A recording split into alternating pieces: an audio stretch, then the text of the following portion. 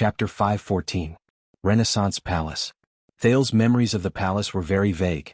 A long time ago, to the child beggars who made a living on the streets, the king's house, which was located at the end of the main street a few blocks away, was like an unreachable legend. It was mysterious, awe-inspiring, obscure, and dignified. They could only recognize the legendary palace that shared the title of the King of Renaissance in the Dark Knight Temple's theatrical performances that were so exaggerated and comical that they deviated from reality.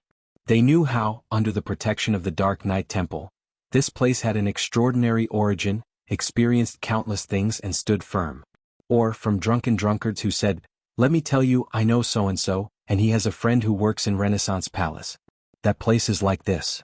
And so on and so forth. They learned a little about the whole picture from a single glance. Or, when they went out to beg, they would timidly poke their heads out of the unfamiliar but tidy alleys, and catch a glimpse of the huge silhouette of the palace as the pedestrians hurried about. They would then gasp in shock and find it difficult to shift their gazes away. This feeling lasted until 6 years ago. It lasted until Thales's fate changed. The Duke of Star Lake slowly closed his eyes. But even after he became a prince and the heir to the palace in name, Thales realized that he still did not understand Renaissance Palace. 6 years ago, when he first entered Renaissance Palace, he was attacked. He was carried into the palace wall while he was unconscious. 6 years ago, he left Renaissance Palace in a carriage when he was about to head north. He was absent-minded. As for now, with the guards by his sides looking steadily forward, and the guards behind him moving in an orderly fashion, Thales snapped out of his daze when he opened his eyes. He realized that they had already passed through the heavily guarded palace gate. They even walked past the palace wall and the wide flat ground in the inner palace to enter the inner gate of the modeled ancient palace. Thales only snapped out of his daze when they entered the narrow and deep darkness without stopping, locking the vast and high sky and the boundless horizon outside the heavy and old door of the palace. 6 years later, when he personally stepped into this place, without an accidental assassination and without going abroad as a hostage, but he still could not see clearly the appearance of Renaissance Palace. After leaving the streets and carpets, the feeling under his boots became firm and clear. Tap, tap, tap. Footsteps rang out from under Thales's feet. They echoed in the quiet air before they traveled to his ears. In the suddenly dim light, the young Duke of Star Lake took a deep breath, but his nose was cold and damp. Stone. Cold. Rough. Dust. And silence. This made the Duke, who had gradually gotten used to the dryness of the Northland and the scorching heat of the desert, instinctively uncomfortable. In the dim stone corridor that was almost silent, they walked through the interior of Renaissance Palace. They walked past one small hall after another and walked up one stone staircase after another. The sparse windows and lights were the only source of light that could guide them. Thales suppressed his unnecessary thoughts and raised his head to look at Mallow's back in this palace that had a long history but was quiet and solemn. He walked along this stone corridor that was classical and low-key but did not lose its taste. The watchman was expressionless and looked straight ahead. He calmly led the way forward. Gilbert fell behind Thales. The sound of his footsteps was slightly softer, and his footsteps were steady. Glover, Doyle, and the others who were further behind did not make a sound. They seemed to have disappeared into the air. It seemed like they were already used to this ancient palace with its dark colors and suffocating air. They were not surprised. And Thales could only follow them quietly. The group was not alone. They passed by many guards who were on duty, servants who were in a hurry, cautious officials, and well-mannered nobles along the way. In the quiet air, these people did not say a word, but they seemed to have known since a long time ago. All of them stopped in their tracks respectfully and politely, retreated to the side, and silently but accurately bowed to the teenager in the crowd. The new Duke of Star Lake instinctively cleared his throat and wanted to respond, but Gilbert, who was beside him, pressed down on his arm gently and shook his head. In Renaissance Palace, the king preferred silence. Thales was slightly stunned. After he understood something, the Duke of Star Lake could only nod slightly and respond to these people with a smile. When he was in Heroic Spirit Palace in Dragon Cloud City, no matter where the Prince of Constellation went, the Northlanders' palace guards, especially the former White Blade guards, and the Extension nobles would always stare at him with hostile and vigilant gazes. Even after 6 years of being together day and night, those gazes merely changed from gnashing their teeth to disdain. However, things were different in Renaissance Palace. Thales could sense that the servants, guards, nobles, and officials all had an extraordinary interest and curiosity towards the Duke who had just arrived.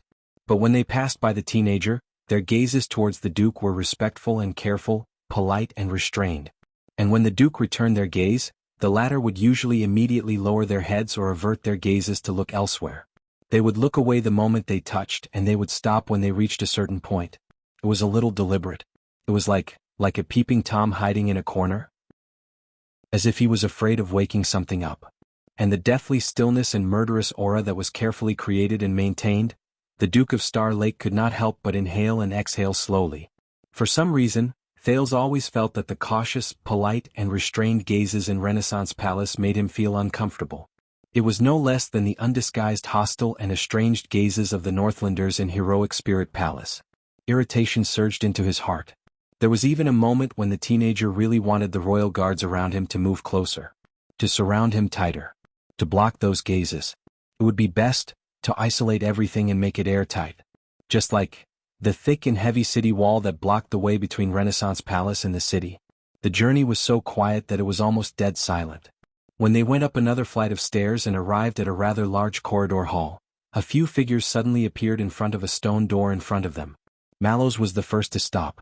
Thales, who was following behind him, took an extra step before he instinctively retracted his steps. But he soon noticed that other than Gilbert, who was still smiling, the guards behind him, including Doyle and Glover, all puffed out their chests and raised their heads. They looked even more solemn, like a lute with its strings pulled taut. The figures in front of the stone door were dressed and equipped in a similar style to Mallows and the others. However, they wore light leather armor that made it easier for them to move around indoors. Their expressions were stern, and their gazes were stern. They did not seem to have any intention of greeting their colleagues in the prince's escort group. Just as Thales began to guess the identity of this group of people, a person walked out from among the unfamiliar figures. He held the long sword at his waist and approached them. This was a middle-aged man who was dignified and experienced. He was about 50 years old. His figure was a little clumsy, but his back was tall and capable. His hair and beard were a mix of gray and white, but they were neatly arranged. There were wrinkles at the corners of his eyes, but his eyes were bright and full of life. His attire was obviously different from the others. His equipment was exquisite and meticulous, but his footsteps were incredibly steady. The gray-haired middle-aged man stopped, but he did not even look at Thales. He only stared straight at Mallows, who was leading the group, and spoke slowly. "Who are you?" His words were stern and his tone was cold. His words stunned Thales.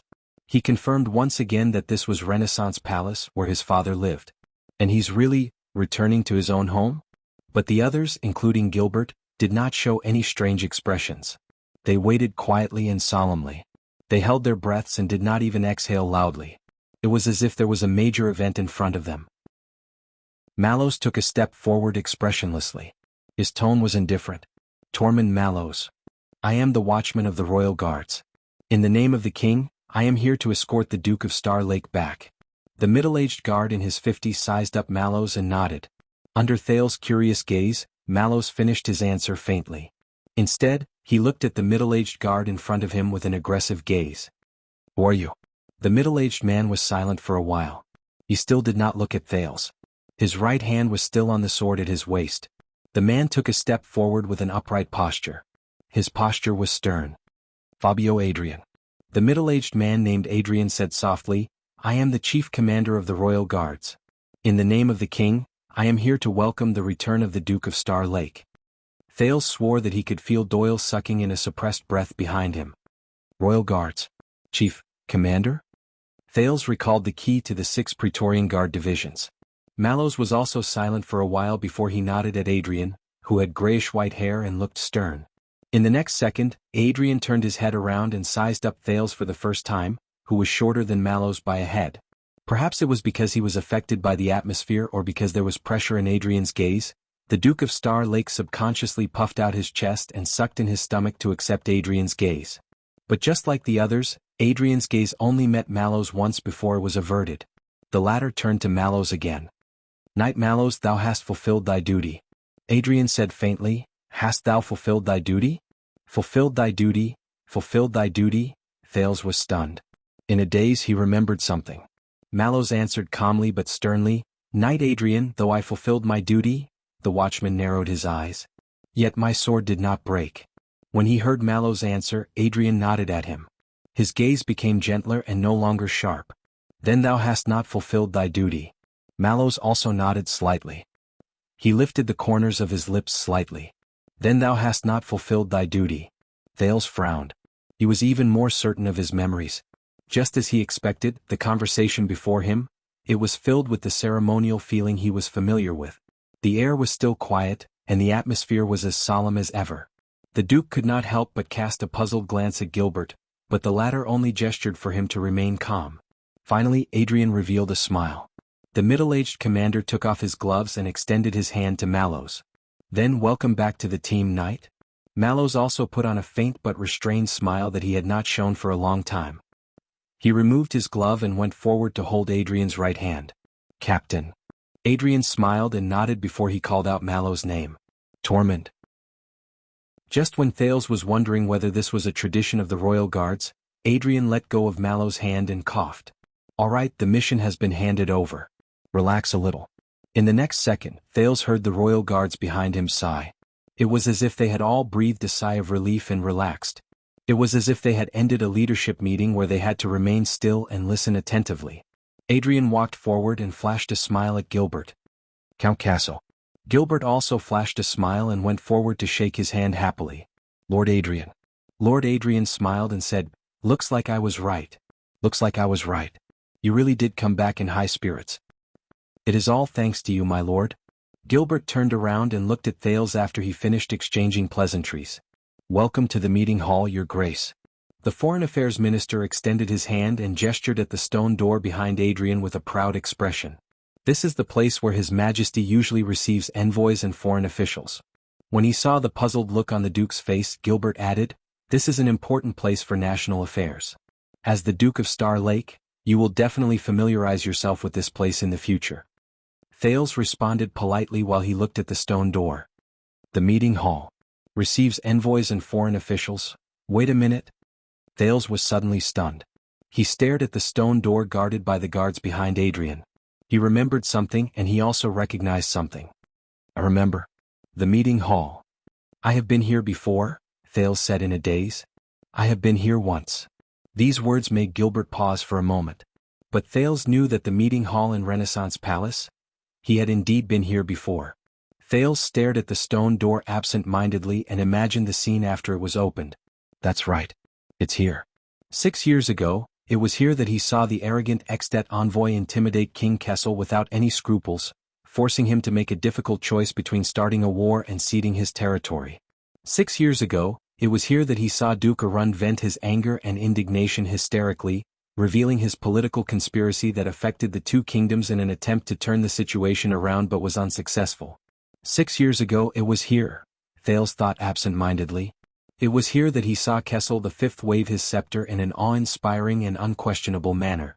Amidst the nervous and dumbfounded gasps, he decided on the second Prince of Constellation, and for the next 6 years. Fate. Oh, my memory is bad. Gilbert seemed to have remembered something. His expression darkened and he awkwardly changed the topic. On the other side, Adrian coughed softly, interrupting the conversation between Gilbert and the Duke. Lord Adrian first turned around and patted Mallows' shoulder. Will and Gaetan are waiting for you in the guard room. You know, paperwork. Mallows stopped smiling and frowned slightly. Adrian nodded at him and urged him a little. Go. But the watchman turned around and looked in Thales' direction. His gaze was unclear. The Duke of Star Lake did not know what was going on. He could only show a fitting smile. Adrian looked at the Duke together with Mallows. The middle-aged man seemed to have understood something. He smiled and gestured to Mallows. Leave it to me. And Count Castle. Mallows turned around and cast Adrian a glance that was neither too deep nor too shallow. All right, the watchman said calmly. Then I'll take my leave. Under Adrian's encouraging gaze and Thales' puzzled gaze, Mallows turned around and left without hesitation. He walked towards the other exit of the hall. Doyle and Glover, who were the closest to him, were also stunned. Together with the others, they instinctively followed him. But Mallows immediately stopped in his tracks. Not you. Mallows turned around and frowned. He looked at Doyle and Glover, who stopped in their tracks in puzzlement. Both of you stay.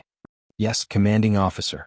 Glover nodded without hesitation and retreated behind Thales. Doyle blinked before he was pulled back into line by flag-bearer Fubby. Looking at this scene, Commander Adrian smiled. Mallows nodded at him in acknowledgement, then glanced at Thales before he left leisurely. Gilbert cleared his throat. He was friendly and gentle. Your Highness, allow me to introduce you to the Chief Guard Captain of the Royal Guards, Chief Commander, and also the person in charge of Renaissance Palace and His Majesty's safety, Lord Fabio Adrian. He is from the Adrian family of Central Territory Swan County, the head of the 7 Jade Star attendants. Adrian turned around and bowed respectfully to Thales. Thales was overwhelmed by the favor. He nodded at him in return and came to a realization. I knew it. Fabio Adrian. He's the highest commander of all the royal guards in Renaissance Palace. The captain of the guards including all the 6 wingers. And he's one of the 7 Jade Star attendants. Let us save the introductions and small talk for another day. While Thales was thinking, Adrian seized the gap between Gilbert's words and interrupted him in an appropriate and timely manner. Your Highness, Count. His Majesty is in the meeting hall. Adrian gestured at the stone door behind him. Should we not let him wait for too long? His Majesty. At that moment, Thales felt all the blood in his body freeze. His Majesty is... He has finished today's Imperial Conference? Gilbert suddenly became excited. No. Adrian replied politely, that's right. In fact, His Majesty has ended the conference early. He has been asking about the messenger crow from Western Desert since yesterday. His Majesty. Thales breathed in a daze. He suddenly understood where the discomfort and the lingering sense of unfamiliarity that had been tormenting him since he stepped into Renaissance Palace, or rather, Eternal Star City, came from. It was not the environment and decor of Renaissance Palace. It was not the noise and old matters of Eternal Star City. It was... Thales clenched his fists on his own. Of course. Gilbert looked at Thales with a hint of excitement. I believe His Majesty is also looking forward to this moment. Adrian did not answer. He only gestured for Thales and Gilbert to follow him before he walked towards the stone door of the meeting hall. His Majesty. Thales could feel his feet moving forward as he followed Adrian's lead. Gilbert's footsteps followed behind him, and he did not leave him by even an inch. One in front and one behind. It made him, there was nowhere to run. The royal guards who stood guard in front of the stone door and belonged to an unknown wing bowed together. They pushed the stone door open respectfully and professionally. It revealed the endless darkness inside. There were only a few lights that illuminated the path ahead. Adrian moved to the side and politely gestured for the Duke of Star Lake to go first. It was no longer one in front and one behind. But Thales realized that he would rather have the other walk in front of him. But Thales then saw his feet being lifted, lowered, lifted again and lowered again. Until he passed by Adrian's side, until he stepped through the heavy stone door, until he stepped into the endless abyss. Not you. Adrian's voice suddenly became stern and cold. It was a stark contrast to the friendliness he showed to the prince and the count. It made Thales subconsciously stop in his tracks. But he soon realized that Adrian was not talking to him. All of you stay. The guard captain's voice was very low, but it contained an unquestionable tone. A few seconds later, Doyle's nervous and trembling voice came from behind him. Yes, Captain. Ed. Amid the low sound of friction, the heavy stone door that separated the corridor from the meeting hall was slowly closed. It shut Doyle's mumbling outside. Behind him, Adrian and Gilbert's footsteps approached slowly. It was as if they were urging something. A gust of air rose from Thales' chest and was forced out of his mouth and nose. He realized that he had started to walk forward again. Just like 6 years ago, the meeting hall was long, narrow, and deep.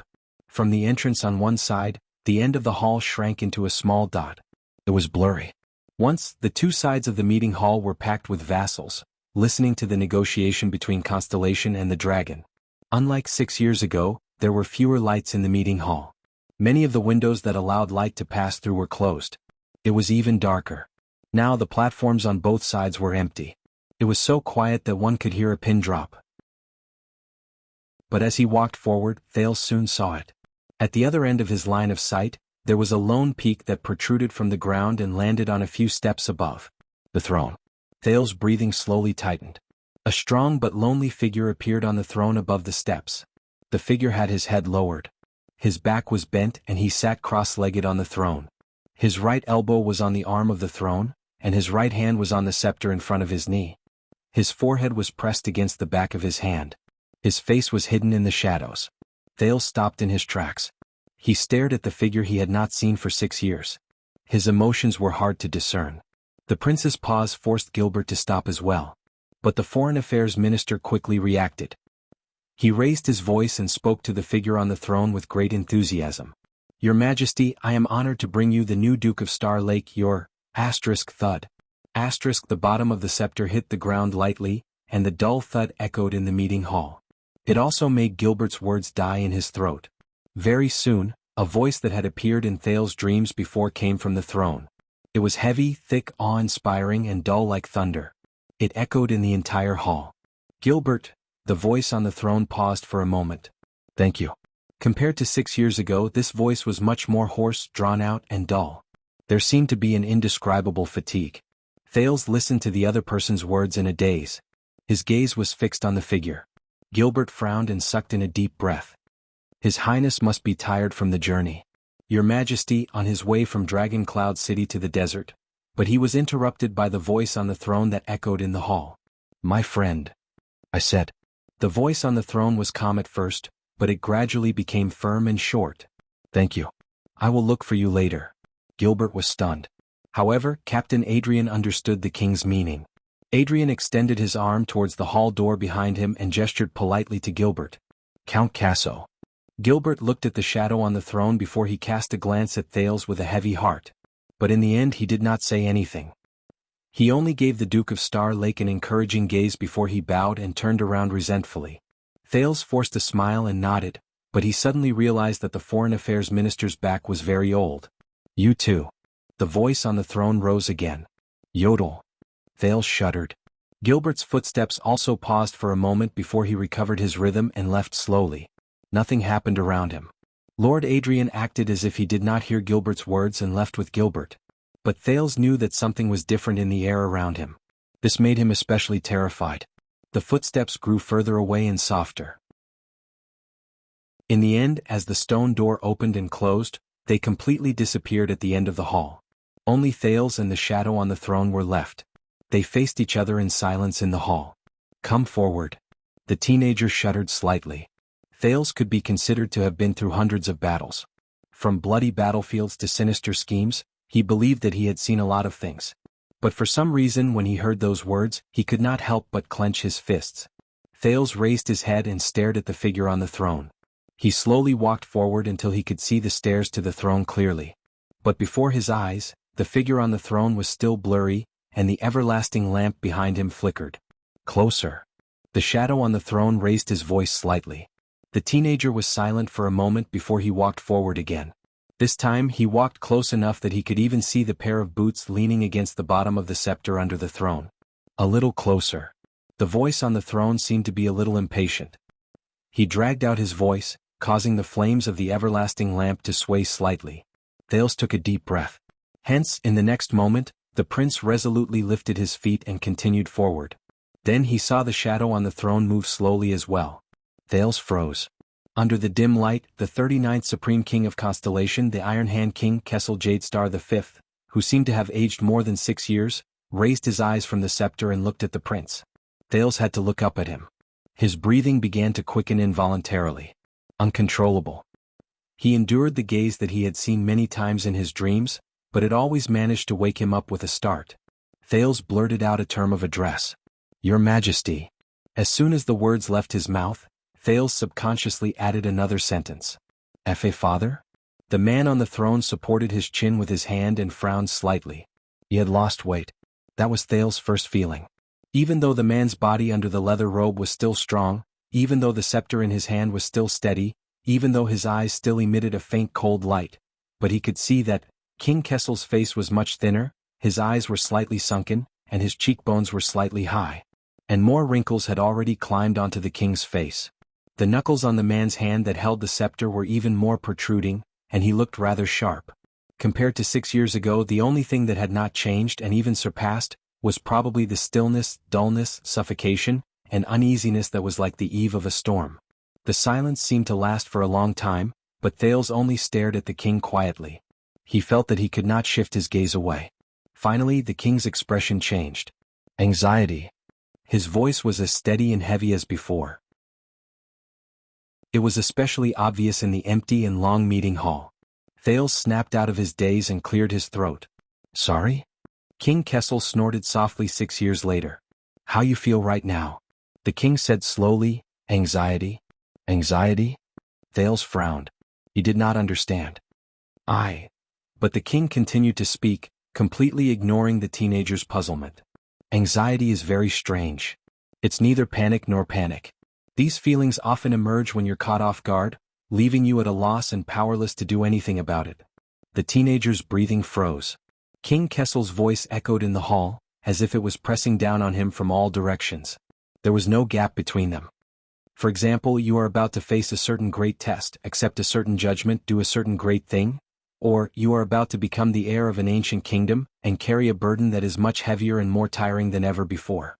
The king snorted so loudly that the entire hall seemed to shake. But you know that you are not qualified. You know that you cannot bear it. You know that you are destined to fail. At that moment you are extremely afraid. You do not want to face it. You only want to escape, regardless of everything. This feeling is panic, this is panic. Thales tried his best to maintain a dignified expression and posture in the face of the gaze that seemed to have seen through him. He felt that the act of raising his head was getting more and more tiring. But there seemed to be some kind of power supporting him. He did not shift his gaze away or lowered his head. King Kessel exhaled slowly. But once there is a moment, before the final moment, an opportunity, a way, a turning point appears. It makes you feel that there is still a glimmer of hope in the situation, that the consequences may come a little later, that the judgment can be delayed for a moment. And you can delay it for a little longer and not have to face the ending that you fear the most. King Kessel raised his chin from the back of his right hand, revealing the faint blue light of the staff of constellation. For example, you can face the test a few days later, endure the judgment a few weeks later, and accept your inevitable identity a few years later. Thales stared at the king's calm face and listened to the profound words. That moment, that is simply redemption. It is rejoicing, numbness, the ecstasy and relief after surviving a disaster. It makes you feel that the end is still far away, and that I can still be saved. Hearing this, the teenager could not help but tremble. But when all this is over, when the reprieve period given to you by God is over, the king chuckled softly. His gaze was deep, but his face was still expressionless. These illusions make you think that you have breathed a sigh of relief. Then they will all disappear. Thales listened in a daze. His palms were cold. On the throne, the supreme king slowly straightened his back. Under the dim light, it was as if dark clouds had spread over his head. And those lucky escapes will flow back to the present, along with the regret, uneasiness, self-blame, and panic of, I knew this would happen. In the end, it will turn into something that you know very well but cannot resist: anxiety. Thales met the king's gaze. He felt an inexplicable emptiness in his heart. There was no way to fill it. Kessel stroked the scepter in his hand coldly and stared at the strange blue light emitting from the top of it. It is precisely this annoying anxiety that will make you understand while you scratch your ears and scratch your cheeks in pain that the 6 years of running away, getting lucky, procrastinating, and illusions are actually meaningless. 6 years. Thales breathed absent-mindedly as he listened to the king finish his words. It is like a damned but useless whip, forcing you to face it. Face what you know will eventually come, but in the end you are powerless against fate. Chapter 5:15. King Kessel looked down at Thales in silence. His gaze was calm and indifferent, and his movements were slow. It was completely different from King Nuven's awe-inspiring and King Chapman's aggressiveness. But it did not make the teenager feel relaxed. The prince gulped and tried to relax his tense muscles and mind. Up until now, Thales did not understand his father. What kind of person was he? Cold? Silent? Dignified? Perhaps. Aside from the time in the Jade Star family tomb, which was more like a one-sided listening experience, Thales had spoken less than 10 sentences to Kessel V. As for the time they spent alone together in the past 6 years, Thales suspected that it was less than 15 minutes. However, in the teenager's limited life, the Iron Hand King was like a dark cloud hanging high above his head. It seemed unreachable, but it always cast a shadow over him and enveloped him. Whether it was the national conference, the negotiations with Extet, the night of Dragon's Blood, the day of Dragon Cloud City's State Affairs hearing, Gilbert's exhortations to his face, or the one-eyed dragon Koster's harsh words. Many experiences reminded Thales from the side what kind of person his father was. But when he really faced that dark cloud, Thales realized he was still not ready. He still did not know how to face him. You misunderstand. Thales lowered his head and avoided the quiet but unsettling gaze. He took a deep breath. He tried to chase away the negative emotions that he had sensed, but the king's words made it even more obvious. I'm not anxious. In fact, leaving Ekstedt and returning home. But the king did not give him time to explain. Is it familiar? Kessel no longer stared at Thales. The corners of his lips curled up in a strange arc as if he was disdainful. This tone. Thales raised his head abruptly with a puzzled expression. Familiar? On the stone steps, the king on the throne spoke in a cold voice. That old bag of bones from Western Desert should be like this, pretending to be profound and talking nonsense to scare you, right? Thales furrowed his eyebrows.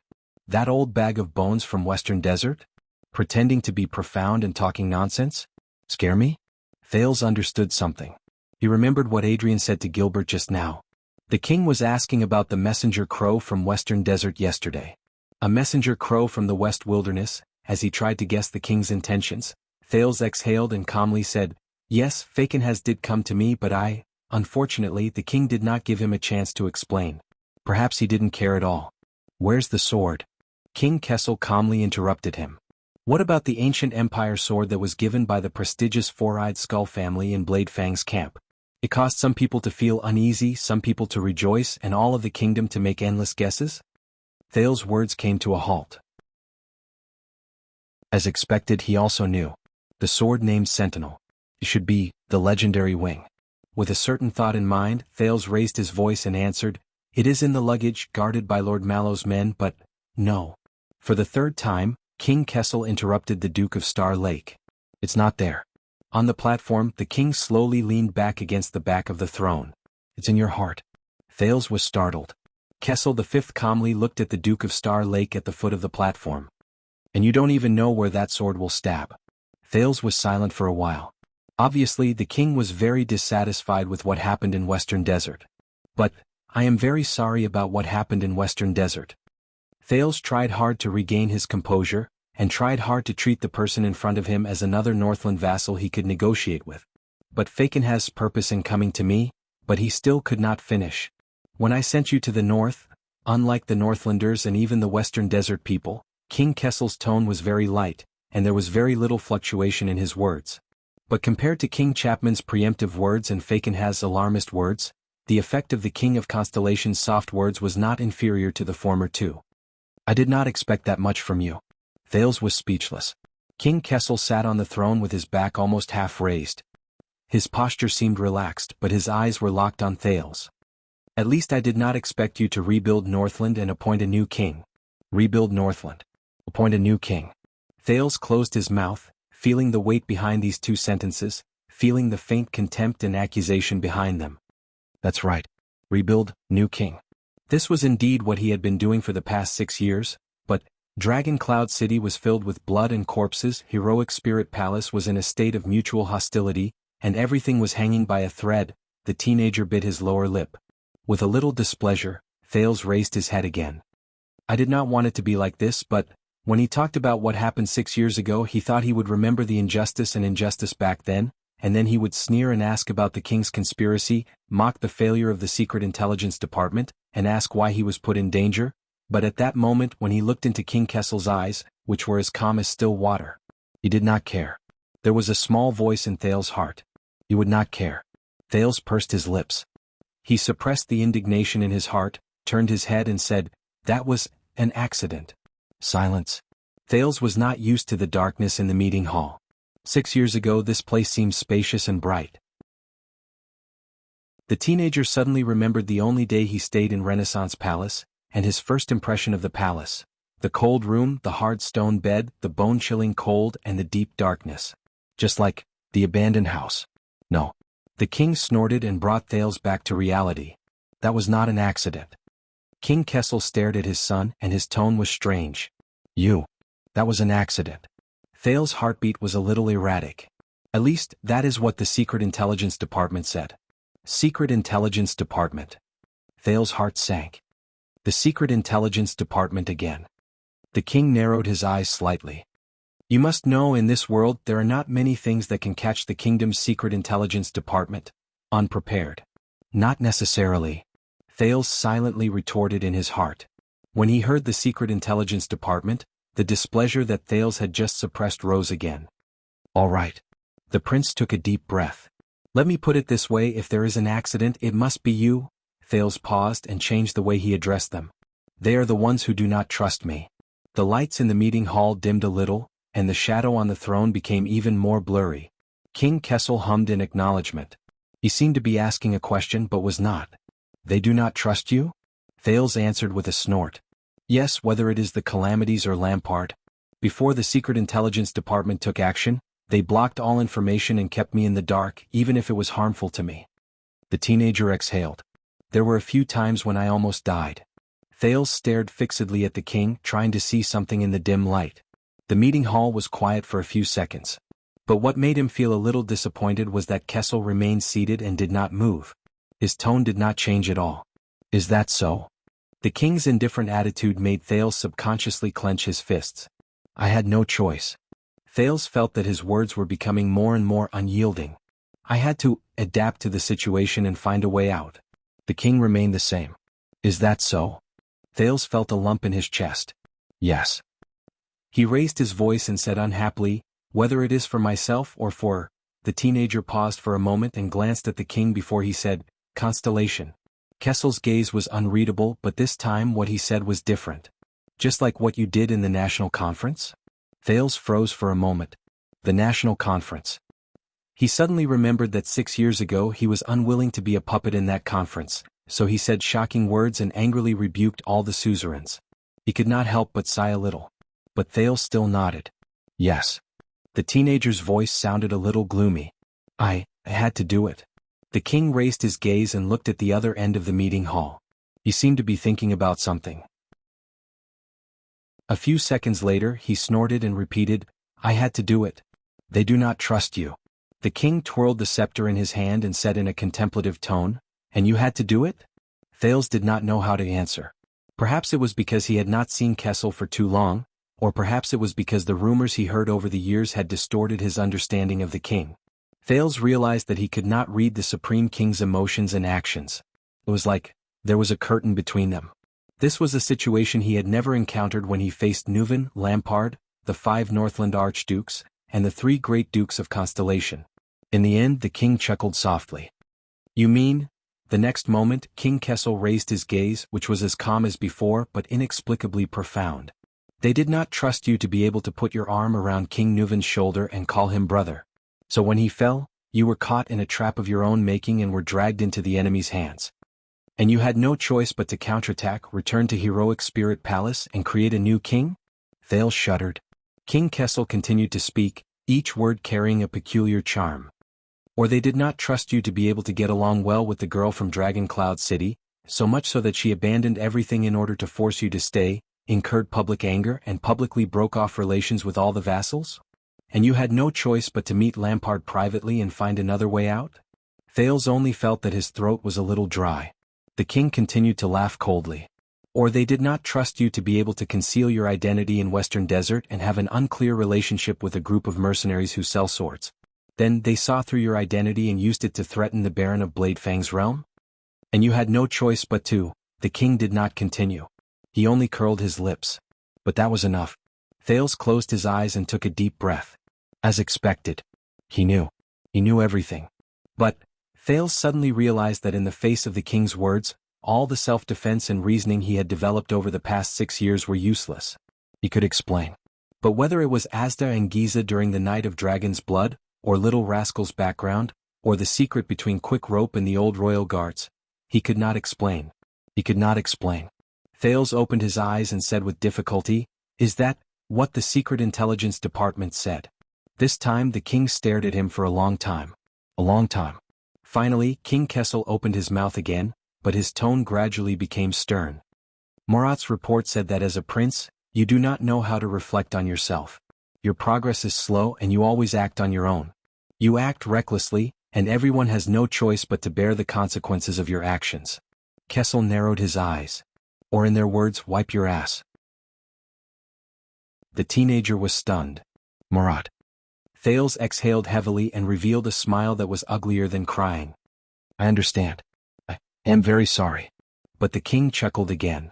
And Gilbert repeatedly told me that you improve very quickly. You learn in difficult situations, grow through setbacks and gain wisdom after experiencing setbacks. You are a rare genius. Gilbert. Thales felt warmth in his heart. He praises me too much. Kessel sized him up. The scepter in his hand stopped spinning. But Ida has a third opinion. The moment he heard that name, Thales was stunned. Oh. Thales raised his head in puzzlement. The king had left his seat and was leaning forward to size him up. She said in her letter that you grow too slowly and too quickly, which annoys her. Wait a minute? Thales repeated in disbelief after he heard the way the king addressed him. Ida? A certain crazy hopping short figure appeared in front of him. Thales stared and moved his lips stiffly. That person can write letters? It's fake, right?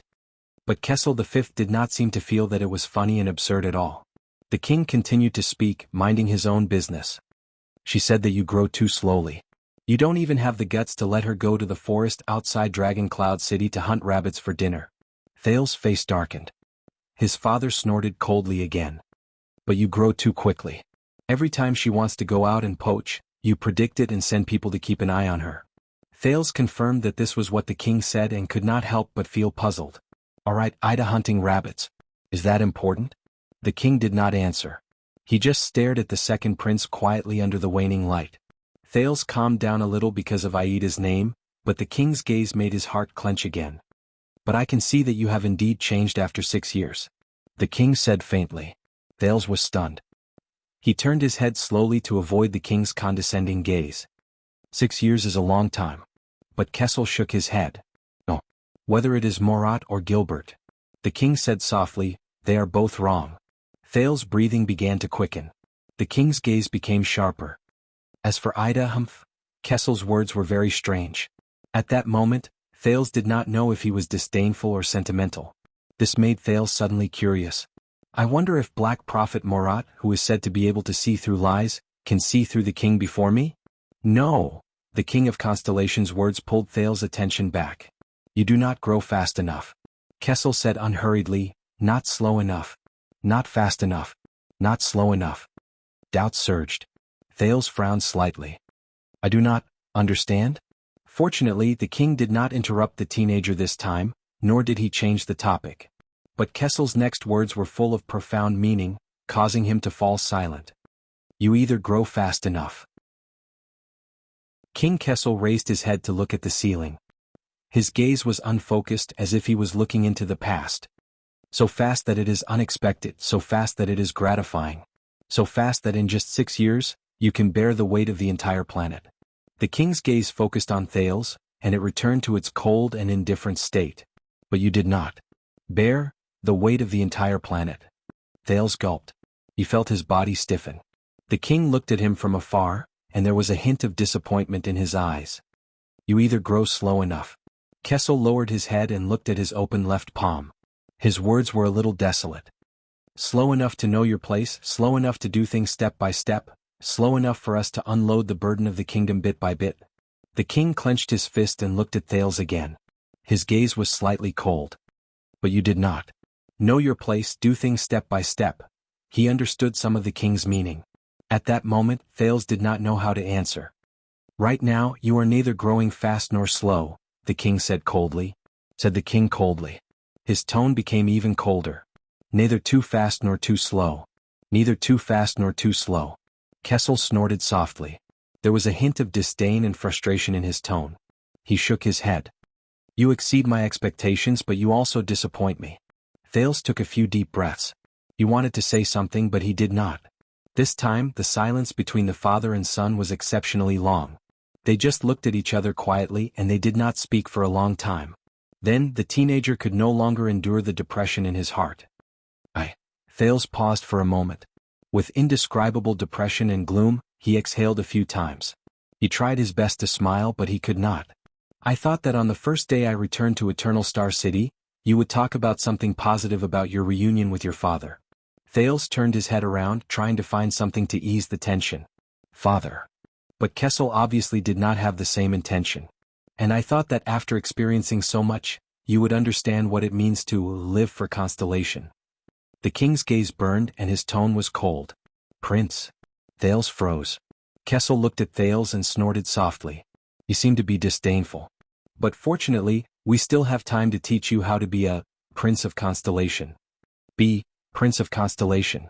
Thales did not speak. He could only feel an indescribable emotion rising in his chest. It made him uncomfortable. It was difficult to get rid of it. But in the end he did not say anything. Your homecoming banquet will be held a week later. It will be the time for you to show your face again. The king turned his head around. He was not bothered by Thales' silence. No one knew whether he saw it as a tacit agreement or whether he did not care about it. During this period of time, you will keep a low profile. Let the kingdom slowly digest the return of the heir. Do you understand? Kessel said coldly. Thales was silent. After a few seconds, he answered with great difficulty. Just like 6 years ago? Kessel V looked up and spoke in a drawn-out tone. Even more than 6 years ago. Even more than 6 years ago. Thales stood where he was and did not move. A few seconds later, yes. Thales felt his voice was hoarse like an old machine. Your Majesty. Kessel stared at him for a few seconds before he spoke slowly. Very good. The king's tone was slightly sarcastic. Son. Kessel V leaned back again and sank into the shadows. The meeting hall returned to dead silence. Thales panted a few times and calmed himself down. I believe you have nothing else to say. He forced himself to speak respectfully. Your Majesty. There was no reply from the throne above him. Thales took this as a tacit agreement. The Duke of Star Lake bowed and walked back with complicated and indescribable feelings. Stop. The king's words echoed in the meeting hall. Thales stopped. Your Majesty, is there anything else? But King Kessel only shook his head in the shadows. No. But you must stay here. The king said coldly, at least 15 minutes. Thales was stunned. What? Kessel maintained his posture. Only a pair of eyes that reflected a cold light could be seen in the shadows. They contrasted with the staff of constellation in his hand. Because in the eyes of outsiders, a positive topic of reunion between father and son would probably take this long. Thales held his breath. He swallowed hard. I see. The reunion between His Majesty and the prince is only worth 15 minutes. The second prince turned around and looked at his father on the throne. The emotions in his heart were indescribable, and his tone was slightly resentful. But we don't need it. Kessel snorted, we don't need it. But the kingdom needs it.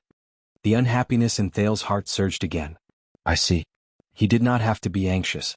Because it was destined 6 years ago. 6 years later. It was still the same. Thales adjusted his breathing and sneered. So I have to stay here for 15 minutes? Only then will the kingdom not know about the rumors of conflict between the royal family and the discord between father and son, right? In the face of the prince's slightly provocative words, the shadow on the throne froze slightly. A few seconds later, King Kessel also snorted coldly. They didn't know. There was a deep chill in the king's words. Until you accepted that sword. That sword? Thales suddenly paused. He did not understand. That sword is just...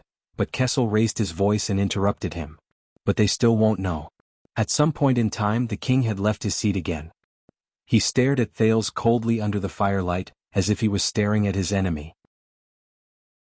Because I had no choice but to stop all the decrees regarding Western Desert this year, from taxes to land quotas and even conscription to show the greatest kindness to your new friends.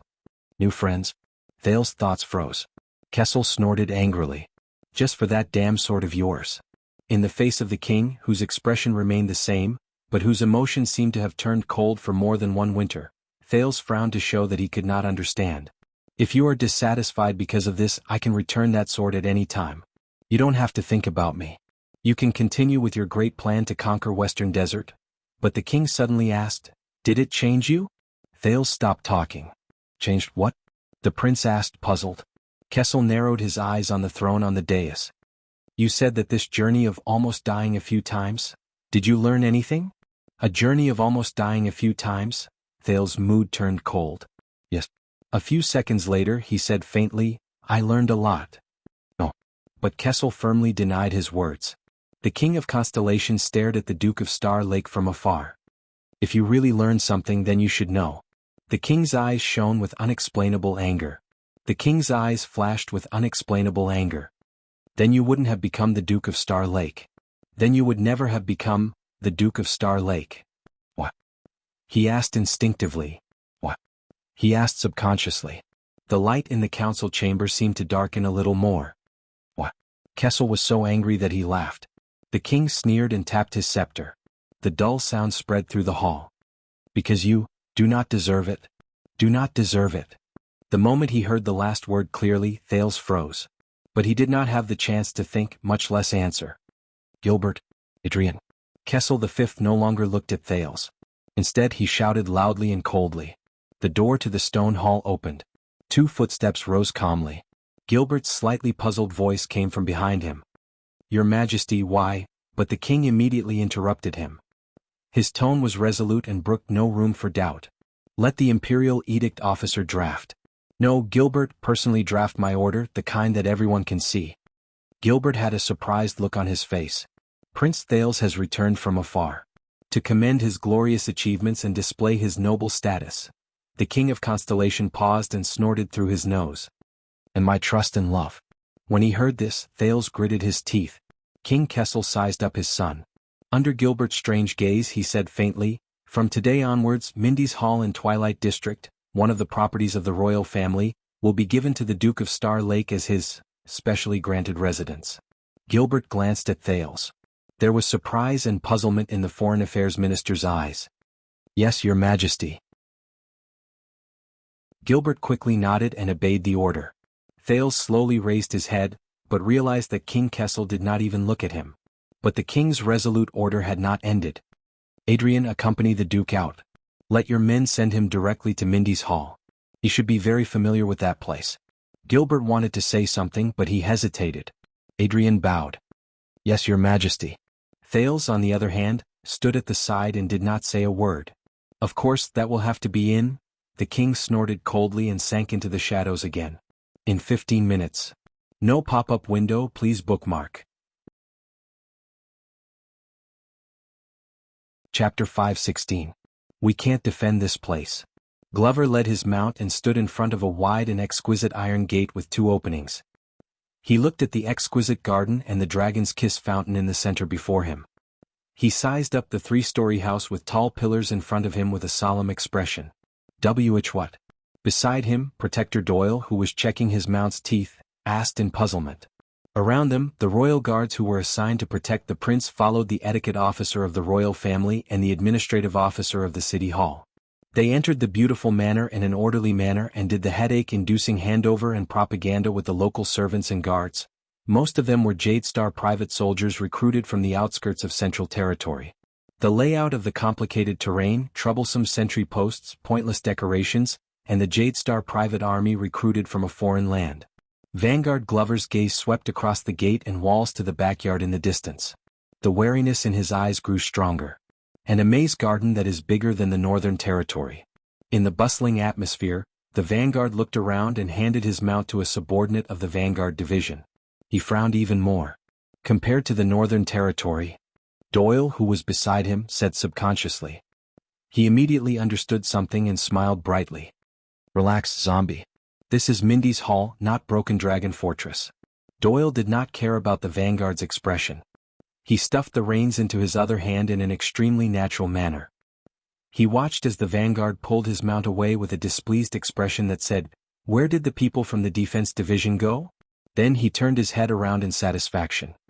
"And we are not here to fight." Glover snorted through his nose. He looked at the road outside the iron gate and the house at the end of the garden. His tone was cold. The prince should be staying in Renaissance Palace. The Vanguard's words were drawn out, and they seemed to have a profound meaning. But Doyle clicked his tongue and shook his head. No. Although we were not familiar with each other before, I know that the Vanguard Division does not have many sentry posts. Glover pursed his lips. I'm not sure about Tormund Hall and the Silence Room where His Majesty and the Queen are. Doyle raised 3 fingers with a smug expression and snapped them down one by one. But the Ballard Room is very narrow, the Elan Court is a little too high and cold, and the Sumerian Hall is too dark and dark. Trust me, compared to these famous grottos in Renaissance Palace, Doyle elegantly waved his hand at the exquisite garden in front of him. You'll like it better here. Glover narrowed his eyes. At least Mindy's Hall has. Doyle paused for a moment. He pointed at the iron gate, the garden, the fountain, the avenue, the main hall, and finally pointed at the sun above his head. He smiled faintly. There is light? Glover crossed his arms and looked elsewhere. He snorted in a way that made it seem as if he didn't know what was going on. Obviously, he wasn't too satisfied. Besides, do you know how high its artistic value is? Doyle's eyes lit up and his tone changed. Glover furrowed his brows. Do you know its place in the history of architecture? The guard turned around and spread his arms, as if he wanted to hug the person in front of him.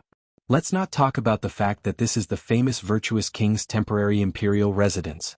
But look at the garden, look at the reliefs, look at the tiles. Let's not even talk about the many art treasures in the palace. Think about it, if we hold a banquet here, the ladies in the capital will definitely fight to be the first. Doyle turned around with a dance step. His face was full of sweetness.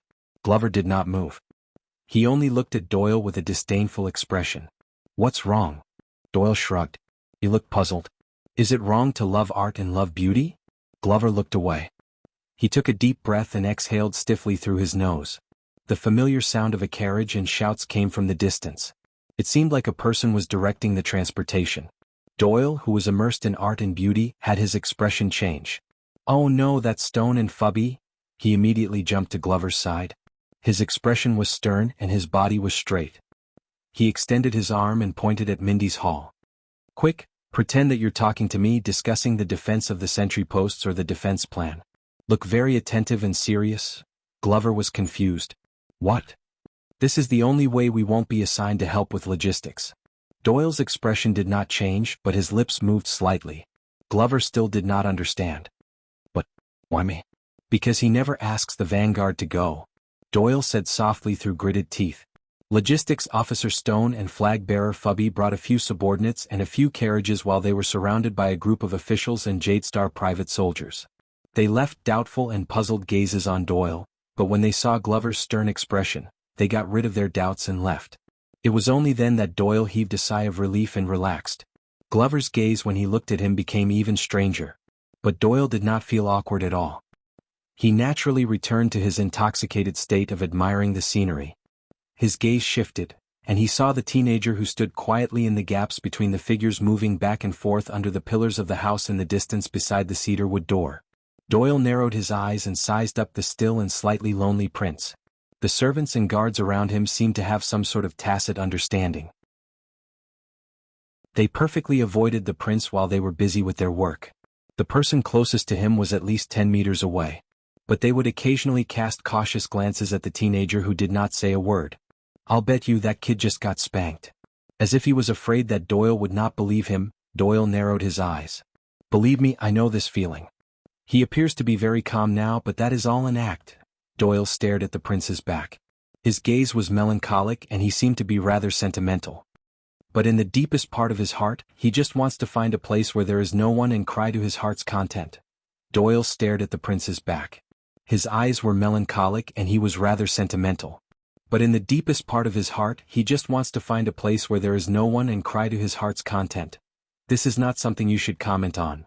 The vanguard coughed sternly. Protector Doyle. But Doyle snorted softly. Enough with that lousy sword in the morning. You are also very displeased, aren't you? Doyle nudged Glover's arm. He did not care about Glover's unpleasant expression at all, and he seemed to be taking pleasure in Glover's misfortune. I'll bet everything I have with you. Our honorable Duke, I've finally seen someone with a heavier sword than him. Glover did not answer. He only stared at the porch of Mindy's hall and frowned deeply. Over there, Duke Thale stood quietly. He only stared at the porch. He did not make a sound and did not move. It was as if he was isolated from his surroundings. Are you there? Thales asked absent-mindedly. Did you see it? As a response, a steady and calm voice came from behind him. Yes, I saw it. But it was not the person Thales expected. The teenager closed his eyes and sighed softly. The royal family's private soldiers and servants did a good job in maintaining the place. They saved us a lot of trouble. Once we complete the assessment and inspection, we can move in. Watchman Mallows walked forward and stood beside the Duke. He looked at the main hall of the manor with him, and his words were thought-provoking. Congratulations, the new master of Mindy's Hall. Mindy's Hall. New master. Thales did not turn around. The teenager only quietly sized up the familiar yet unfamiliar house in front of him, from the pillars to the door, from the carpet to the interior. However, this time the familiarity seemed to be greater than the unfamiliarity. Mallow seemed to have sensed the atmosphere. He also remained silent and stood quietly with the prince. The servants and guards were still busy. They came and went in a hurry, but they subconsciously stayed further away from them. A few seconds later, "You don't know." Mallows frowned slightly. Thales spoke slowly with an expressionless face. "You didn't know beforehand that you would be stationed here, did you? Otherwise, you wouldn't have to wait until the very last moment to assess and inspect." Mallows was slightly stunned. But the Duke of Star Lake smiled. "You weren't even prepared to become the Star Lake Guards." Thales lowered his head and looked a little lonely. "Because the title of the Duke of Star Lake was decided on the spot after you departed, and it was conferred in a hurry. Because a sword." Mallows paused for a few seconds. He furrowed his eyebrows slightly and no one knew what he was thinking. Thales sighed. "Similarly, you weren't prepared to come to Mindy's Hall." Mallows seemed to have heard something from the Duke's seemingly disorderly words. He wanted to say something but stopped himself. But Thales took a deep breath. When he turned his head around, he had already put on a smile. "By the way, when you set up your defenses, don't forget to prepare silver weapons. There might even be weapons that have been blessed." Silver weapons. The change in topic caught the watchman off guard. "Why?" Thales snorted. He took a few steps back and looked at the roof and balcony of Mindy's Hall. "To guard against uninvited guests." Under Mallow's puzzled gaze, the prince's tone was filled with faint nostalgia. "Such as vampires?" Mallows was stunned again. He was confused. But Thales did not explain further. He only sighed again, raised his head and sized up the pillar in a daze. "It looks even smaller," the teenager said subconsciously. "I remember that the pillar here used to be very tall." Mallow's gaze moved and he stared deeply at the prince. With a little perplexed, Thales walked through the porch and vaguely saw 3 large portraits on the wall under the chandelier facing the door. And the 3 people in the portrait. One had his back to the setting sun. He held a spear and rode a horse. He was as heroic as ever. One stood deep in the forest. He held a sword and a shield in his hand. He was as determined as ever. One sat quietly in the room. He held a staff and flipped through a book. He was as benevolent as ever. As he stared at the 3 people in the portrait, Thales' gaze became a little unfocused. He subconsciously raised his right hand and pressed it against his chest. A certain part of his skin seemed to still be aching. "You are also revisiting an old place." Mallows followed behind him and his tone was indifferent. "When we saw Renaissance Palace, you did not have this expression." "Renaissance Palace." Thales snorted. "The first time I entered Renaissance Palace, I was seriously injured by an assassin. I was unconscious and I was carried in." Mallows narrowed his eyes. The prince's expression was slightly mocking. "Revisiting an old place? What kind of expression did you expect me to have?" But Mallow's answer exceeded his expectations. "Smile." Thales frowned. "What?" Mallows took a step forward and stood with him in front of the cedar wood door. He stared at the portraits of the 3 kings on the wall in the hall. "You need to smile. Then they will not have to suspect that your father does not like you." Mallows narrowed his eyes slightly. "Or the other way around." Thales was stunned for a moment before he was stunned. "Them?" Mallows remained indifferent. He nodded and did not even look at the Duke. "The royal guards are all elites. They have a keen sense of smell." Thales instinctively turned around. Around him, the royal guards were still busy with their own tasks. They were either commanding the logistics, handing over tasks to the servants, or assigning tasks. Nothing strange could be seen. Thales was silent for a while before he suddenly chuckled. "Did you know? I have a friend who also advised me to smile." Mallows looked at the prince. The latter took a deep breath and looked at the sky in the distance. He sounded sentimental. "Because life is heavy enough as it is. You have to smile to make it lighter." The teenager was a little dazed as if he was looking at the yellow sand again. "Then does it?" Mallows stared at Thales, who was feeling sentimental for some reason, and suddenly said, "After you finish laughing?" Thales snapped out of his daze and shook his head. "I don't know." The teenager's smile was a little strained. "I hope so." The prince turned around and was about to walk into the porch. "This place, this manor?" Mallows spoke again, causing Thales to slow down. "Do you know why it is named this way?" "This place? Why is it named this way?" Thales stopped walking and glanced at his surroundings. The prince gestured at the portrait on the rightmost side of the wall opposite him. "Him?" In the portrait, a middle-aged man with graying hair was smiling at him in a friendly manner. but Mallows shook his head. No. The watchman crossed his arms. There was a hint of respect in his eyes as he stared at the hall. Although Mindes III had indeed lived here more than 100 years ago, and most people thought that it was him. But no, Mindes Hall was not named after the virtuous king. Not the virtuous king's name? This piqued the teenager's interest. Very good. Thales turned his head around with great interest. Please enlighten me, my personal guard captain? Mallows did not care about the faint strangeness in Thales' tone. He turned around and looked in the direction of Renaissance Palace. His gaze was profound. Year 333 of the calendar of eradication, the 22nd Supreme King was crowned. His name appeared for the first time in the genealogy of Constellation's kings. Thales raised his eyebrows. What number? 22? This king was young, but he was weak and sickly.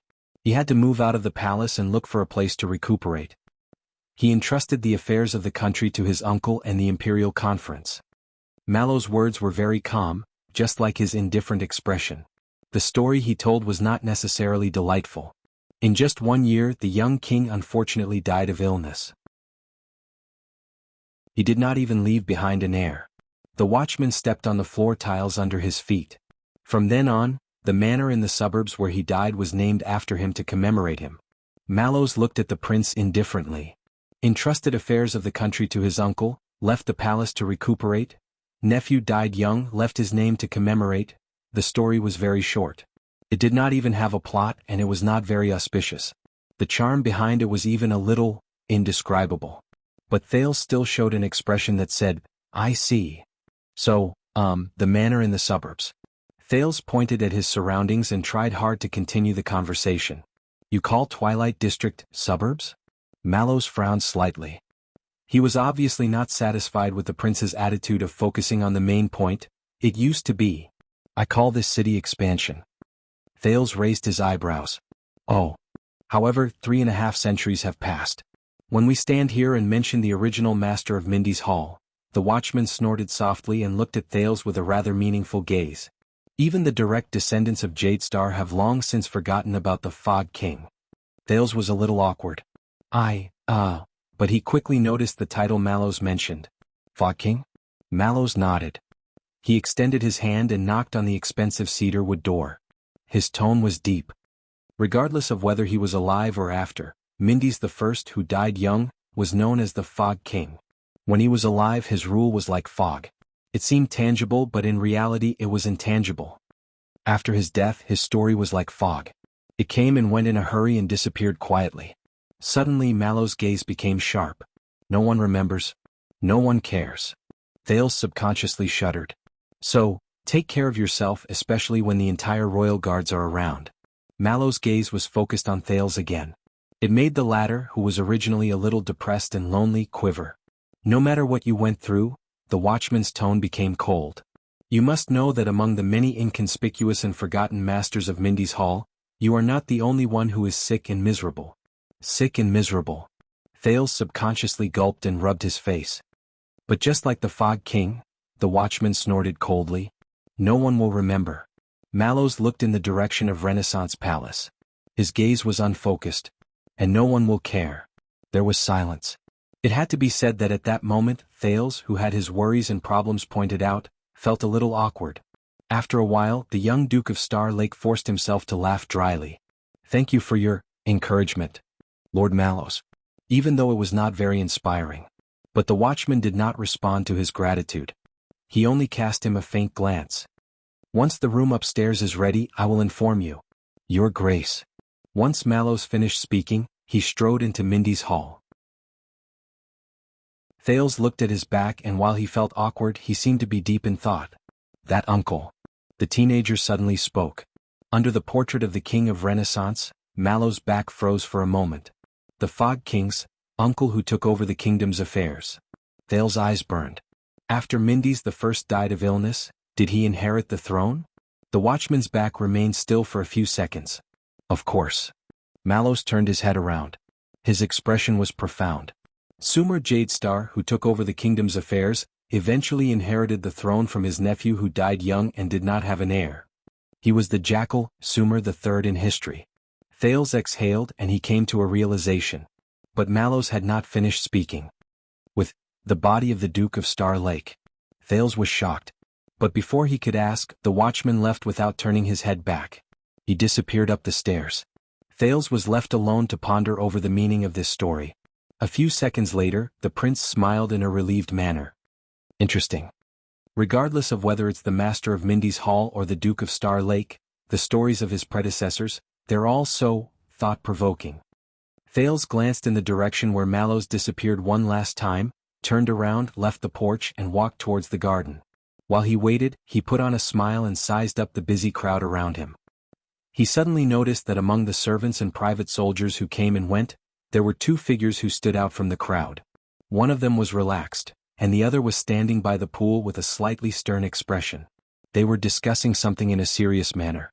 Thales recognized the two people, so he slowly walked towards them. "You didn't want to come, did you?" Doyle looked at the few maids in the distance and narrowed his eyes beside the fountain. "You know, the Glover family is the best of the 7 Jadestar attendants. They are the backbone of the king's party. They have been trusted for generations and they hold great power." Beside him, Glover furrowed his eyebrows tightly. "Your father is the predecessor of Kirkirk Man, and your elder brother is in the Department of Finance. He has a bright future ahead of him." Doyle's attention was still on the maids and he did not even look at Glover. He narrated while he sighed emotionally. "His Majesty is also eager to improve, and he is in the prime of his life. But you are here and you're involved in this unlucky mess." Doyle turned his head around and stared at Glover curiously. "Why?" But this time he seemed to have kicked an iron plate. Glover also turned his head around and stared coldly at Doyle. It was as if he was staring at a piece of rotten meat on a butcher's stand. The silence lasted for a long time. After a while Doyle, who did not get any response, could only smile awkwardly and turn his head around. "All right, it's fine if you don't want to talk about it. But I'm different." Doyle showed a perfect smile to a maid who finally could not stand his gaze anymore and peeked at him. "During the years when our family was prosperous, Doyle was too close to the old nobles, and their relationship was complicated. So much so that for 3 generations after that, there was no one who could be put in an important position by Renaissance Palace." Glover did not say anything but he looked away. Doyle stared at the maid who turned her head around with a flushed face. His gaze was a little frozen. They were worried that if this continued, our family's position among the 7 Jadestar would be lost sooner or later, just like Tardin, Belden, and... Doyle paused for a moment and gestured at the direction of Mindy's Hall with his head. He sighed and said, "Mallows?" Glover did not say anything, as if he did not hear him. "So, I was forced to come here." Doyle quirked an eyebrow. "My father had a beautiful dream. From the king's personal guard to the prince's personal guard, perhaps in the end, he would become the king's personal guard, and in the end..." Doyle's expression became a little gloomy. "Of course that was just a beautiful dream." Glover's eyes sparkled a little. "After all, we are no longer in the era where we rely on the size of our fiefdoms to make a living." Doyle exhaled softly. His expression was resigned and his tone was profound. "And we are neither the 6 great clans nor the 13 distinguished families," Doyle said airily in front of Glover, who did not move an inch. "We are just Jadestar's attendants. Stealing fragrance." Chapter 517. "Besides, you've also seen the child." Doyle heaved a sigh of pain. "God, we were not so complicated when we were 14 or 15 years old. Shouldn't we be simple, stupid, impulsive, and lustful?" He looked at Glover indignantly, seeking approval. "There's nothing that cannot be solved by going to Red Street Market at night, right?" Against his expectations, Glover, who had always been passive, spoke this time. "Not us." The quiet vanguard snorted coldly and turned his head to the side. "It's just you." Doyle's smile instantly disappeared. At this moment, another voice rose abruptly. "Is everything all right?" Doyle and Glover trembled at the same time. In a second, both of them straightened up at the same time and turned in the direction of the Iron Gate. They saw the highest commander of the Royal Guards, the guard captain, Lord Adrian, standing at the Iron Gate. He was accompanied by 2 attendants and he looked at them with a smile. Doyle looked as if he was struck by lightning. He first tried his best to squeeze out a smile, but when he felt that it was inappropriate, he tried his best to straighten his expression. He stuttered, "Did it, Captain? CC Commanding Officer?" Glover was also stunned for a moment, but he quickly reacted to the situation. "Commanding Officer." Adrian nodded and walked in with a smile. The people around him recognized him and saluted him one after another. Everyone is busy. What are the two of you doing? The smile on Doyle's face froze.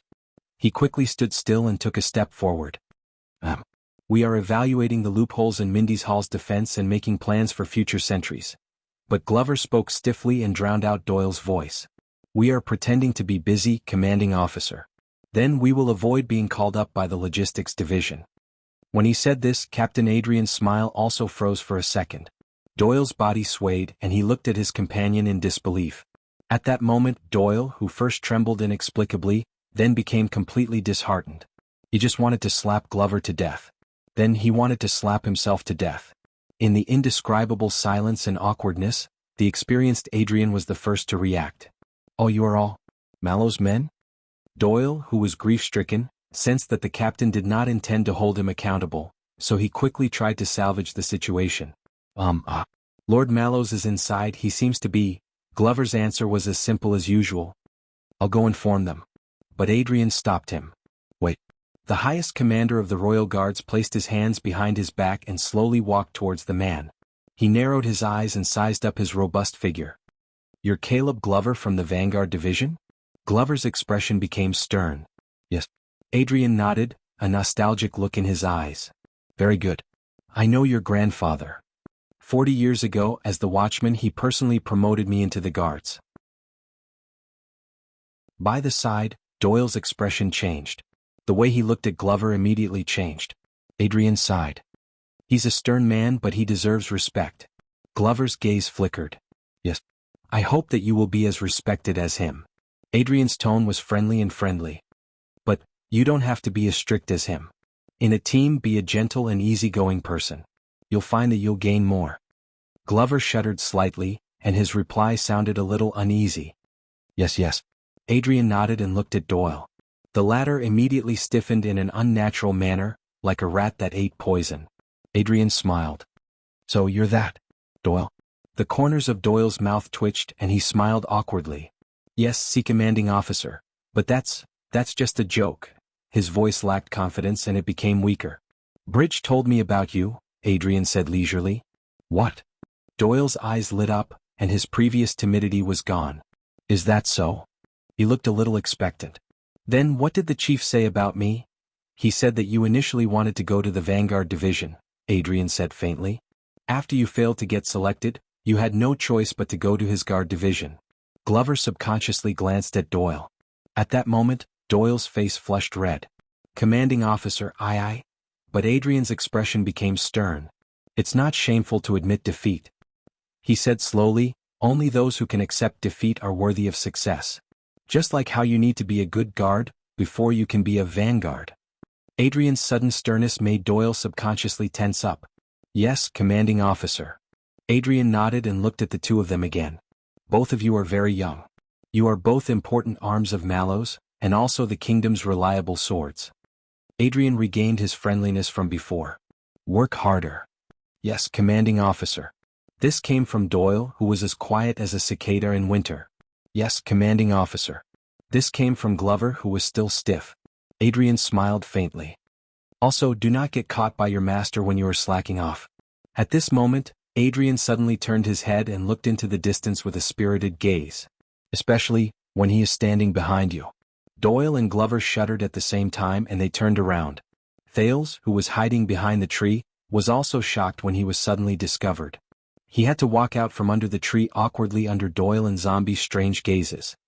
He adjusted himself and smiled politely and gently. Adrian bowed to him respectfully. Your Grace. Thales quickly nodded and returned the greeting. Lord Adrian. May I know? Adrian smiled and shook his head. Please do not be troubled. I am only here to hand over the official writ of conferring the title of Duke to you. He turned and handed a scroll to Glover. Doyle reached out to take it, but the scroll veered strangely towards Glover just as it was about to fall into his hand. I also want to see how the lads are preparing. The guard captain, who was more than 50 years old, smiled and looked at Doyle and Glover. The former immediately smiled awkwardly, and the latter stood even more stiffly. After all, this is the first time in many years that we have mobilized people from the Royal Guards to form a special unit. Thales looked at the writ in Glover's hands. He did not have the time to delve into the meaning behind the man's words. Thank you for your concern. The guard commander's smile remained. I hope that Tormund did not bring you any trouble. Thales was stunned. Tormund? Who? Tormund. His first reaction was the portrait of the King of Renaissance in Mindy's hall. But Adrian only sighed. I heard from Count Casso about the conflict between you and him on the road. I would like to apologize to you for his actions. Thales then realized that the person he was talking about was. But please believe me, Lord Mallows did not mean to be disrespectful, and neither did he want to be stubborn, Adrian said seriously. He is just too casual. Thales blinked. Casual? He took a deep breath and recalled how Mallows told him that no one would care about him just now, so he asked in confusion. That's right. He asked in puzzlement, my personal guard captain? Casual? Even Doyle and Glover, who did not dare to breathe loudly, could not help but look over curiously. Adrian chuckled. Please do not misunderstand, Your Highness. When I said casual, it did not mean that he was lazy or negligent. There is no doubt about Lord Mallow's ability. Adrian looked at Mindy's hall on the other side of the fountain and said with a myriad of emotions, however, he hates complexity and trouble. When faced with a problem, he would rather choose a solution that is within his reach. This can also be considered a kind of arrogance. Hates complexity and trouble, arrogance. When he heard this comment, Thales understood a little. Adrian said in resignation, for example, the simplest way to protect the prince is to not let the prince go out. But he does not know that sometimes, this will bring more trouble. Thales nodded and responded with a smile. Adrian sighed with emotion. So, he often needs someone to push him. Goad him into doing better. Doyle and Glover looked at each other. Is that so? Thales nodded politely. I will pay attention. By the way, Lord Mallows is... But Adrian raised his hand. Oh no, I will not see him. The guard captain looked at Thales with a smile. It is enough to see you. 6 years ago when you became a prince, I was caught up in family matters and could not be there. I missed your important moment. Adrian's gaze suddenly became serious. But fortunately, I did not miss the time when you became a duke. Thales was stunned when he sensed the meaning in Adrian's gaze. Your Highness. Adrian stared at him and said earnestly, don't worry. An excellent warrior can and must go through many trials and tribulations. A qualified noble can and must shoulder a heavy burden. The guard captain said faintly, it is the same for the king. In the next second, he added another sentence with a profound meaning. It is even more so for the king. Thales was stunned. Adrian bowed again, turned around and left. Watching the guard captain's back disappear, Doyle took a deep breath, as if he had been holding it in for a lifetime. Wow. I can't believe it. The guard captain talked to me, Doyle said excitedly. I have been in the team for 7.5 years, and this is the second time I met Commander Adrian face to face and talked to him alone.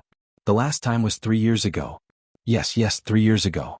That time was in the guard room. I think it was something like, Captain, do you want some water? And no, thank you? Doyle thought excitedly. Glover snorted in disdain.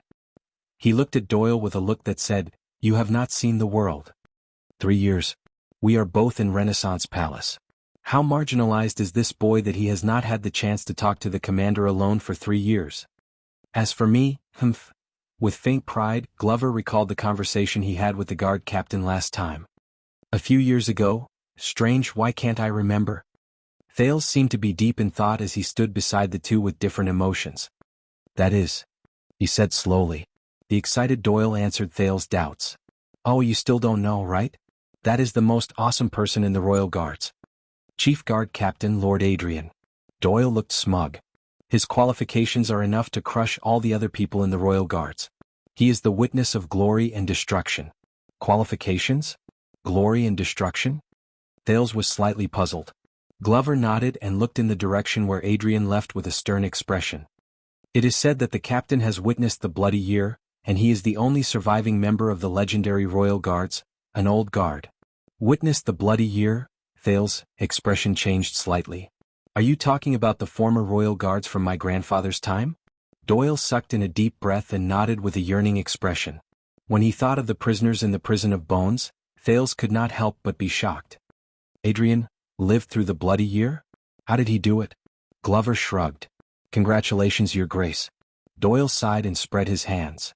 You just asked about the third place in the 10 unsolved mysteries of the Royal Guards. Thales was stunned and speechless. At this moment, a commotion suddenly came from outside the iron gate. No, no, no. This place is closed today? Even if you are a noble, you cannot. The trio's attention was attracted over. Doyle walked towards the iron gate and Glover followed closely behind him. The curious Thales also wanted to go forward, but Glover pressed him behind him and blocked him. What happened? Doyle called out to a Jadestar private soldier outside the gate through the iron gate. The soldier turned around and pointed indignantly at a man who was blocked by a few other soldiers in the distance. Protector, this guy wants to barge in. He said he is a noble or else we would have. Doyle narrowed his eyes and saw the man who was blocked clearly. His eyes immediately widened. Wait, I know him. Doyle stared at the man who was waving at him outside the gate. Why are you here? The man outside the gate struggled to break free from the soldier's suppression. He straightened his clothes and when he saw Doyle, he was equally surprised. Hey, I'm the one who wants to ask Doyle, why are you here? Doyle's expression darkened. Nonsense, I'm a royal guard. No, I asked you first, why are you here? The man outside the gate blinked. He looked around and he seemed to be very puzzled. It's me. Behind Glover, Thales burst out laughing when he heard the baffling conversation between the two. Glover looked at him strangely. Nothing, it's just. Thales waved his hand apologetically. I remembered a joke the Northlanders tell. Why are you here? Thales could not help but laugh again. He did not understand. Glover's expression became even stranger. Outside the gate, the baffling conversation between Doyle and the uninvited guest continued. Why are you here? What? The guest scratched his head. I applied for leave in advance today. I purposely came here to see the prince. I know the Duke now. I heard that he came back today. Doyle shook his head. No, nobles have to make an appointment to visit. But Doyle reacted. Wait, how did you know that the prince came back today and how did you know that he is the Duke? My messenger crow is faster. Alright, move aside, don't block my way to see him. No, how did you know that he is here? Did you forget that when you sent the prince here today we were in charge of clearing the path? No, wait a little longer. I mean, who are you? What right do you have to come and visit the prince? Are you kidding me? At my age, I am the only promising youth in our hall who has been conferred the title of a lord. Conferred the title of a lord? Are you saying that because you have strong connections, a strong background, and a good father, you got the title of a foppish young master? Bah, get lost. I was conferred the title of a lord because of my meritorious service to the kingdom. Meritorious service? Are you talking about catching thieves on the streets? Catching you? It was my heroic expedition 6 years ago to protect the kingdom from the flames of war. I'll see how long you want to brag. Let me tell you, Doyle, you're just jealous. You're jealous because you can't make a name for yourself. Bah, you've been single for more than 20 years. Do you have any shame? Behind the iron door, Glover pressed his hand on his head with a face full of shame. Obviously, Doyle's negotiation with the man outside the door would not end anytime soon. The Jadestar private soldiers who were tired of listening had already returned to their posts. But Thales heard something from it. Doyle? Ignoring Glover's expression, the Duke of Star Lake walked past him decisively and reminded him loudly, Doyle. In front of the iron door, Doyle, who had been arguing endlessly, finally snapped out of his daze and remembered his duty. He quickly turned around and smiled apologetically. My apologies, Your Highness, for disturbing you. Let me introduce, this is... Doyle turned sideways and pointed at the uninvited guest outside the door. He awkwardly shouted a string of nouns. My grandmother's brother-in-law's grandnephew. Glover sighed again and pressed his palm against his face. At that moment, Thales saw the guest outside the door clearly. He was stunned. The heir to a certain count's territory. He's working and on vacation in the capital? Doyle laughed dryly and said the person's name. Cohen Caribbean. Thales stared at the man outside the door in a daze. Hey, Your Highness. Do you remember me? I'm the one who eats a lot of fruits and liver. Outside the iron door, the tall police officer Cohen looked at Thales, who had grown up quite a bit, in surprise. He then pointed at himself and revealed a mouthful of white teeth, revealing a silly smile that said, It's me. Doyle looked at Cohen, who was trying his best to wave, in horror. He coughed awkwardly. By the way, Your Highness. Doyle did not notice his master's strange behavior. He lowered his voice and moved his head close to Thales' ear. The nobles in the capital are all talking about this guy. Doyle pointed at Cohen, who could not stop smiling and waving his hand. He nodded discreetly and whispered confidently, "There's something wrong with his brain."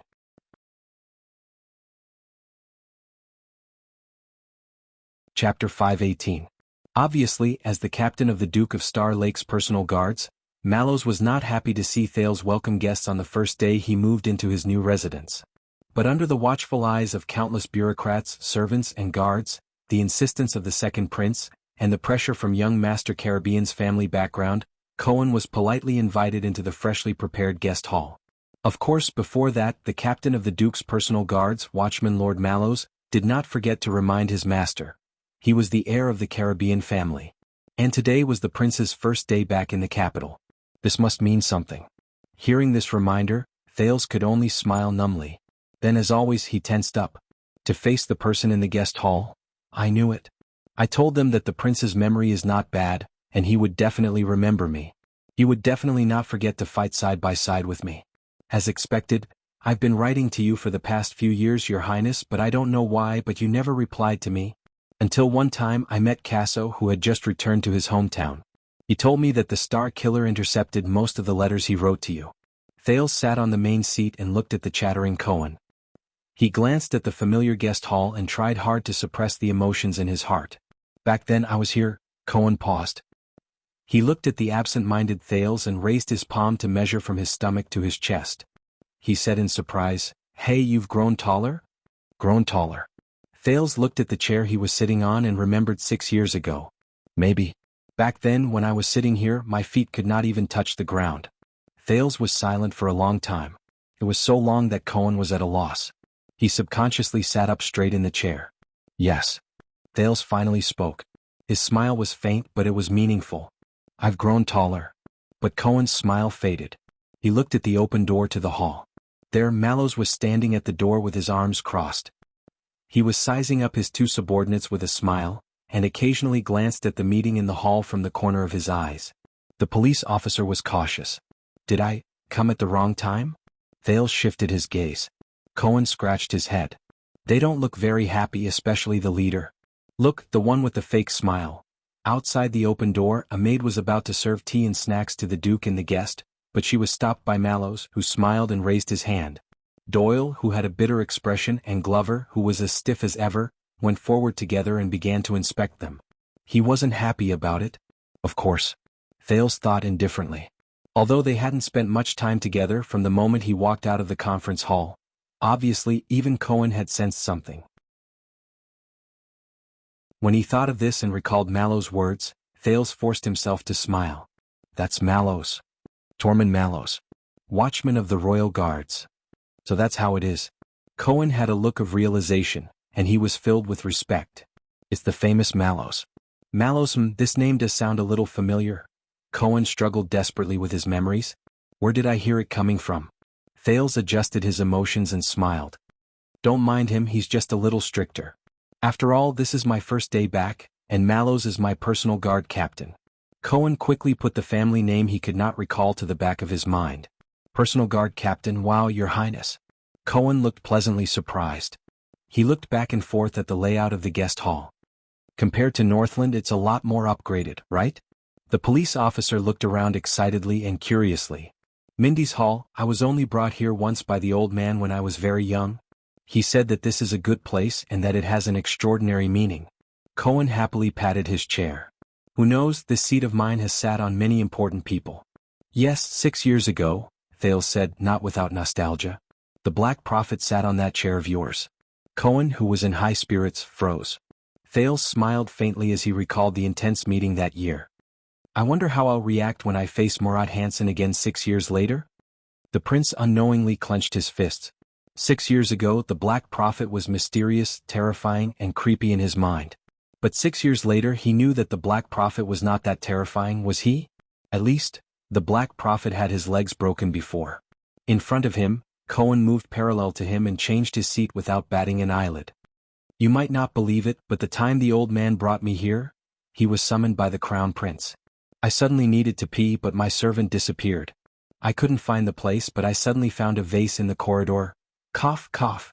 Doyle, who was coughing loudly, walked over with tea and snacks, interrupting Cohen's unconscious narration. Cohen, Doyle's tone was normal, but he glared at the guest from an angle that Thales could not see. "This is His Highness's palace, and thanks to His Highness' generosity, you can be the first to visit this place. Mind your manners." Cohen snorted and did not care. He looked like he was very familiar with the prince as he watched Doyle leave. Then he picked up his teacup and downed it in a show of force. In the next second, the police officer's expression changed, and he spat the tea back into the teacup. "Awa, F***C, F***C. Cohen stuck out his scalded tongue and fanned himself in a disheveled manner. Thales watched the interaction between Cohen and Doyle in surprise. He picked up his own teacup and tested it. The temperature is just right." Under Cohen's indignant gaze, Thales coughed to break the awkwardness. "So, you've known Doyle for a long time?" "Aha. Damn it. Did-do. Oh, you mean Doyle?" Cohen finally smoothed out his tongue. "Is my... that..." Cohen's tone was a little uncertain. "Some great-uncle's brother-in-law's grandson?" Probably. Some great-uncle's brother-in-law's grandson. To think that he remembered." Thales looked at Cohen's bright blonde hair, and then at Doyle's dark blonde hair. He suddenly felt a little better. At the very least, the oppressive feeling from Renaissance Palace was no longer like a dark cloud pressing down on him, making it hard for him to breathe. Cohen's expression changed. He moved closer to Thales and whispered to Doyle's back, "But you better not play with him too much, Your Highness. That guy is a playboy." "All right." Thales' expression was strange, but he could not help but curl up the corners of his lips. "Judging by the fact that he snitched on me, you guys are really relatives. So, where's the boy from the Casso family? The one with the single-edged sword?" Cohen did not pay attention to this small interlude. He straightened his back and searched for the figure that he remembered. "And that smoking uncle who is very good at scheming?" Cohen scratched his chin and recalled.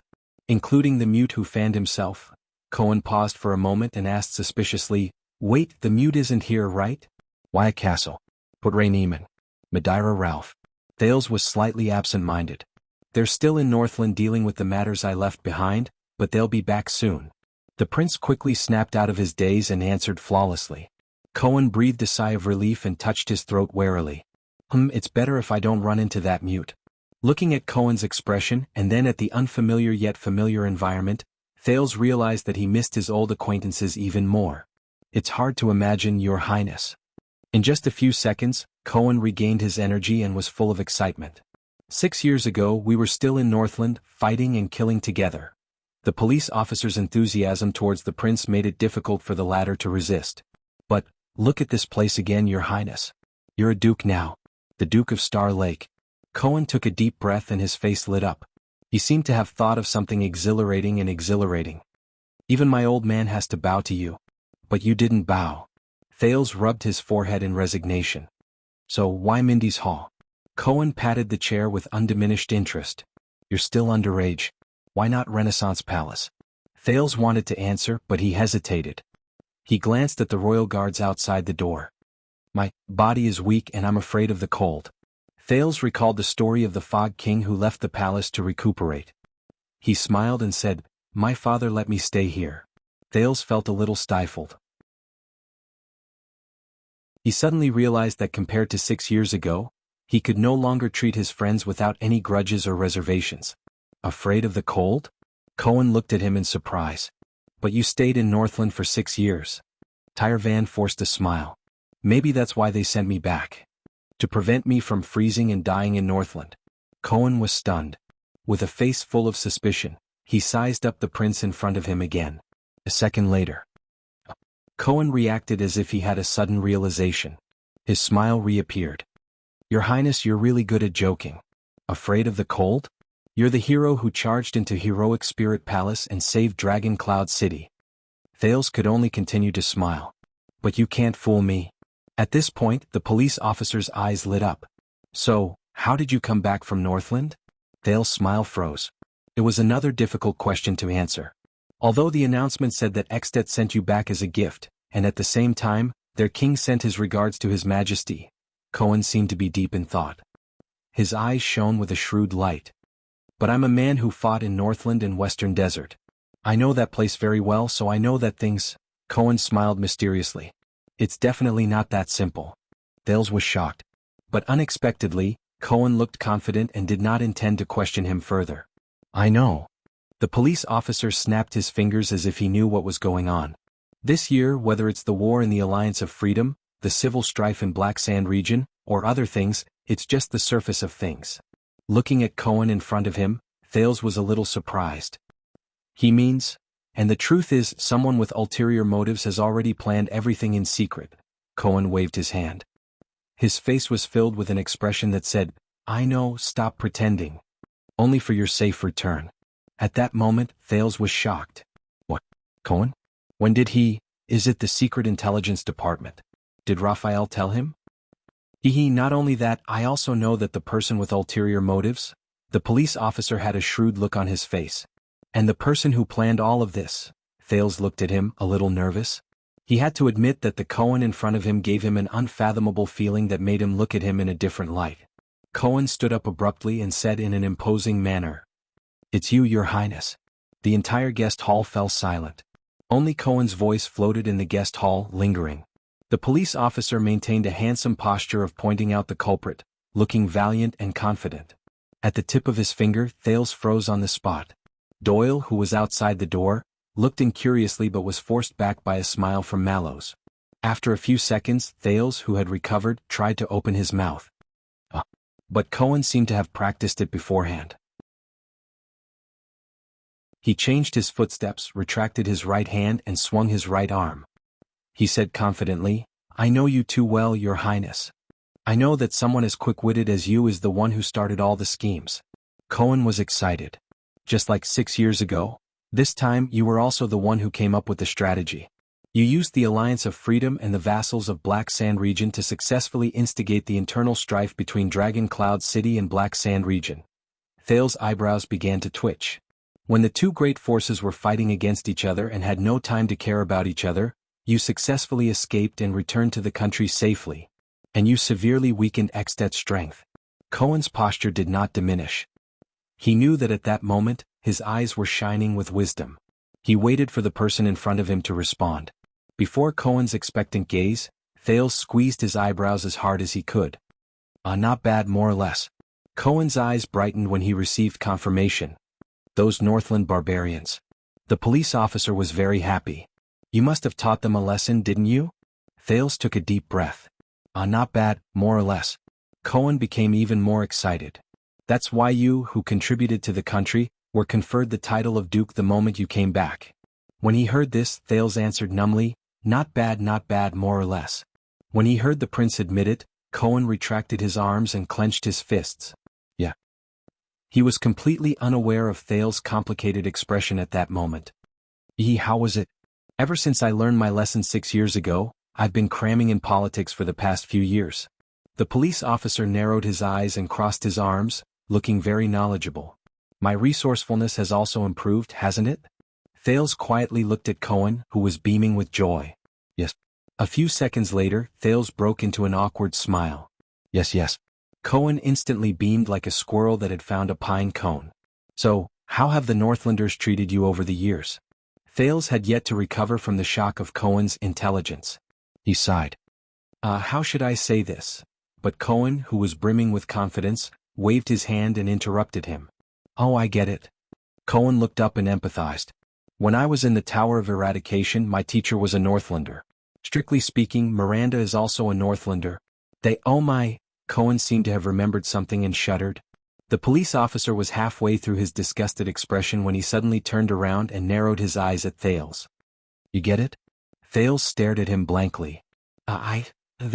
Facing Cohen's expectant and longing gaze, the prince could only try his best to smile. Yes, I get it. Cohen slapped his thigh excitedly. I knew you would get it. Thales tried hard to suppress the twitching of his lips. Cohen sighed. Unfortunately, no one else gets it. But he immediately perked up. He looked at the confused prince eagerly, as if he was looking at his own younger brother. But it's okay, it's enough that we get it. Thales could only follow Cohen's lead. He smiled foolishly and nodded, suppressing that terrifying question. What do I get? For the first time in this fruitful conversation, the Duke of Star Lake felt that his intelligence level was slightly lacking. Just as Thales was immersed in the sadness of his damaged intelligence, Cohen suddenly stood up and slapped his thigh. All right, I should go. Thales was instantly stunned. Go? Now. The police officer said with a smile, Your Highness, take care. Thales looked at the happy Cohen and asked doubtfully, That's it? Cohen blinked as if he did not quite understand. Yes. Thales was stunned for a few seconds before he said, Don't you have anything else to do? Yes. Cohen's eyes darted around, and his mood became dejected. I have to go to the office in the afternoon to sign in, or else the director will deduct. Wait. That's it? As the heir of one of the 13 distinguished families, on the first day the second prince returned to the capital. No probing, no roping, no ulterior motives, no flattery, no threats, no temptations, no conspiracies? There's nothing. Mallows reminded me of everything? The Duke stared blankly at the dejected Cohen before him. For the first time since returning to Constellation, Thales felt a little out of sorts. Thales snapped out of his daze and shook his head. No, I mean, the prince hesitated for a moment. He looked at Cohen with a somewhat solemn gaze. How is your father? Thales still spoke with a hint of discomfort and guilt. Walla Hills. Count Caribbean? Cohen was also stunned. I don't know. He should be quite well. It's been a long time since I wrote to him. The young Duke was a little surprised. But, you came all the way here today just to spend a few minutes, chatting with me? Cohen paused for a moment and sank into deep thought. A few seconds later, he shrugged after thinking hard but to no avail. Yes, I just came to see you. The police officer scratched his head. He looked confused. What else? This time it was Thales' turn to be stunned. At that moment, the legendary wing, Nord from the Secret Intelligence Department, the Duke of Western Desert, Derek Chroma, the Count of Black Lion, Watchman Mallows, Gilbert, Guard Captain Adrian.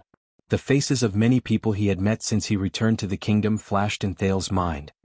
But, compared to the person before me, Thales looked at the silly Cohen in front of him with mixed feelings. The large police officer also stared at him in puzzlement and blinked. After a long while, the Duke, who had a lot of emotions, snapped out of his daze and took a deep breath. Cohen, you are the eldest son, right? The Caribbean family of the Sword of the Twin Towers? The moment he heard the word eldest son, Cohen looked like a frosted eggplant. He became listless. Yes, Cohen said listlessly.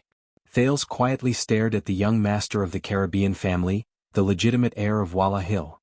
So, after you graduated from the Tower of Eradication, you went straight to Western Desert? You went to Lightning Raven? The police officer waved his hand. Yes. Your father didn't stop you? Thales gently rubbed the teacup in his hand. You know you are the heir to the family's territory and title? Oh, speaking of this, Cohen tried hard to pull himself together and face these headache-inducing matters. My old man, Wait, how did you know that I served in Western Desert and went to Lightning Raven? The police officer looked at him suspiciously. However, Thales' expression did not change. Everyone knows. Cohen thought about it seriously and came to a realization. That's right, everyone knows. As for my father, of course he stopped me. He didn't want me to join the army and he didn't want me to go to Western Desert. What I mean is, Cohen answered thoughtfully, but his tone gradually became gloomy. At least he tried to stop me. Thales stared deeply at Cohen.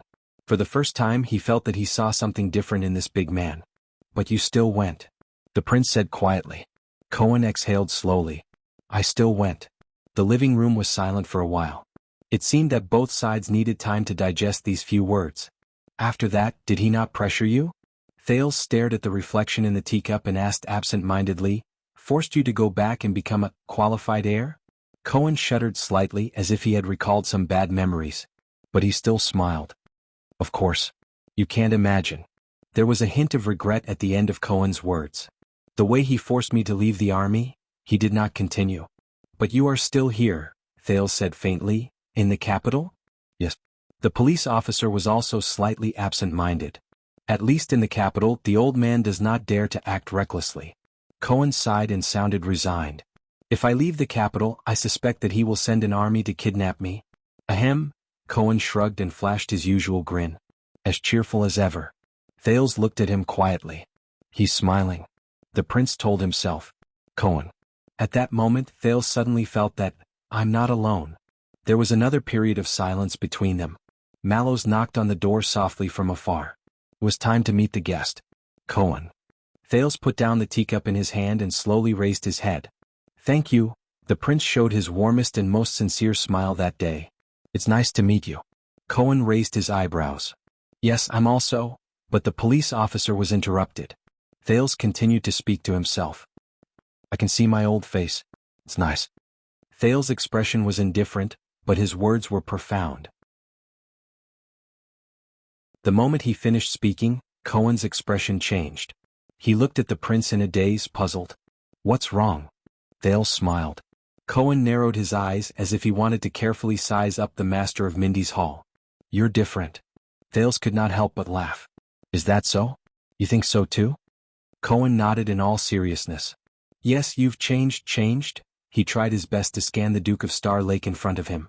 In the end, Cohen, who could not think of an adjective for a long time, could only force out one sentence. Changed. Bigger. Thales snickered. Looking at the prince's smile, Cohen frowned. He turned his head and remembered the child he held under his armpit in the tunnel all those years ago. Yes, he was cuter when he was young. A thought flashed in Thales' mind and he remembered something. Right, do you remember Ralph? Cohen's thoughts were in a mess. He said blankly, Ralph what? My subordinate, the one with the mask. You mean? Cohen thought deeply at first, then came to a realization. Mute. Looking at Cohen's happy expression, Thales sighed. This might be a bad idea. But, Cohen? Thales paused for a moment but still looked up. This time, the prince's expression was extremely serious. I want to ask for a small favor. In private.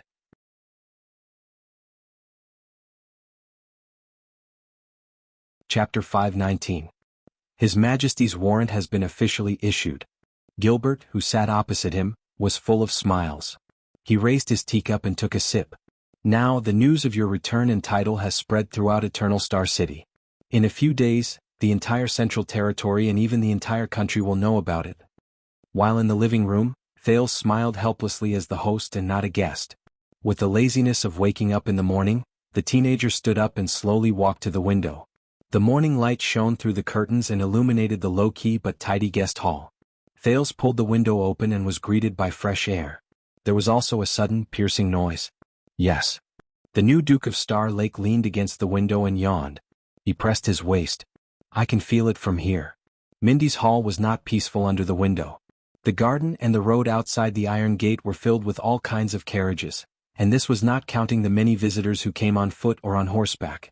Some of them were dressed in luxurious clothes and had obvious emblems. Outside the iron gate, the Royal Guards and Jadestar Private Army were doing their best to explain and dissuade the visitors. Thales leaned close to the window. The sin of Hell's River surged into his ears, and he managed to catch some scattered words. I'm sorry, Your Grace, Mindy's Hall does not receive guests this month. Vanguard Glover's stiff and stern voice came from behind the iron gate. Only His Majesty's special warrant can pass. Then, another slightly agitated voice drowned out Glover's words. No, Luke, I've been your classmate for 4 years but I've never been close to you. So, unrelated people are all. What? You're just here to look at the scenery? That's enough. Looking at the scenery for 2 days in a row for 8 hours? Do you think I'm an idiot? It was Doyle. At that moment, he stood in front of an innocent-looking noble and waved at Mindy's Hall behind him in exasperation. It's so noisy every day. It's so noisy every day. I don't need to. Doesn't the prince need to rest?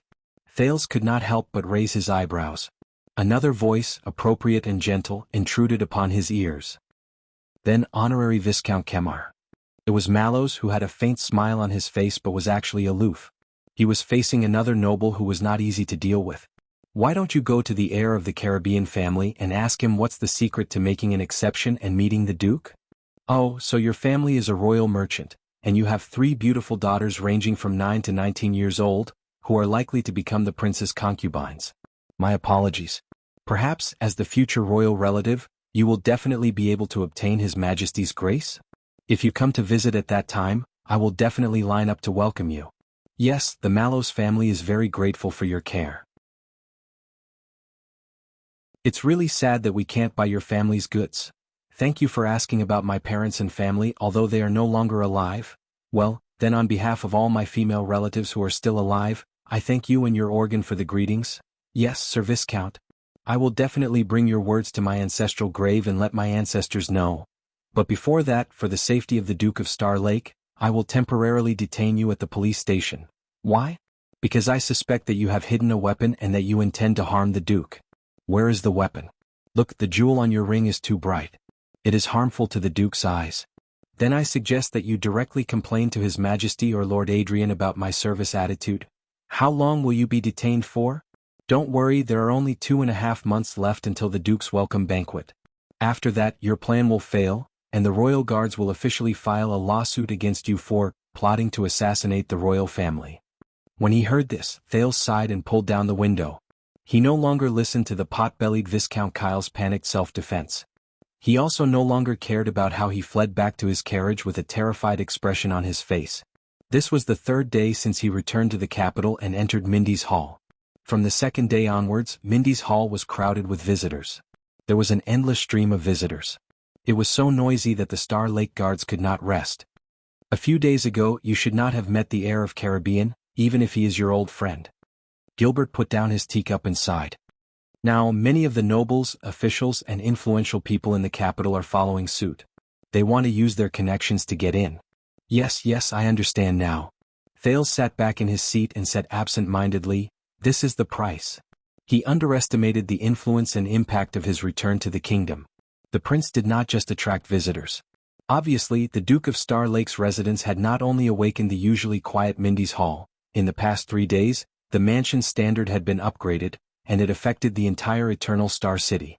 The City Hall issued 6 emergency orders to repair the greenery, change the lights, clean all the streets in Twilight District that the prince could see, and decorate them magnificently. Not a single refugee was allowed to enter, and not a single beggar could be seen. The city's appearance was greatly improved, and to a certain extent, it was even better than Eastern City District, where the nobles gathered. The police station rearranged their patrol schedule and manpower arrangements. The 3 police stations in Twilight District and the 2 adjacent districts, who were originally at odds with each other, became united, friendly, and worked together sincerely. Countless police officers fought to be the first to work conscientiously. Batches of public security teams went back and forth, patrolling day and night, turning this awkward and almost forgotten area into a paradise on earth where no one would pick up anything that was left on the road, and the doors would not be closed at night. The chief garrison officer of Eternal Star City hastily increased the number of city defense teams on the city wall of Twilight District, even though Twilight District was thousands of miles away from the city wall, to ensure that no thieves or rascals can get past US and threaten the prince. He also specially requested for a warrant to mobilize the regular army from outside the city and set up a special route to clear the path for Mindy's Hall's supply and logistics transportation. According to a certain soldier, even the prince's poop that is transported out is not allowed to be tainted by others. Thales pressed his forehead listlessly. Gilbert smiled in resignation. I can already imagine when I return home. I have probably never been so popular in my life. As His Majesty's most trusted vassal, you have always been popular. Thales exhaled. And believe me, compared to the Constellations, the Extensions will welcome you more. Gilbert nodded in realization. Over the past few days, other than the large group of speculators who had stretched their necks and were waiting outside the wall, eager to try their luck to meet the prince, life in Mindy's Hall was rather peaceful. He slept until he woke up, had breakfast, moved around freely, had lunch, slept until he woke up, moved around freely, had dinner, moved around freely, and slept until he woke up. Alright. Basically, I can't go outside when I move around freely because I have to avoid the paparazzi. Avoid the fanatical speculators who wish to meet the prince but are unable to. Even though the pace of life was similar to when he was in Dragon Cloud City, but there was no scheming and plotting against each other, no uneasiness because the enemy was in the dark while he was in the light, no constant high-pressure feeling like an arrow was knocked on a bowstring, no nervousness and excitement from surviving in a desperate situation, and no crazy journey of fleeing for thousands of miles. No one bothered, no one interfered, and no one questioned him. He was really a little, not used to it. Thales picked up the teacup and moistened his throat in satisfaction. Compared to 6 years ago when he lived here as a guest and had to go through Gilbert for everything, there were still benefits to him becoming the owner of this place 6 years later. At least he could directly give orders to the people around him, such as, "Get me a harder mattress," and his words would be obeyed at least on the surface. These days they are indeed. Thales slowly leaned back and let out a heartfelt sigh that was unique to a worm. It's so depressing. He had almost forgotten about the person in Renaissance Palace. That person. So, Gilbert, what are our plans for today? Thales pointed at the table gloomily. Why did you bring a pile of paper? Gilbert, who was looking at the Duke lovingly, turned his head around as if he had suddenly remembered something. He moved the stack of paper on the table to his knees and took out a pair of spectacles at the same time. Please forgive me. I am old and my eyes are not as good as before, the Foreign Affairs Minister, who was past his middle age, said in embarrassment. His spectacles were very special. They were a pair of handheld folding glasses. There was no frame, but a handle was specially made on the right side of the frame. By the way, the gift you requested for the Archduchess was ordered from the same handmade spectacles workshop. As Gilbert spoke, he lifted the spectacles to cover his eyes and began to flip through the papers on his knees. I do not know what you are thinking, but they are, after all, custom-made spectacles for scholars and old men like me. The color design is not fancy, nor is it trendy. I reckon that it will not please young ladies. Did you not think of giving something else in the first place? There was an underlying meaning in the Foreign Affairs Minister's words, but Thales, who had been through many battles, remained calm. He pretended that he did not hear anything. Then, first of all, Gilbert did not know whether it was because he saw that the prince had no reaction, or because he had finally found the target on the paper, but he still sighed softly and said, "Your welcome banquet is initially set to be held 2 months later. The new Duke of Star Lake will be officially introduced to the entire kingdom, or at least all of Eternal Star City." The Foreign Affairs Minister still had his head lowered, but he glanced at Thales from the top of his spectacles. Introduced to the entire kingdom. Thales felt a chill in his heart. He took a deep breath and sat up straight in his chair. The laziness and comfort he had felt over the past few days were instantly swept away. It's about time. He sighed and told himself. Wake up, Thales. Other than the noble master of shit-shoveling, how can there be a happy worm in the world? Thales pulled himself together. And what about the past 2 months? Gilbert lifted his eyes from the paper. It is time for you to rest, adapt and adjust. That long? Gilbert shook his head and denied it. No, it is not long at all. In fact, it is a little too short. After all, you have stayed in Northland for 6 years. The Foreign Affairs Minister sized Thales up. He looked at Thales' habitual posture, which made him seem undisciplined, but in reality he was sitting with his elbows propped up, and he could roll to the ground at any moment. His gaze was sharp and direct, and he did not avoid Thales' gaze at all. He also wore casual clothes that were convenient for him to move around, but were not very dignified. He frowned in a barely noticeable manner. From the way of speech, mannerisms, habits, etiquette and knowledge, there are too many things we need to correct. This time it was Thales' turn to frown. Correct? Speech, mannerisms, habits? Gilbert noticed that he had made a slip of the tongue. I am sorry, I did not mean to be disrespectful, but what I meant was that there are too many things we need to prepare. The Foreign Affairs Minister glanced at Thales. His tone was respectful and cautious. Forgive me for being straightforward. Even though you made a stunning appearance during the national conference, that was 6 years ago. During these 6 years, aside from bits and pieces of news, no one understands you. Now they only know that Prince Thales has just returned from the boorish, barbaric, dangerous and bitter Northland. He grew up under the influence and education of those unreasonable boorish Northlanders. Gilbert performed a standard salute and said sincerely, "And what we need to show them is..." Thales leaned against the back of his chair and pressed his head in resignation. I understand now. You could have told me directly. The young Duke of Star Lake sighed deeply. Everyone from the top to the bottom of the kingdom is suspecting whether the second prince's thoughts have been distorted by the barbaric and perverted Northland barbarians. His personality has been corrupted, his brain has been beaten silly, and his sexual orientation has been changed.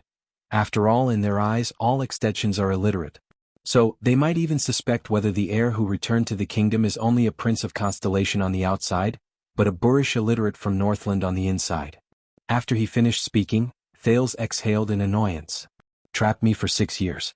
6 years. Are you satisfied? All right, Chapman. You've won a chess piece, I guess. Thales thought in a bored manner. I did not say that. Gilbert smiled cheerfully, but his expression immediately became stern. But sexual orientation. You're joking, right? Thales could not be bothered to end this small tease.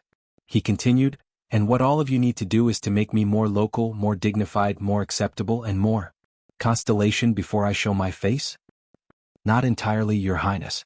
On the surface, Gilbert let go of the joke that did not make Thales feel at ease. He smiled again and said, "In fact, your trip to Northland is one of the most eye-catching things you have done. It is like the legendary journey of a mercenary, unfamiliar and mysterious, and it attracts awe and amazement from those who do not know about it." Those who do not know about it? Thales mocked himself in his heart. But when Gilbert mentioned mercenaries, he suddenly thought of Quick Rope, and then the mysterious and terrifying Ricky. "So, we might as well keep some of the marks that Dragon Cloud City left for you."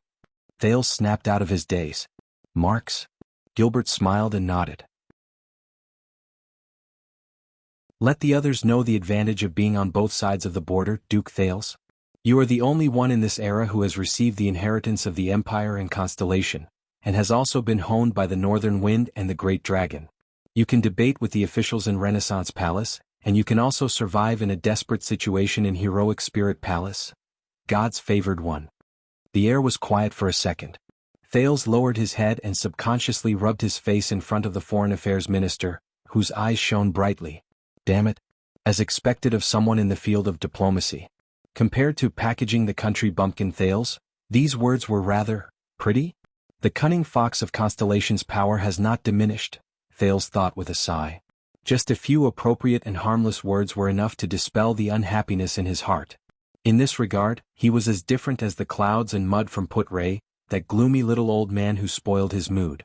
Perhaps this was the reason why one of the two people who worked together in the Foreign Affairs Department could rise to become the king's trusted aide and become famous in the Western Peninsula.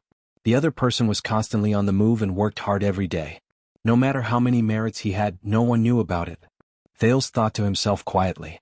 "All right, if I am really illiterate, Gilbert?" A few seconds later, Thales adjusted his emotions and replied with a smile as well.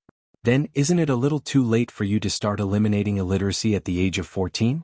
Others may not understand, Your Highness, but I am your full-time teacher." When he talked about the past, Gilbert could not help but feel sentimental. "I have only gone through 6 years of breaks between classes." He winked at Thales. "So, do you still remember how to compose a sonnet?" Thales and Gilbert chuckled at the same time. But unexpectedly, as they laughed, Gilbert suddenly spoke. "So, it is only 6 years of breaks." His voice became deeper. "Your Highness, 6 years." Thales stopped smiling and looked at the Foreign Affairs Minister strangely. "Do not be discouraged, child." Gilbert did not look at him. He only spoke slowly. "You have to know. Sometimes fathers make mistakes." Thales was stunned. "Give him time, Your Highness," Gilbert said airily. "Give him time." He choked a little.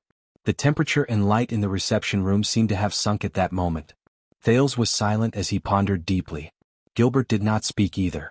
The two of them just sat opposite each other in silence. After a long while, finally Thales took a deep breath and smiled. "Gilbert."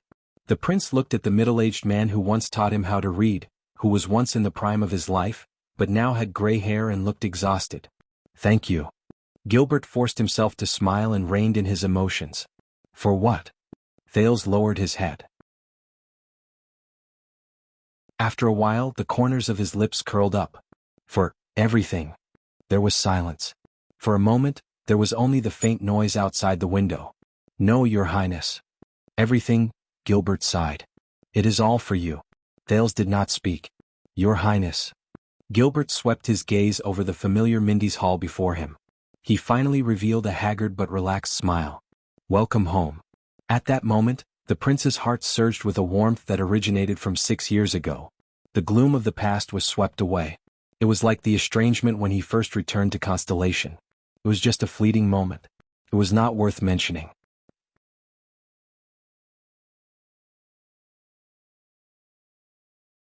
Chapter 520. Gilbert coughed and quickly regained his composure. "So, according to usual practice, as a prince who has yet to reach adulthood, you will have a professional teaching team to ensure that you will benefit from your lessons in grammar, etiquette, and more, 1 or 2 attendants, a certain number of personal protectors." Thales took a sip of tea and used it to tidy up his emotions. "It sounds very familiar." Gilbert nodded. He seemed to be a little sentimental. "Of course, 6 years ago, due to the urgency of the situation, everything was simplified. We were unable to provide you with the best and most suitable personnel. Later, the development of the situation disrupted our plans. When you were in the north, it was difficult for us to send you the manpower that Extet accepted. I am deeply sorry for this." Gilbert's words were filled with deep regret. Not entirely. Thales shook his head and subconsciously curled up his lips. As a teacher, Putray might have disappeared for a few years and was unforgiving with his words, but he was indeed knowledgeable and had a unique way of thinking. He helped me along the way and taught me a lot. It was hard to imagine that the sinister little old man who smoked his pipe in the corner, occasionally made you choke on your words, and always jumped out when you least expected it. He was actually good friends with the dignified, courteous, thorough, and reliable Gilbert. He was even a classmate who was taught by a home tutor. As for the attendant, Wuxia was loyal, hardworking, and responsible over the past 6 years. He was a prince's attendant that was hard to come by. Thales keenly noticed that when Wuxia was mentioned, Gilbert's expression darkened again. The prince could not help but feel sentimental.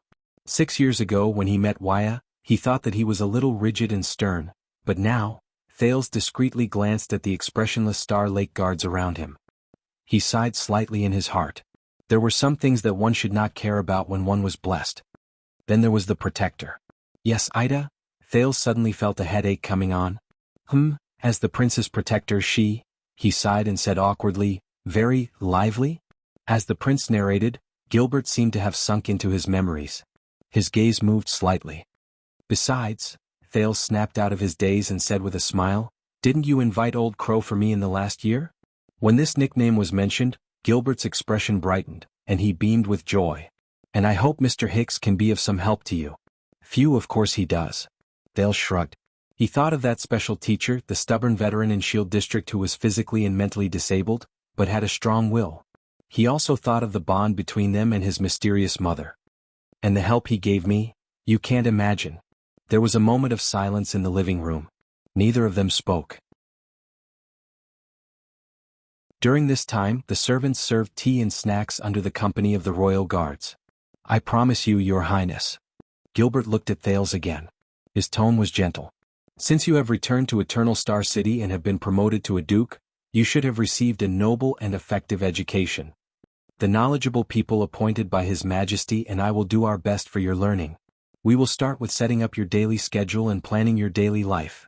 His daily routine. Thales could not help but scratch his head when he heard this. In truth, I have been used to studying by myself for the past 6 years. You know, there is a huge library in Heroic Spirit Palace. But Gilbert shook his finger as if he was prepared for this. Being forced to study by yourself behind closed doors due to limited conditions and having resources but not using them are two different things. Also, Gilbert changed the topic and he became stern and serious. If you know anything about learning, Your Highness, then you will know. Aside from memorizing things by rote and accumulating knowledge effortlessly, nothing can be learned by oneself. Thales stared at him in a daze. Gilbert raised his fingers and tried to persuade Thales earnestly with good intentions. You need someone to guide you, discuss with you, ask for your advice, supervise you, stimulate you, encourage you, help you, and respond to your learning results. These are things that cold, hard books cannot give you. All right, I understand, Thales interrupted him, feeling a headache coming on. He gestured with his finger as if he had given up on himself. Learning lessons and all that. All right, come on. Forget it. Besides, it's just a lesson. Aside from ghosts and crabs, I have never been afraid of anything in my life. Gilbert nodded with a smile. Very well. That is why I want to discuss with you today and sort out your learning schedule from now on. Constellation's cunning fox raised his glasses again. At the same time, he picked up a pen with his right hand and wrote something on a piece of paper on his knees. Thales, who could not fight for a free life as a worm, stared at him in boredom. Then grammar, etiquette, history, military affairs. Gilbert narrowed his eyes and looked up. Among these 4, what did you learn in Extet? Thales raised his head and thought. The days in Heroic Spirit Palace and Saroma's study room. Grammar, etiquette, history, military affairs. They did not categorize things this way, but let us skip grammar and etiquette first, Thales said, feeling a headache coming on. First, history. Thales tapped his fingers as he recalled. In the past 6 years they changed many history teachers from scholars, nobles to priests and priests of the temple. Count Leespan even personally taught them when he was free. Seal Leespan? I remember that Lord Dragon's Eye. Gilbert's eyes focused.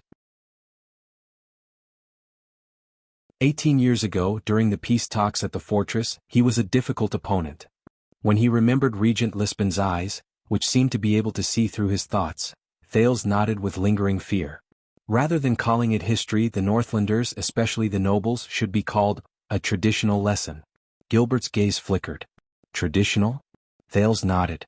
From the ancient Northland countries, Takmu's alliance of 10,000 beasts, to the Iron Blood King's humans' last line of defense, the completion of the Temple of Knights, the kings working together to launch the Holiness Exorcism campaign.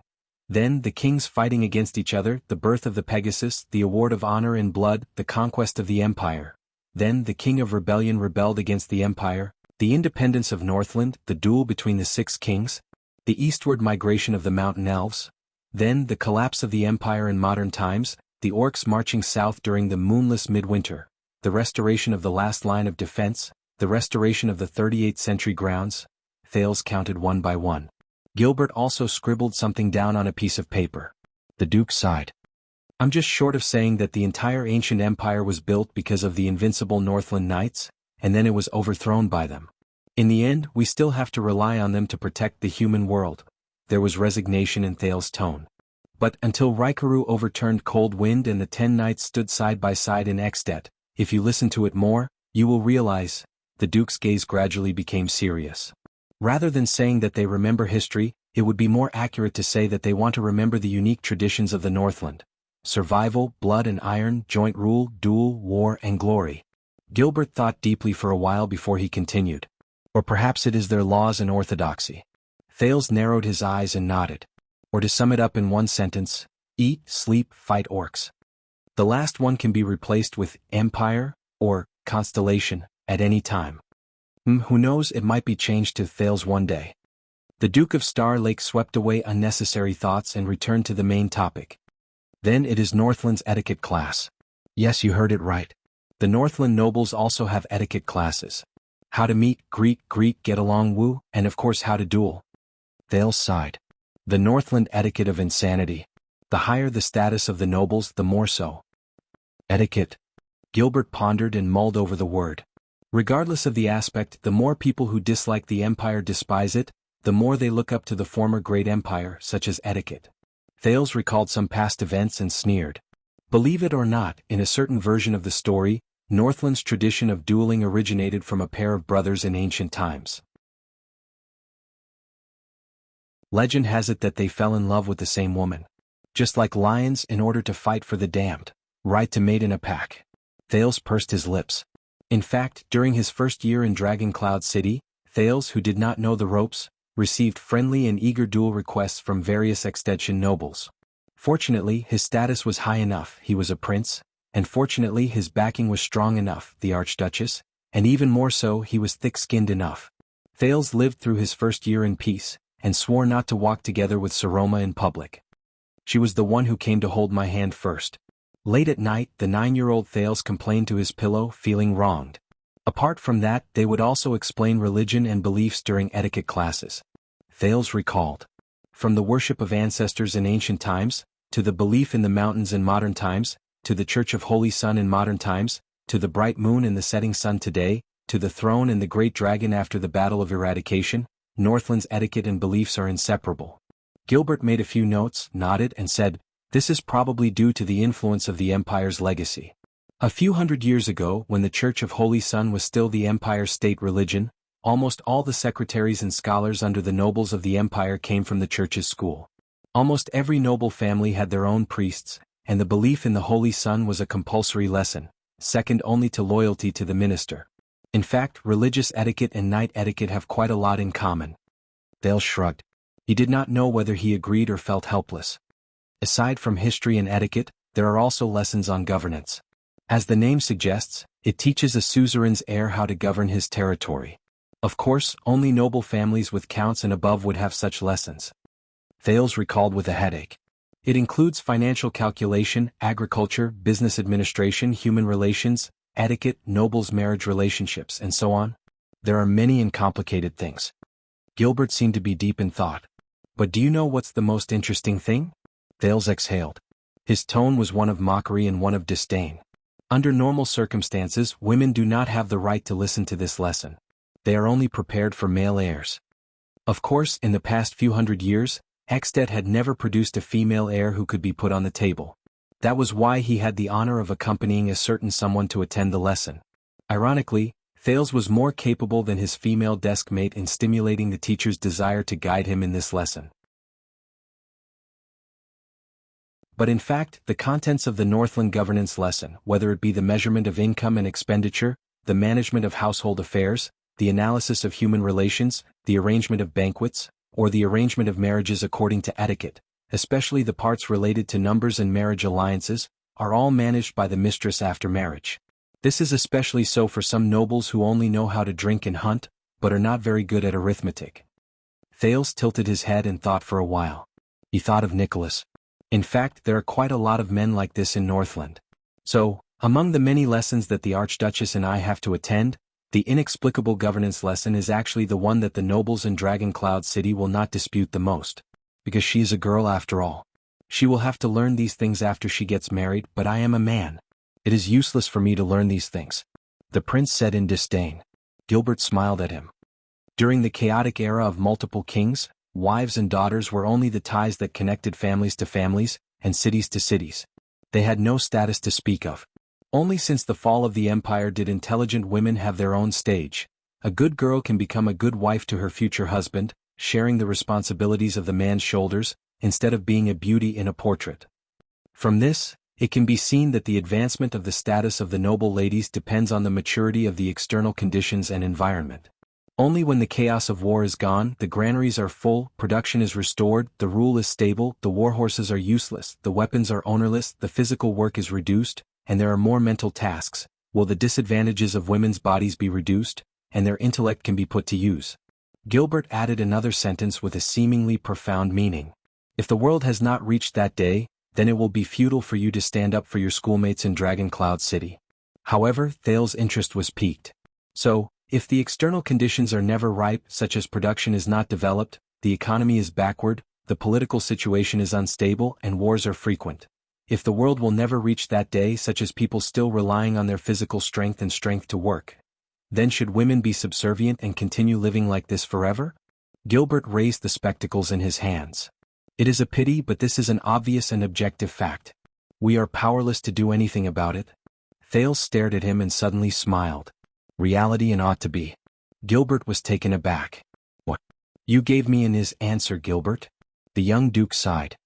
To answer my ought question. That is not right. Gilbert was stunned at first, then came to a realization.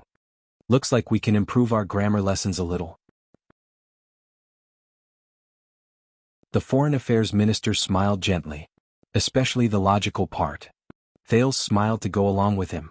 But before we solve this age-old problem, let us return to the main topic. Gilbert wisely did not linger on this topic anymore.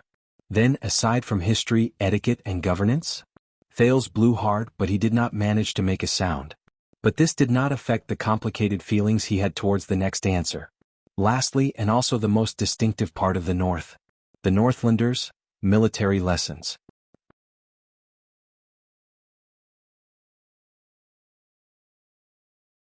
Chapter 521.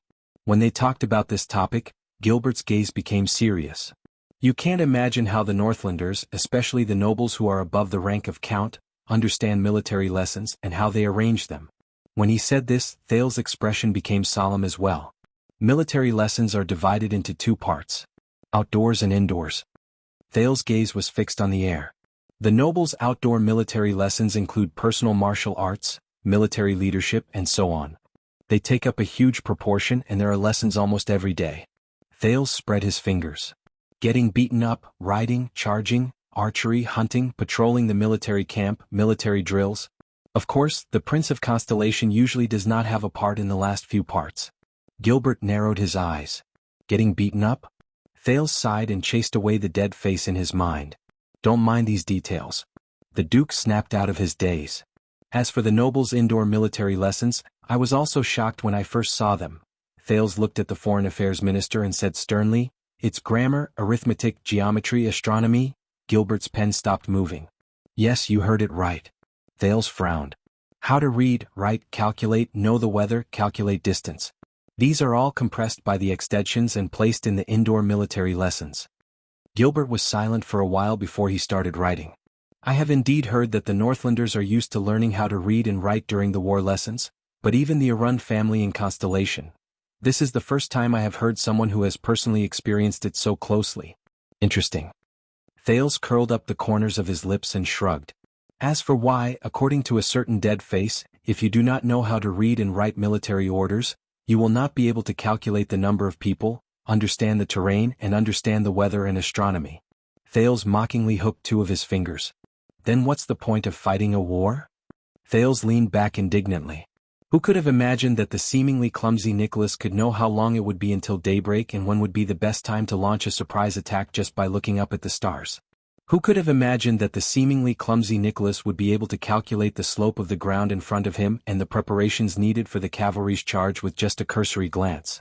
Who could have imagined that the current direction of the wind would affect the arrows fired by the crossbows just by looking up at the sky? Everyone in the team knows that Iceberg forced him to memorize everything, but he doesn't know the logic behind it at all. This was from a veteran White Blade Guard who talked about the past with the newbies in Heroic Spirit Palace. So, when you're scouting in the wild, you can just ask the leader, which direction is east? Don't be specific about, which star is the supreme star, or, why does the supreme star point to the east? Isaiah once impolitely asked that question. That day they fought in front of Prince Soria? What? You're asking what happened next? After that, Iceberg came up with a good idea to mediate their conflict. They shook hands 50,000 times. That day the entire White Blade Guards did nothing but stand in front of the palace gate as punishment. They watched the two of them shake hands again and again without any expression on their faces. They took turns counting from morning till night until they almost puked. When His Majesty found out, he simply moved the dining table out and watched them shake hands while eating. What's gratifying is that after that they got along much better. At most, they would point at each other's noses and hurl harsh words at each other, but they never fought again. Look, this is the Brotherhood under the Oath of Blades. Oh my God, I'm so touched. Time flies. The touching story is over. Let's get down to business. Who were the bastards who dared to fight at their posts today? And Nicholas was just a beginner. He wasn't even born into nobility. As for geometry and astronomy, even though most of the time they read back and forth between ancient books and mixed in with a lot of outdated calculations and ancient legends, coupled with the natural geography around Northland, Northlanders are few in number, the weather is cold, the desert is hot, plants are sparse, the stars are full of bad people, and the sea is full of big monsters. Thales' voice became heavy. But as long as it involves practical, experiential applications on the battlefield, these things that seem simple to us will become incredibly detailed and practical. Thales' expression was solemn. Reading and writing emphasize efficiency and directness, while arithmetic emphasizes convenience and speed. As for geometry and astronomy, for example, the calculation of the distance of a charge, the measurement of the slope and firing range, the statistics of the team, the estimation of the battle-loss ratio, the direction of the stars, the prediction of the weather, the observation of the terrain. When the Duke said this, he cast Gilbert a glance with complicated emotions. And there are even foreign languages and music in military classes. Gilbert looked up. Foreign languages? Music? Thales nodded. Do you know how to say, child, in the Orc language? The Northlanders know that Sereno and Serina are the Orc language of the desert and glaciers respectively, because they can be used when dealing with the bastards. Gilbert shuddered again. As for music, you know that there are many types of Northland's war drums and bone flutes, Thales said quietly. There are those that are crude and desolate, and there are also those that are filled with passion. They range from charging and fighting to the death to retreating and withdrawing, from celebrating victory to sending off at funerals and so on and so forth. This is the meaning behind the existence of Northland's music. The living room was quiet for a while. Everyone knows that Northland values soldiers and values martial arts. This time it was Gilbert's turn to sigh. But it seems that their constant victories on the battlefield and their invincibility are not without reason. There is a historical tradition behind it. Let's not talk about other things for now. At the very least, an extant noble who has received a good education will definitely be a qualified commander on the battlefield, regardless of whether it is in terms of spirit, temperament, or ability. They are not illiterate, and neither are they idiots. Gilbert sighed with emotion. There was a great amount of wariness in his eyes. This is our destiny, a terrifying opponent. This topic was a little heavy. Thales could only nod with complicated emotions. So, Northland's historical traditions, Northland's etiquette and jurisprudence, and the knowledge of the Northland nobles' governance. Gilbert shook off his sentimentality. And their most unique military lessons. Are these what you learned in Northland? I can't say that I learned them. I just know them. Thales forced himself to smile. After all, they did not really treat me as a prince and taught me attentively. At least they did not before the old crow. Gilbert nodded slightly. When he looked at Thales, there was a hint of pity in his eyes. The Foreign Affairs Minister flipped through many pages and took out another piece of paper that was filled with writing. Usually, the education of the nobles and constellation inherits the empire's tradition. It extends from the empire's 7 arts and forms a system of its own.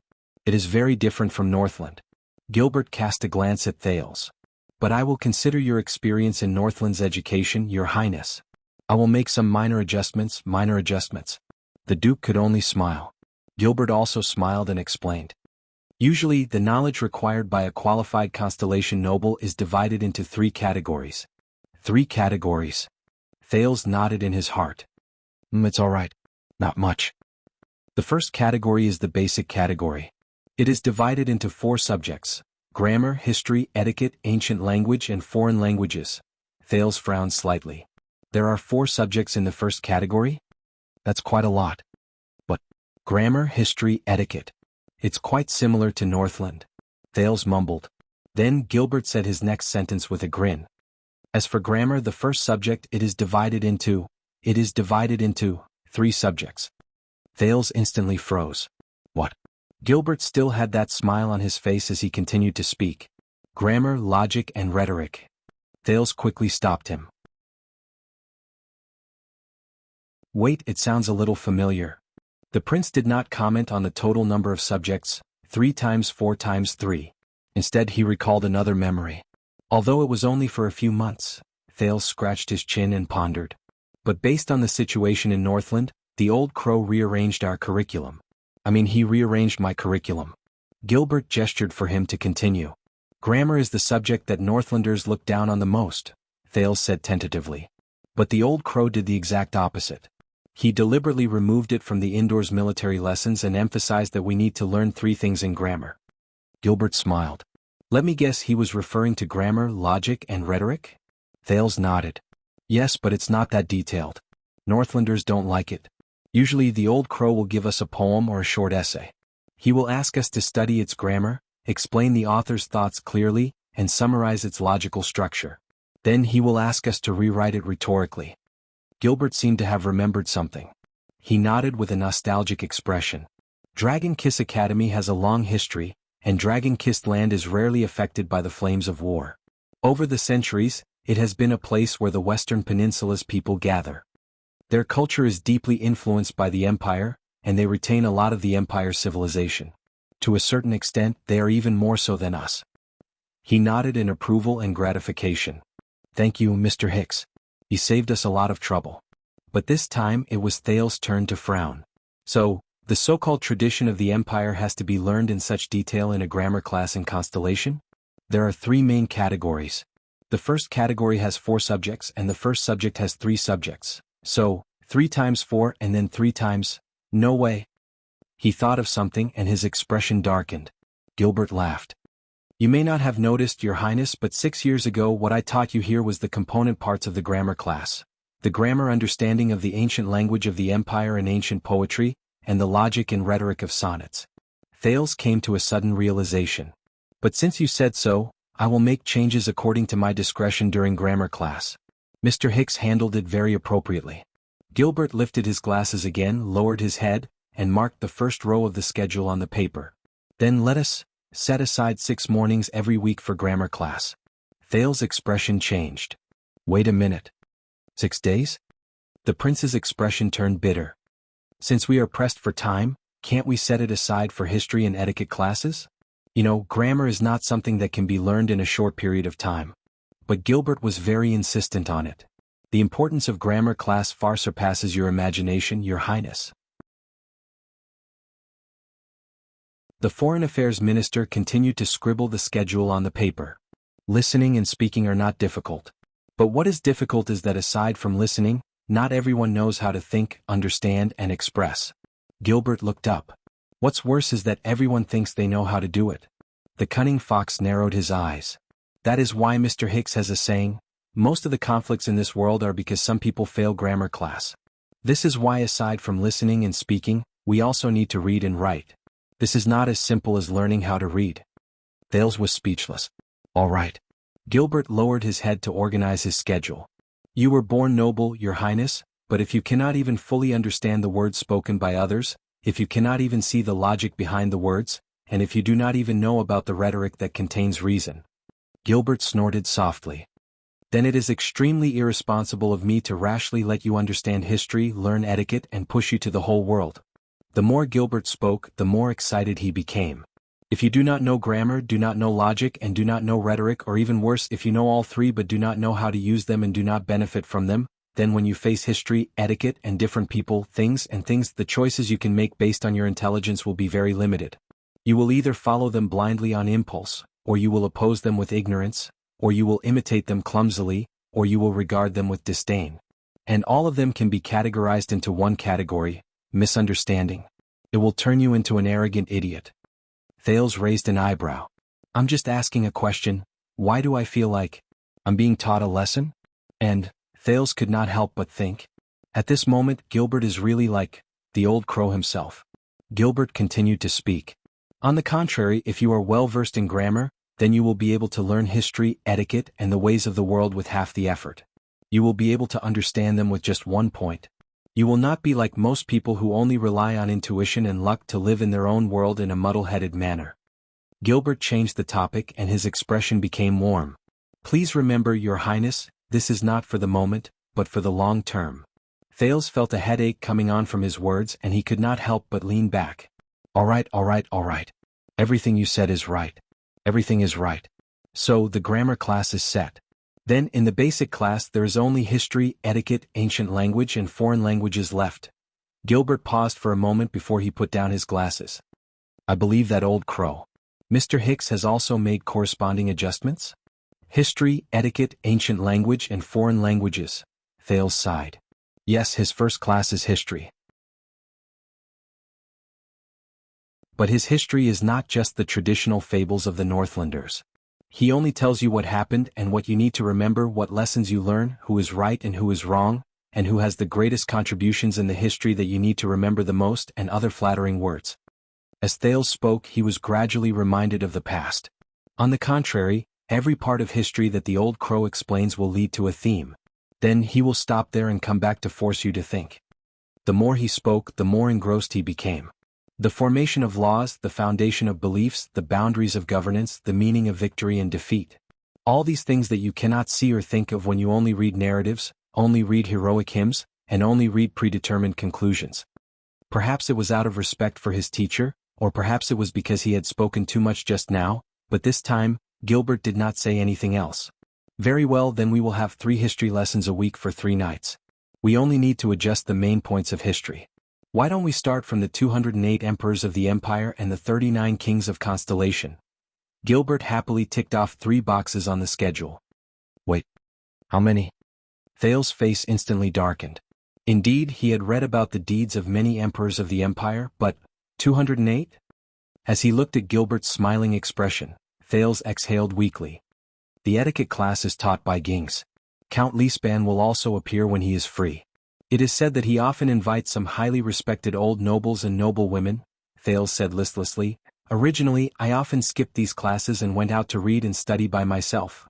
At the same time, I would avoid being noticed and test heroic spirit palaces' loopholes.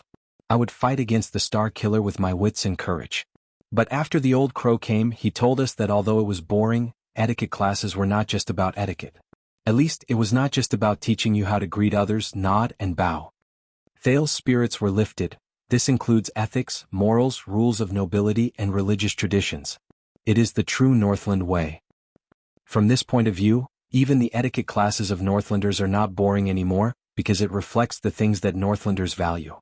They tell you that as a Northland suzerain, when you want to kill, when you can be pardoned, when you have to fight, and when you need peace. So, in his eyes, etiquette is not just about etiquette, it is something that has been established and is self-evident. It is the old and new laws of extet, the rules of the nobles, the responsibilities and obligations of the suzerains, and the rights and freedom of the vassals. For example, Thales' eyes focused. Raikuru's joint ruling pledge. What it reflected was not only the cold and inflexible book of rules, but also the warm and lively actors. True politics. It was like, Thale's vision suddenly became blurry. Garfinkel's so-called explanation and index. These so-called elements of tacit understanding that goes without saying, build a bridge between action and scene, allowing people and the environment to reflect each other and build together, such as the public etiquette that everyone must abide by. Thales shook his head desperately, throwing this memory that was too far away from this world and too profound to his brain. After returning from Western Desert, for some reason, the memories of the past 6 years that had gradually quietened down began to surge up from time to time, like a volcano that had accumulated pressure. It was like the return of a tide. Thales pressed against his forehead. While dispelling the dizziness from earlier, he was also puzzled. It's like this after returning to Constellation. Is it a coincidence? Frowny face bookmark for easier reading.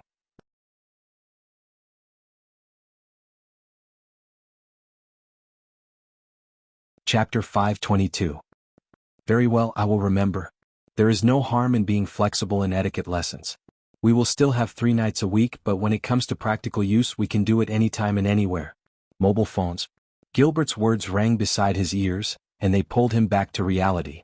Thales tried his best not to look at the schedule on Gilbert's knees. He also tried his best not to calculate how much free time he had left in a week. He sucked in a deep breath. As for the ancient language and foreign languages you mentioned, the prince nodded. Yes, the language of the ancient empire. The Northlanders despise this stuff. But the old crow insisted on putting it back in the curriculum. Thales' eyes lit up. Don't waste the ancient books in the library. That's what he said. Gilbert moved a little. He was a little nostalgic and also a little touched. Is that so, Mr. Hicks? Thales snorted and smiled. He intended to lighten the burden of this class. Of course, with your foundation and years of conscious reading, the language of the ancient empire is still quite easy for me. As for my classmate, Thales shrugged. I'm afraid she doesn't think so. When he recalled how Saroma was staring blankly at a book titled Poems of Political Satire from the Era of Kings and City-States, written in the ancient language of the ancient empire, biting her nails and looking around. Occasionally she would cast a terrified glance at him as he flipped through the pages quickly. Thales instantly felt incredibly happy. He decided that he would never tell her the secret to fast reading. Can't understand? Then I'll skip it. At this moment, Gilbert suddenly spoke. So, Mr. Hicks, are you teaching the language of the ancient empire or the modern language of the empire? Thales was stunned and hesitated. Let me think. However, Gilbert nodded without hesitation and began to write in rustling sounds again. I understand. You will need additional guidance for both languages of the empire. 2 languages. Thales suddenly felt a sense of sorrow, as if he had shot himself in the foot. The foreign affairs minister looked up. And foreign languages? The prince looked at the increasingly fewer empty spaces on the schedule. He said with a bitter expression, does the orc language count? Gilbert raised his eyebrows. With a look of understanding, he lowered his head and wrote, filling up the few remaining empty spaces. So you still need guidance for 3 languages, Ancient Cia, Ancient Reen, and the common language of the elves. Ha! Thales lifted his head in fear. I was just joking, Your Highness. Gilbert raised his head and laughed loudly. Except for the elves themselves and linguists, no one can speak the first 2 languages. Don't worry, you only need to learn the common elven language. As he watched her cross out a few more boxes, Thales wisely swallowed the question. So, does Ida know how to speak? Very good. Then, grammar, history, etiquette, and language will be done with the basic classes in your curriculum, Gilbert said in satisfaction. Next is the second category. What? There's more? Thales felt another wave of heartache. The first category was enough to make him suffer. However, Gilbert's next sentence attracted his attention. Philosophy. At that moment, Thales was stunned again. A few seconds later, Thales could no longer care about the pressure from his studies. What? Gilbert raised his head seriously and enunciated each word clearly. Philosophy is an ancient name. It's an extremely broad subject. Today, especially in your curriculum, it includes mathematics, nature, art, and theology. What? Mathematics, nature, art, and theology? Thales asked in surprise. All of these can be placed in philosophy? Gilbert smiled faintly and retorted with the same sentence. Which of them can't be placed in philosophy? Thales waved his hand. I know what you mean. The Duke was a little puzzled. But I thought that philosophy, which has a narrow and specialized meaning, is not so specific. Isn't it supposed to answer some broad and profound ultimate questions? The Foreign Affairs Minister seemed to be joking with him as he repeated the same words. Then what questions do you think are not part of the broad and profound ultimate questions? Thales was stunned. He then scratched his head. I must have gotten this from Cohen. What are we eating today? He asked in a daze. Gilbert put down his glasses, sucked in a breath, and sat up straight. First of all, the question of what are we eating can also be very profound. He looked at the prince earnestly. Secondly, Your Highness, as long as a scribe or a civil official who graduated from an academy works hard enough and is familiar with ancient books, he or she can also become well-versed in grammar, history, etiquette, and language. As long as a conscript or a commoner knight who came from the city defense team works hard enough and practices martial arts, he or she can also be outstanding in martial arts, calm in command, invincible on the battlefield, and make many contributions. All of them have the chance to be conferred the title of nobility one day. Gilbert's gaze sharpened. But how do you differentiate between the fact that you are a true noble with a long history and extraordinary significance, and the fact that they are not? Thales gave him an awkward smile in return. I don't really know. After all, it's my first time as well, being a noble after all. Fortunately, he tried his best to suppress the words that he had been ridiculed countless times, glittering golden blood, into his throat. Gilbert smiled mysteriously. If you are not used to it, Your Highness, then just treat it as a nice name, philosophy. Gilbert looked outside the window and there was a yearning look in his eyes. You must know that long before the age of the empire, philosophy encompassed everything. It was once known as the study of all laws, and it was a compulsory course for the nobles. At that time, the knights controlled their armies on horseback and talked about philosophy when they dismounted. As a noble, it did not matter whether they learned philosophy or not. Study of all laws? Compared to the seat of all laws that Asda mentioned, Thales paid attention to it quietly. But the content it contains, mathematics, nature, art, and theology, seems to be a little. The prince struggled to find an adjective, but he failed in the end. Gilbert only looked at him from afar with a smile on his lips. He did not answer. Thales, who could not find the right words, could only exhale. You remind me of the old crow again. The Duke of Star Lake recalled the past. Arithmetic, geometry, astronomy, and geography. Even though the education of the nobles in Northland included them in military lessons without thinking, the old crow separated them and explained each of the 4 subjects separately. And the old crow did not just talk about simple arithmetic, but Gilbert suddenly took over the conversation. Algebra? Thales' eyes lit up. Did he teach you that too? Gilbert chuckled. This is a compulsory course in Dragon Kiss Academy. It can be considered as an old tradition from a long time ago. Teacher Hicks brought some of it to his home class. The Foreign Affairs Minister said airily, at the very least, all the students in Dragon Kiss Academy must learn how to solve general algebra, such as the principles and formulas of a quartic equation. What? Quartic equation? And it's a compulsory course? Thales laughed dryly. What? Why not just learn the quintic equation, the sixfold equation, and the sevenfold equation? What he did not expect was that Gilbert began to recall in an exceptionally serious manner. Mr. Hicks said that no one has found a way to solve the quintic equation. It is said that there were some methods during the age of the empire. Some people found them, but they were lost after the Battle of Eradication.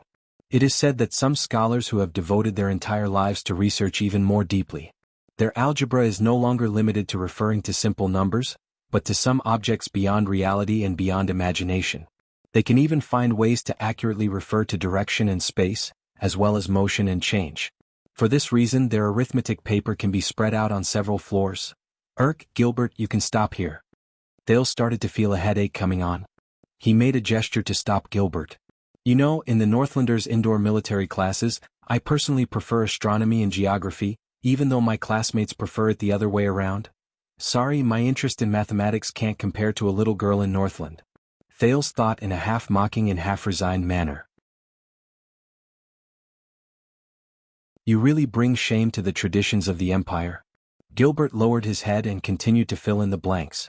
Apart from mathematics, geography broadens one's knowledge and broadens one's horizons. Art includes music, painting, sculpture, dance, poetry, and drama. It cultivates one's body and mind and cultivates one's temperament. As for theology, it is more abstruse. You will come to know about it. The weekly schedule required for them to be added together. Let me see. Thales became more and more tired as he listened. Gilbert furrowed his eyebrows and picked up the draft of the schedule. Oh, it seems like the schedule can't fit all of them. It's all right. I will go back and arrange the proportion of basic courses and philosophy courses so that they can be mixed together. Thales closed his eyes, resigned to his bad luck. But he remembered something. He immediately opened his eyes and asked, "Wait a minute, Gilbert. Didn't you just say that there are 3 main categories?" Gilbert looked at him and revealed an expression that said that Thales was worth teaching. Yes, the 3rd main category is practical. I will have to report this to His Majesty to make a decision. What else? Thales asked, not without sorrow. Practical? Gilbert cleared his throat and continued to write notes on the piece of paper that predicted Thales' future fate. Let me give you an example. Practical governing. This is especially needed by the big families with the title of Count and above. Military command and logistics, reporting and handling of government affairs, agriculture and business, finance and taxation, national politics and diplomacy, religion and relations between nobles, law and jurisprudence. But this is not something that can be taught by a normal teacher in an academy. Usually, it needs to be combined with reality and examples. It would be best if the students can personally experience it. After Gilbert finished writing something down, he raised his head, narrowed his eyes and smiled. You do not have to be anxious for now. Fill up the content at the beginning first. He looked at the schedule in his hands excitedly. Then grammar, logic and rhetoric in grammar class. Then history class and etiquette class. I need to make some slight adjustments to the focus of these classes. 2 types of the ancient language of the empire and the common language of the elves. I reckon that you have almost forgotten the basics of the latter. Then there is mathematics, nature, art and theology. The rest of these 4 classes will be further subdivided according to your interests and the teachers you can find. For example, I recommend art. As for the specific choice of tutors, let me take a look. It will be best if I can find a different tutor for each class so that you will feel a sense of novelty and like to attend classes. I will have to make a separate note for practical classes. As he listened to his words, Thales' expression changed from fear, pain, and sorrow in the beginning to gradually becoming numb. Very good. These are the 3 classes for you. Gilbert smiled so widely that his teeth were exposed. I wish you a pleasant study. Thales glanced at the schedule that was almost filled to the brim, and his face instantly turned pale. Do you think that I can handle all of them? Gilbert shook his finger. He was full of confidence. No. Others may not know, but 6 years ago I personally witnessed your learning progress. Your Highness, you can be called a genius. Wait. Thales' lips twitched.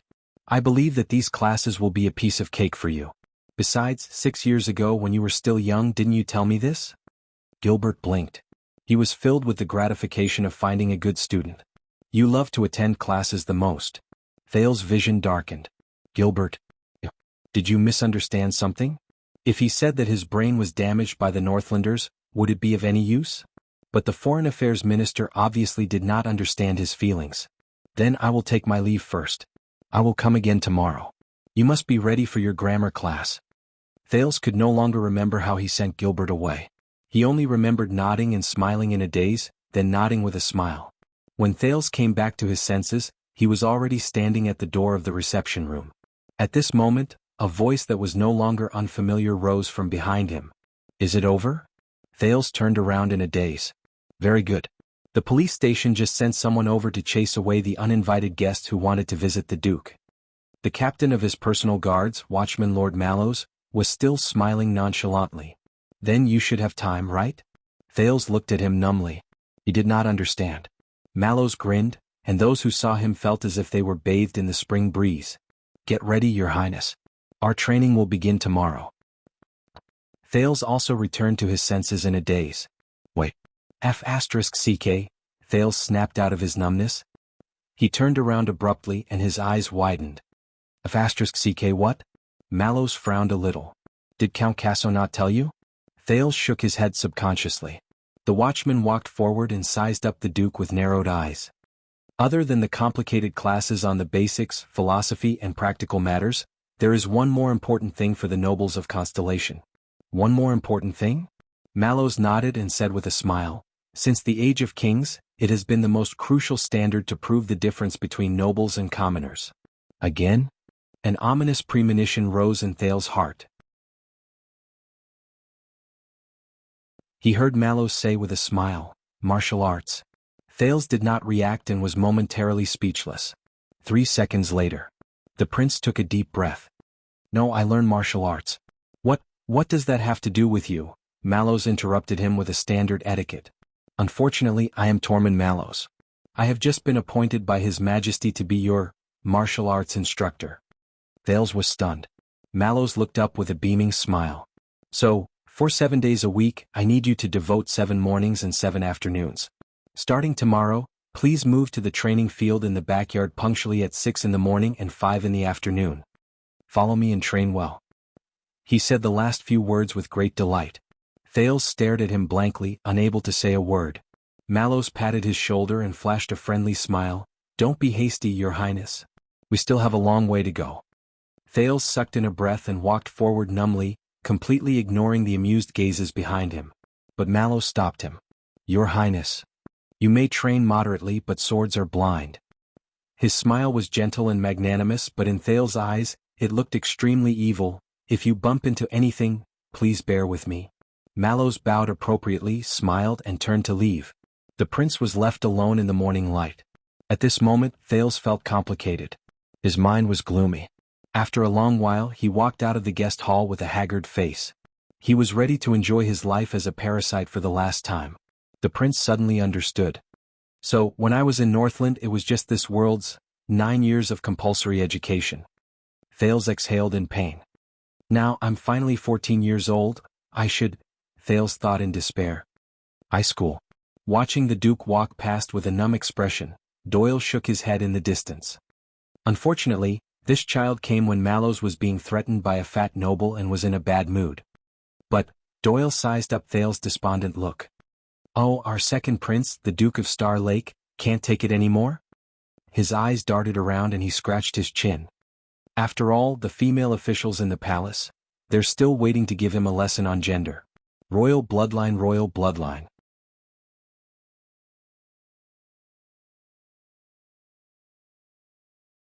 Chapter 523. In Eternal Star City, the excitement caused by the prince's return had subsided, or perhaps it was just being suppressed, waiting for the next outbreak. At least Mindy's Hall, which was closed to all visitors, was no longer as crowded as before. Thales enjoyed a rare period of peace and quiet. But this did not mean that he was at ease from then on. From the second day onwards, before Prince Thales could properly enjoy the power that came with the great identity of Master of Mindy's Hall, the Royal Teaching Group led by Gilbert, Royal Fresh Meat Packaging Company, the Duke's indignant words, entered Mindy's Hall in an orderly manner. First of all, the instructor for grammar classes, which included the language of the ancient empire and the common language of the elves, was the renowned Grand Scholar Bonner from Wang Liwen Law School. To be able to hire him, one could not help but say that he was a good and cheap teacher. On one hand, Grand Scholar Bonner's bald head, which was so smooth that it could reflect light, saved a lot of lamp oil in Mindy's Hall and conserved resources.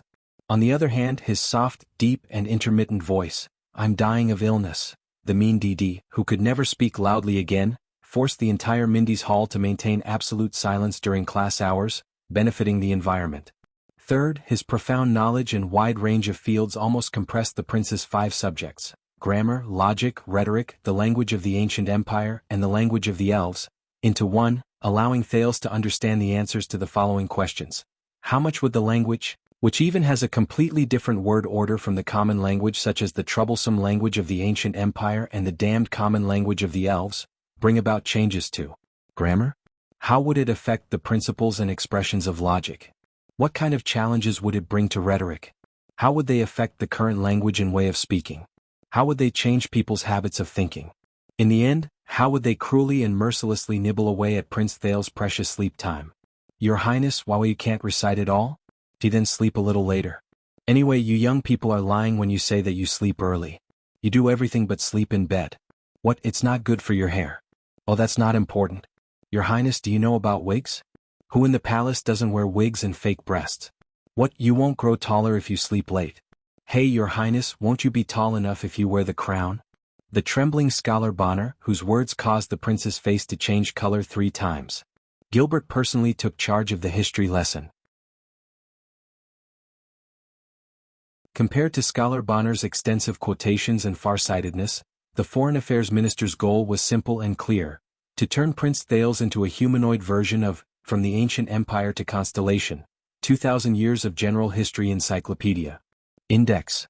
Your Highness, I must correct your joke. It's just an index of the encyclopedia. It's enough to scare. Ahem, it's enough to show your erudition. The stern Gilbert. As for mathematics, it was perhaps one of the few subjects that could bring comfort to the Duke of Star Lake. Scholar Julio was rather surprised by Thales' level in geometry and algebra, especially when the prince had wasted 6 years in the godforsaken Ekstep. But what gave Thales a headache was that as Julio's confidence in him grew higher and higher, in order to teach an unprecedented prince of mathematicians, after you're crowned, you must remember to allocate funds for us. Look, oh my, these naughty little formulas are so beautiful and cute. Don't they look like they're smiling at you? Scholar Julio, who kept waving his orchid fingers, the excited former was enthusiastically and rapidly expanding their course syllabus. For example, one day Scholar Julio finally combined algebra and geometry, and began to plan for Thales to use algebraic equations to calculate the trajectories and changes of celestial bodies. These basic equations don't match up, do they? The movement of the highest star is too strange. And is it possible for us to grasp these immeasurable movements?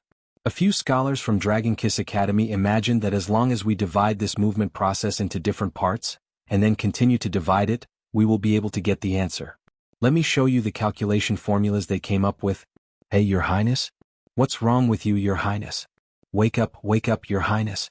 You should finish the questions first before you faint. Scholar Julio, who was young and promising but had turned pale.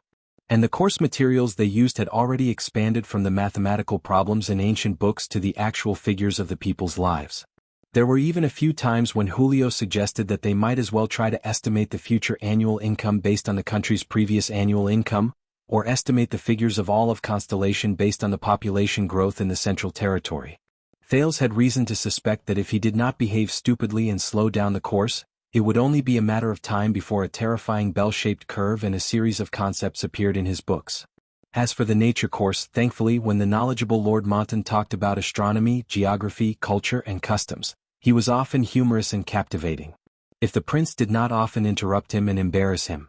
Why is the highest star in the east? What are the components of crystal drop ores? If we kill all the whales one day, we won't have any more eternal oil to use, right? Are werewolves and vampires really cursed monsters? Are they related to wolves and bats? Dragon-kissed land is a basin, so isn't its climate a little strange? Are the fog and whirlpools over the twin mist seas really formed naturally? There were so many witnesses to the legend of the sea monsters in the Devil's Sea. Has no one ever doubted it? Why can the beliefs of sunset and bright moon coexist with their temples and churches? Man-eating flowers are like great dragons. How do they deal with their energy consumption? Is the capital of triumph and the homeland of the empire really under the eye of the Sea of Eradication? How do the Blood Clansmen in Grand Banquet Hill rule? There must be different terrains and climates in the Great Desert, right? Is the desert city Caligari real? Why didn't the mighty force that created the Great Crack and Sink form a whirlpool and suck in the 2 continents? Where did the plague in the 3 kingdoms of the Mystery Sea start? Why is the interval between the 2 eruptions of Sanra volcano so short? Is it because of the direction of the ocean current that the speed to reach the eastern peninsula from different ports is different? The Prince's 100,000 Whys. As for the art class, after seeing and listening to the paintings meticulously prepared by the Duke of Star Lake and the lute performance, the prestigious Master Urin gently told Thales, actually, you don't have to be a creative artist to learn art. You can also be an art appreciator. I think the Duke is very suitable to be an art appreciator who will leave his name in history very, very suitable. In short, this week of the Prince's refresher course made Thales miss his former life in Heroic Spirit Palace even more, except for the dead face. Why didn't I kidnap little rascal and bring him to class in the first place? Thales, who felt like his body was being hollowed out every day, silently wept as he thought. It would have been better for him to go back to the desert. At least the orcs would not force him to memorize the 7 types of words, 3 parts of speech for tenses, 3 voices for pronouns, 5 word orders, and 18 different sentence patterns that could be changed according to the situation. including the complicated rules of pronunciation. In comparison, the language of the modern empire of that nuisance of a general in the black track was too simple. Or the 22 variations of the common pronunciation and intonation of the elven language. God, that was practically a vocal music class. In Mindy's hall, the pressure Thales felt was so great that he even forgot about the banquet 2 months later, not to mention the power whirlpool in Renaissance Palace. Even some of the special classes that were supposed to be slightly easier were the same. Like now. Do you feel it, Prince Thales?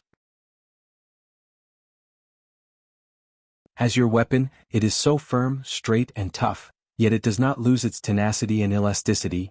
The gentle and easygoing voice rose from his left ear and slowly circled to his right ear, making him itch.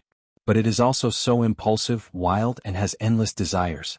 It cannot be held back, longing to release itself, to behave atrociously, to conquer. But you cannot easily obey it. You must control it and not let this wild horse out of its cage easily. Thales' cheeks were red and his breathing was rapid. He had no time to pay attention to the voice beside his ear. Exert strength in your waist, hold it steady with your hands. Yes, that's it. Maintain this posture and direction. Try to straighten it, do not tremble. Sweat flowed down Thales' cheeks. He suddenly trembled. Oh no. The voice became stern. I know this is difficult, but you must persevere. Straighten it. Straighten it. Raise it higher. Don't let it fall. But Thales could feel that he was already, no. An uncontrollable numbness spread throughout his body. Oh no, oh no. I can't persevere anymore. Thales felt dizzy. He was about to. Finally, with a dull thud, the practice sword in Thales' hands fell onto the sand along with the weight wheel hanging on the blade. The Duke of Star Lake breathed rapidly. His arm was sore and numb and his gloves were drenched in sweat. Footsteps rose. Mallows walked up from behind him and stared at the sword on the ground with a contemplative look. The time is a little short? Thales swung his sore arm in frustration. He stomped his feet on the training ground that was temporarily emptied in the courtyard to soothe the numbness. It's fine, the prince said resentfully. I'm just not used to it. Northlanders don't teach like this. They tend to train against each other. Mallows snorted softly. Then perhaps, you should go back to Northland? Thales was instantly rendered speechless. The setting sun shone on the courtyard of Mindy's hall, elongating Mallows and Thales' shadows on the ground. Behind them, Doyle stood under a pillar and said something to Glover beside him. Obviously, our prince has not gone through systematic training. Doyle shook his head. Looks like the Northlanders who are good at fighting are limited in their abilities. Glover pursed his lips. That's right. At that moment, Thales was listlessly attending the martial arts lesson, personally taught by Lord Mallows. Obviously, after an entire day of torturing his brain, the Duke was not very interested in his personal guard captain's lesson of standing in a stance. But Mallows seemed to be enjoying it. Sword forms and sword stances are important parts of ancient knight training. The watchman still had that polite smile on his face. He was not troubled by the prince's failure and attitude at all. Especially this 17 knight swords. This is a classical and orthodox knight technique. It has been passed down in the palace since the Empire. After Constellation was founded, it went through the careful research of countless masters, and it became what it is today. Under the gaze of a few royal guards who sparred with him, Mallows walked into the field and elegantly picked up the prince's metal practice sword. He hesitated for a moment and did not pick up the weight-bearing wheel as well. Every movement and posture has been carefully considered and verified countless times. Mallows turned the sword around and handed it over. He was gentle and elegant, and there was not a hint of impatience. And you need to pay full attention to it, carry it through to the end, and execute it to the extreme. Let it be deeply embedded in your body and become instinctive. Thales, whose mind was still filled with word order, cases, and arithmetic formulas, sighed and took the sword that Mallows handed over. But when Thales pulled, the long sword did not move at all. Thales was shocked and snapped out of his listless state. He raised his head and found that the sword was held firmly in Mallows' palm. He did not let go. So that at any moment during the battle, you can return to the most familiar and safest posture. Mallows stared at him deeply and started to become serious. For example, every time you attack, no matter what the outcome of the battle is, you must instinctively and quickly return to defend and remain alert. In the next second, Mallows suddenly let go. Thales swayed a little due to inertia before he stood firm. In the face of this rather unfriendly reminder, Thales forced a smile and swung the sword in a familiar manner. Even when the enemy is dead? Mallow's gaze turned cold. Even when the enemy is dead. Thales was shocked. Mallows continued. I guess the Northlanders did not teach you about the rear attack? Even if you cut off your opponent's head, his body will still retain inertia, and he can completely continue to complete the move he made before he died, such as cutting off your head. Thales paused for a moment. In fact, the Northlanders did. The young Duke turned his eyes and noticed that Doyle and Glover were watching from afar. Doyle even yawned rudely. But, you know, what they have to face is the orcs' near-death counterattack. Thales shrugged. He decided to make a bet on this topic and quickly complete his portion for the day. If they let that kind of counterattack come out, regardless of whether they block it or not, and whether they block it with a strong or weak sword, it is basically a matter of time. There is not much meaning in returning to defend. So they emphasize on offense as defense, and they advocate suppressing the situation and pursuing the enemy while they are victorious. They believe that the most perfect battle is to make the opponent unable to fight back from the beginning until the end. Thales shook his head. Nicholas the Star Killer, Tolja the Fire Knight, Monty the Raven of Death? Among the Northland elites he met, there did not seem to be many who were particularly good at defense. On the contrary, in Constellation, from the Fortress Flower to the Legendary Wing, and even the Night of Judgment in the Prison of Bones, as for the Kingdom's Wrath, all right, that was an unusual existence that even the Northlanders were wary of. But Mallows looked at him with a profound gaze. He then took 2 steps forward, pressed down on Thales' shoulder, and moved closer to his ear. Then you better remember that your life is much more valuable than most people's. What you need to do is to survive, Your Highness, and not to die a moment later than your opponent. Survive. Mallows' tone was wary and mysterious. He sounded a little like a ghost story, and it made Thales shudder subconsciously. Also, most of the opponents you will meet in the future, if there are any, will be humans. Mallows let go of Thales' shoulder expressionlessly. When you face their attack from behind, it is very important to be able to return to defense in time and intelligently. Mallows' smile had long since disappeared. After all, what you learned is sword fighting, not suicide fighting. Thales frowned. He could sense Mallows' displeasure. It seems that my carelessness just now has offended him? Mallows walked out of the arena and said coldly, return to the posture you were in when you received the sword and put on the weights. Try to persevere for another half an hour and let your body get used to it. Half an hour? Thales' face instantly turned sour. He had only experienced 12 hours of training since 6 in the morning. Does he still want to eat dinner? Mallows did not even turn his head around. I know that this process is very boring, empty, and tiring. There is no opponent and there is no goal. Only you.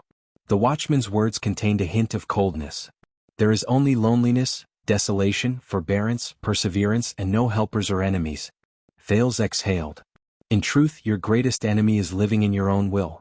Mallows turned around abruptly. His tone was incredibly firm. Kill it. Take back your will. Thales could not help but raise his eyebrows again. Really? Why did the lines in this training session sound so much like an inspirational story? But even though he criticized in his heart, Thales could only do as he was told. He pulled out the standard knight's posture for receiving the sword and tried his best to make his body meet the requirements. It's just that my mind is a little adrift. Thales thought in resignation. Soon, in less than 10 minutes, it should be almost time, right? After Thales, who was drenched in sweat and looking forward to it, the tip of his sword began to tremble. His movements gradually changed and he could not quite bear it anymore. Muscle strength had never been Thales' forte. But this time, Thales secretly called out to his most familiar comrade. Soon, that habitual fluctuation came to him in a hidden and obedient manner. It spread to his right arm, soothed the soreness and burden in his muscles, and endlessly injected new energy into it. Thales gritted his teeth and exhaled. Not bad, I feel much better. The trembling at the tip of his sword also slowly subsided. He tried to stretch his body and return to the most standard knight's posture for receiving the sword. Outside the field, Mallow's eyes lit up as he observed attentively. He started to nod. Even Glover and Doyle's attention was drawn to him. Wow, I underestimated him just now. Doyle scratched his head. The Northlanders do have some skills. Even though he did not use Hell's senses, he had more or less enhanced his hearing, and he delivered these words into Thales' ears faithfully. The prince's lips curled up. Not bad. Mallows walked into the field with great interest. Not bad, Your Highness. In fact, it far exceeded my expectations. Thales could not help but straighten the line from his arm to the tip of his sword. Then Mallows nodded in understanding and smiled mysteriously. It's really not bad. The watchman's gaze swept past Thales' steady arm and standard posture. In his most gentle and elegant tone, he gasped in admiration. Where's the power of eradication? At that moment, Thales, who had been focusing all his attention on maintaining his sword posture, was shocked. What did he say? The tip of his sword trembled slightly. On the other side, Glover and Doyle looked at each other with puzzlement in their eyes. Mallows smiled softly. But he suddenly extended his hand and seized Thales' sword hilt. Suddenly, the sin of Hell's River, which was already active, surged up, causing Thales to instinctively pull his wrist back. A huge force surged over. Mallows' expression first changed, then he curled up the corners of his lips and let go of the sword hilt. It was as if he had discovered something. Thales took 2 steps back due to inertia and looked at Mallows in shock and bewilderment. Thud. There was another muffled sound. The weight-bearing wheel slid off the sword again and rolled hopelessly on the sand for the last time. The captain of Thales' personal guards exercised his hands calmly and nodded slowly, as if he was still reminiscing about the contest of strength with the prince just now. But his expression calmed down as if he had understood the truth. Thales understood something and found it increasingly hard to believe. Since 6 years ago, since the first time the strange power known as the sin of Hell's River awakened in his body, other than Black Sword, whose power came from the same source, no one had ever taken the initiative to discover his secret in the past 6 years. It did not matter whether it was his enemies in Northland in the desert, or his old friends in Constellation. Thales was also happy to hide himself and preserve his trump card. Whether it was against the Star Killer, the Raven of Death, or against Shadow Shield, this trump card that he revealed at the very last moment had a pretty good effect. But Thales stared at Mallows in a daze. Today, the sin of Hell's River. Finally, he was discovered.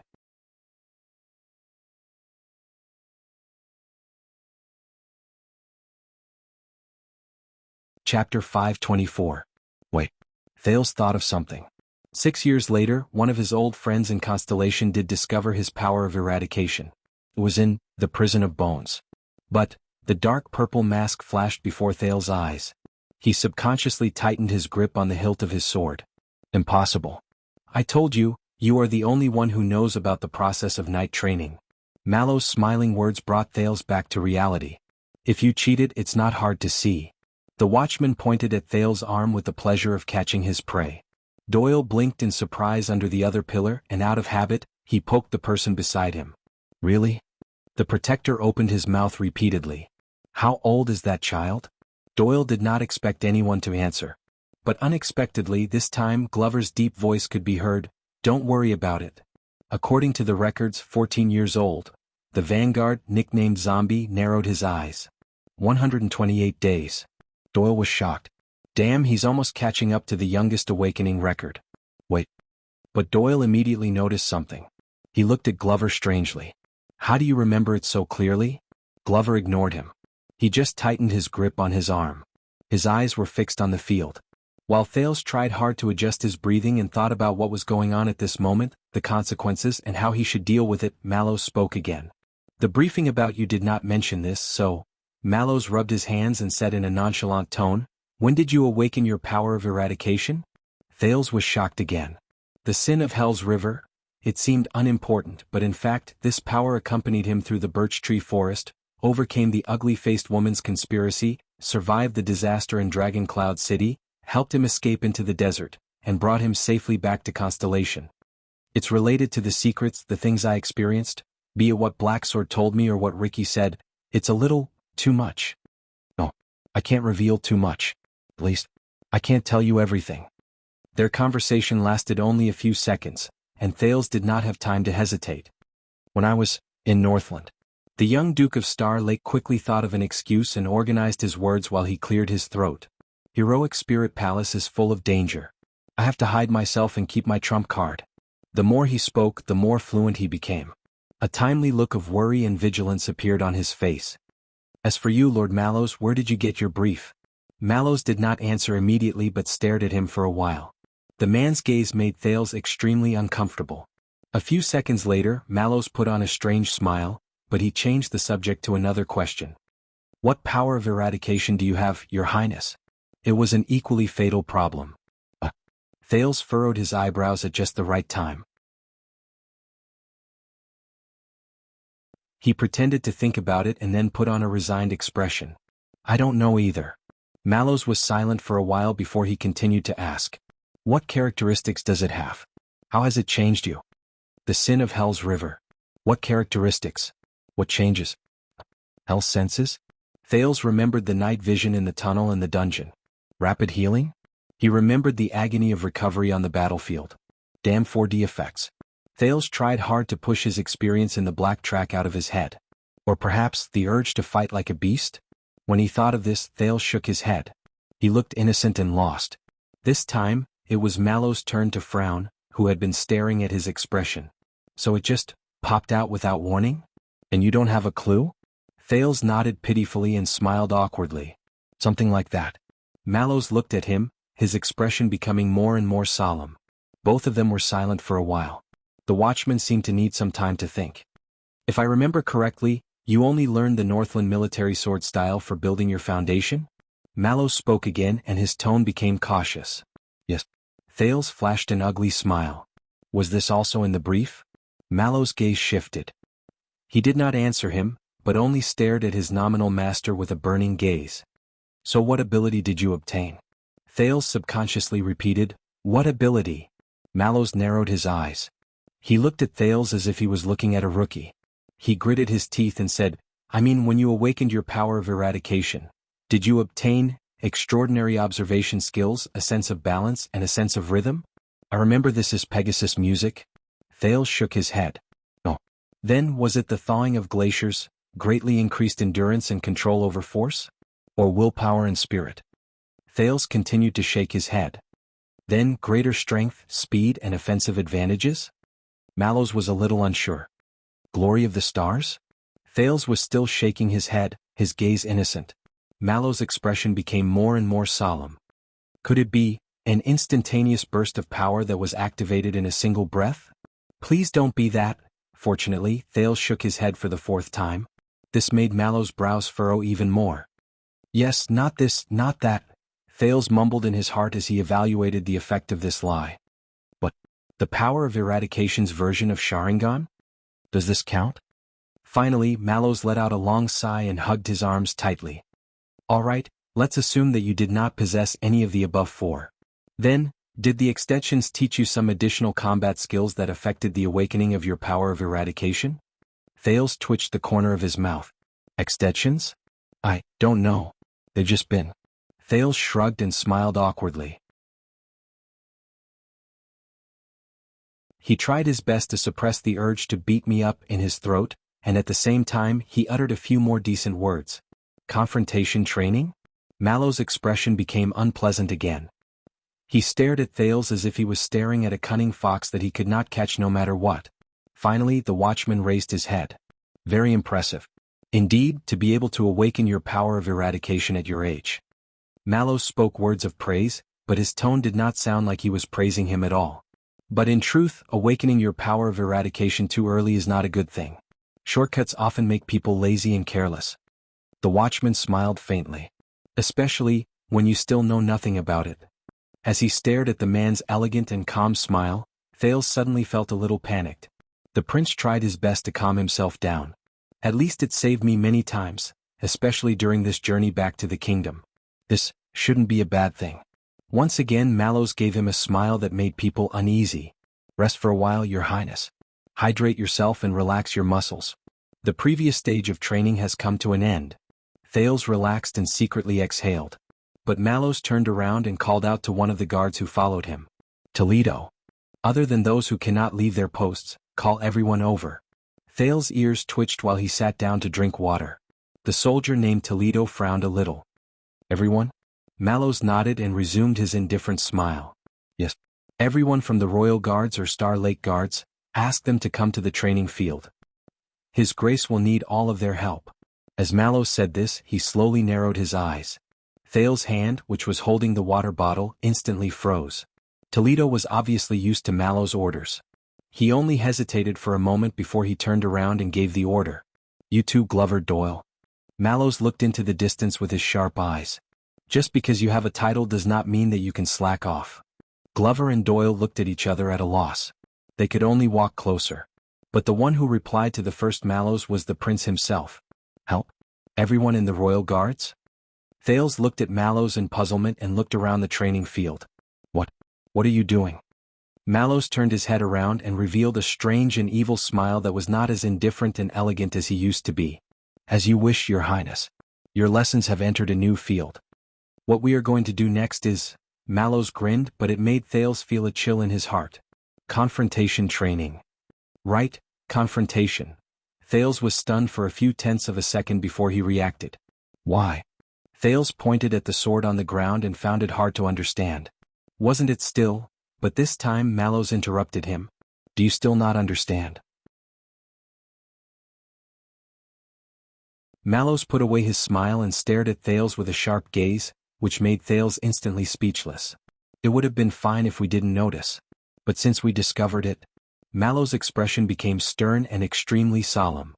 Then from now on, our only goal for today's training is to understand the power in your body. Mallows' expression turned cold. The truth. At that moment, in the face of the rather aggressive watchman, Thales' heart skipped a beat. He stared at Mallows' profound and complicated eyes in a daze. He was surprised and did not understand what was going on. What's going on?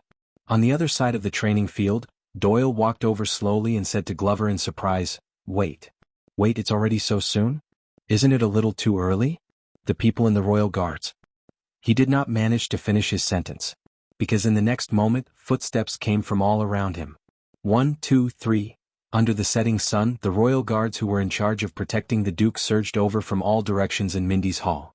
Most of their gazes shone with the murderous intent of a warrior, and they looked at the two people in the middle of the training field with puzzled gazes. Glover shook his head and did not answer Doyle. Pay attention, Your Highness. The Royal Guards are carefully selected. In the training field, Mallows watched as his subordinates came in a line. Among them, there are veterans who fought their way up from the battlefield in the army, and there are also talented knights who were born nobles and have been educated since young. Mallows turned to Thales and his eyes sparkled. Do not underestimate them. Thales tried hard to control his expression and combed through his chaotic emotions. Is he doing what?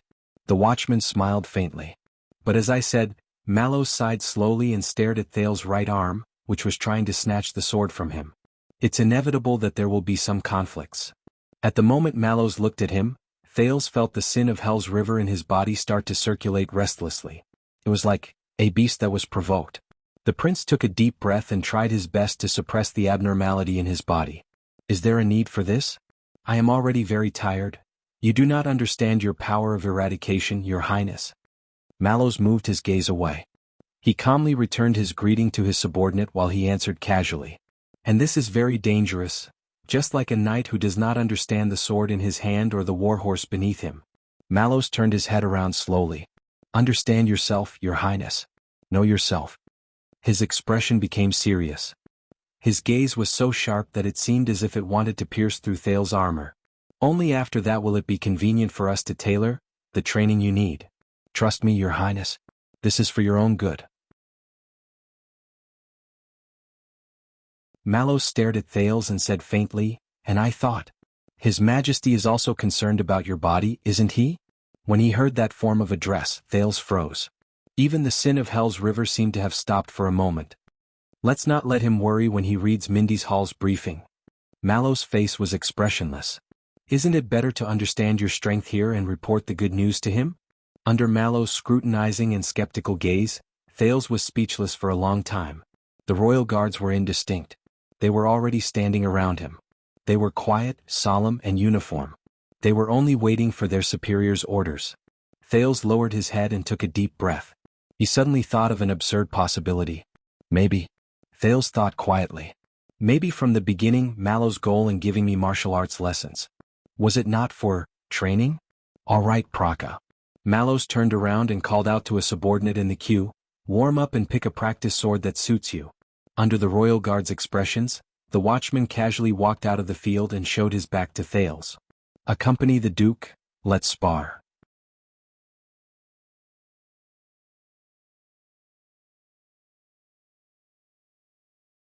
Chapter 525. I am Leo Praca, your grace. One of the royal guards who walked out of the line looked to be in his 40s. He had a beard on his chin and he looked rather comical. He bowed respectfully to Thales. In your guards, I am a lowly and ordinary logistics officer. It is my honor to serve you as your sparring partner. Thales did not answer immediately. He continued to stare at Mallows doubtfully. Praca was not bothered. He carefully picked a practice sword of moderate size from the sword rack and tested it on his gloves. He then poked the sand to make sure that it was a blunt sword without a sharpened edge. As expected of the prince, to be able to understand the power of eradication, he made such a big fuss. Doyle looked at his fellow guards who stood around him. They were either puzzled or solemn. He cast an envious and jealous gaze at the dazed prince. When I awakened to my power of eradication, the old knight I served knew nothing about it. That day he exercised me until I was exhausted and I lay on the ground moaning. It was not until a year later that he realized that his attendant's martial arts skills had improved greatly, and he could fight on par with him. Beside him, Glover did not say a word. He only paid attention to the field. Doyle was used to the other man's indifference. He only sighed quietly. But fortunately, at least Mallows knows that the prince is still inexperienced. He only chose people from the logistics division to fight. Praca's skills are average.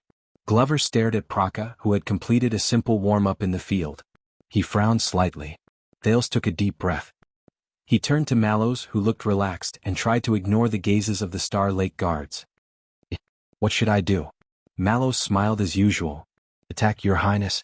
Use your full strength, especially the power of eradication that you do not understand, regardless of whether it is activated on its own or in response to the situation. That way we will have a chance to understand its type and general situation. Let us see your strength as well so that we can arrange to protect you in the future. Use my full strength? Thales exhaled. He felt very reluctant. Could he refuse? But the royal guards watching the battle had different gazes. All of them were focused on him. A long time ago, Black Sword had told him that it was best not to use the sin of Hell's River again. They could not bear the price of death every time. When he was in Blade Fang's camp, Ricky told him to increase the sin of Hell's River, and he looked forward to him reaching a height to push open that door. Who is right and who is wrong? What was the secret behind the sin of Hell's River? Most importantly, would the kingdom's secret intelligence department or even that person in Renaissance Palace be interested in this secret? How does it compare to Mana and Calamity? Thales could not help but gulp when he recalled how Zacriel chased after him. No. Thales made up his mind. The Duke of Star Lake raised his head and looked straight at his opponent. They could not know. Your Highness, there is no need to be restrained. Praca had long since stood in the training field.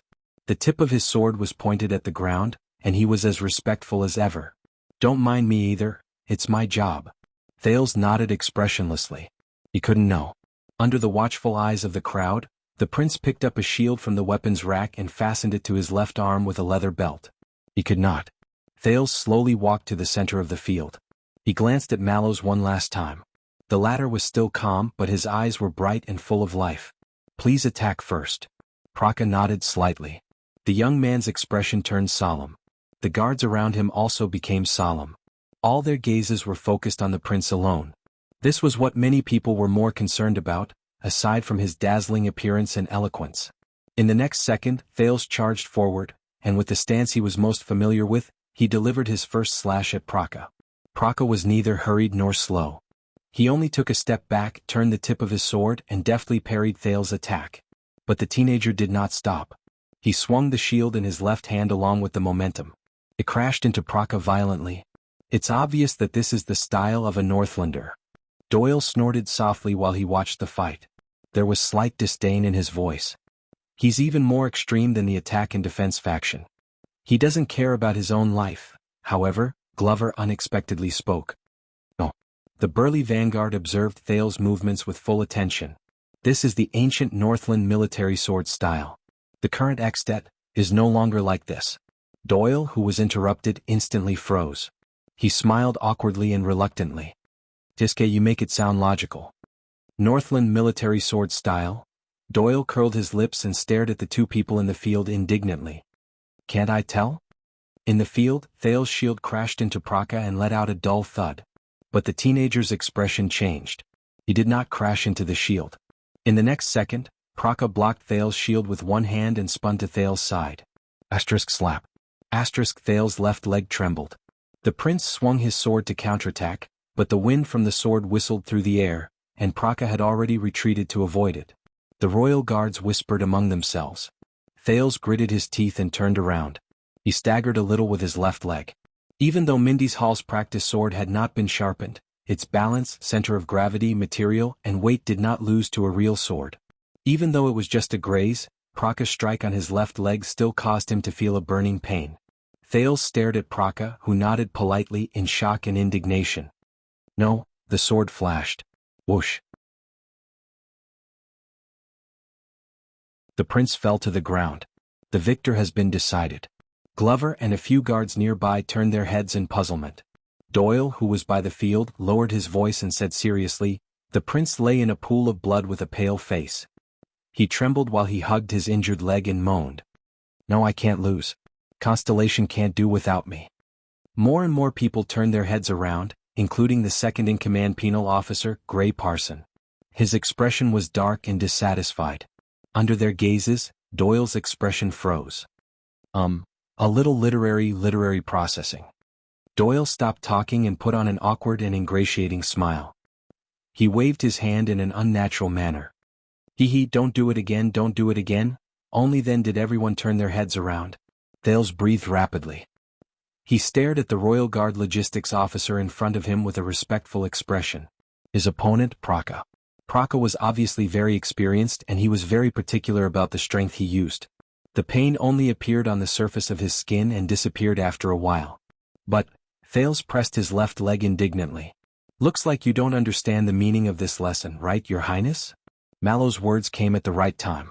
His voice was normal and his tone was calm. "Although we are not as superstitious about force as the Northlanders, but a prince who is widely rumored to be lacking in martial arts and cannot even touch a sword is the future of Constellation." Thales could not help but tighten his grip on the hilt of his sword. "Damn it. This is not good, Your Highness." Mallow's voice was slightly cold. "This is not good." When he said this, the gazes of the royal guards on Thales changed. "Either go all out," Mallow's words rang in his ears, "or just don't touch that sword from the start. Be a prince who hides safely in the carriage." "Damn it." The prince's frown deepened.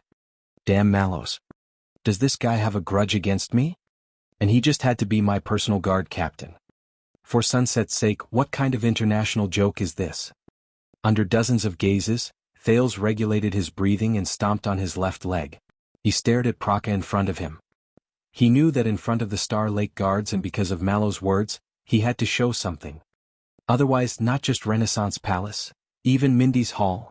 Thales shook his head and got rid of his distracting thoughts. He shifted his attention to the opponent in front of him. Praka moved very quickly and wielded his sword very nimbly. He had his own way of dealing with head-on attacks. Then, as its master called, the sin of Hell's river rose from his body. Thales stared at Praka and felt power slowly fill his body.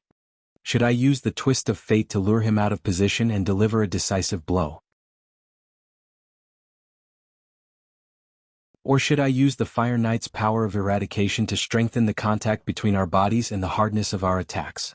If that doesn't work, I'll try to use Zakriel's style and his chaotic army to observe Praka's movements and turn that into my advantage? Thales thought hard. No, Thales. The prince shook his head at himself in his heart. I can't be too obvious. Otherwise, how should I explain the twist of fate, the chaotic army, and the Fire Knight's powers of eradication that emitted sparks? Have I been infected by them? Besides, sometimes, the sin of Hell's river? Thales remembered the training sessions in Heroic Spirit Palace. Sometimes I can't control it. Thales took a deep breath and made up his mind. He only needed the most ordinary enhancement to his physique. It would be best if it did not have any hint of power of eradication. The sin of Hell's river spread to his legs, arms, and fingers in an orderly manner. Thales closed his eyes and let the power slowly cover his entire body.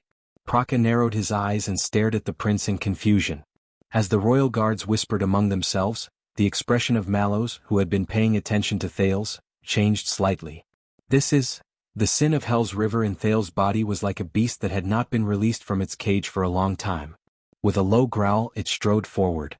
All I need is some power, some speed, some accuracy, some control. The prince tried his best to suppress the fighting spirit and impulse that rose along with it. At the same time he stabilized his mind and body. All I need is something that will not arouse suspicion. The sin of Hell's River pounded against his body fiercely and discontentedly, like a wild beast scratching at its cage. But the will of the cage's master was so firm that the wild beast could only follow Thales's call and walk towards where it should go. Be more even, balanced, and well-rounded. Just let him. Thales opened his eyes slightly. Let him. In the next moment, the gravel behind Thales' boots trembled and exploded. While the audience cried out in surprise, the teenager was like an arrow that left the bow and a flood that broke the dam. He instantly rushed a few feet away. He appeared in front of the shocked Praka. Mallow's eyes lit up. That's right. This is what I want. The young prince. Thales clenched his teeth. The sin of Hell's River was extremely excited in his body and roared madly. His footsteps, shoulders, arms, and the tip of his sword. The 4 points on his body connected into a line and gathered the most surging force.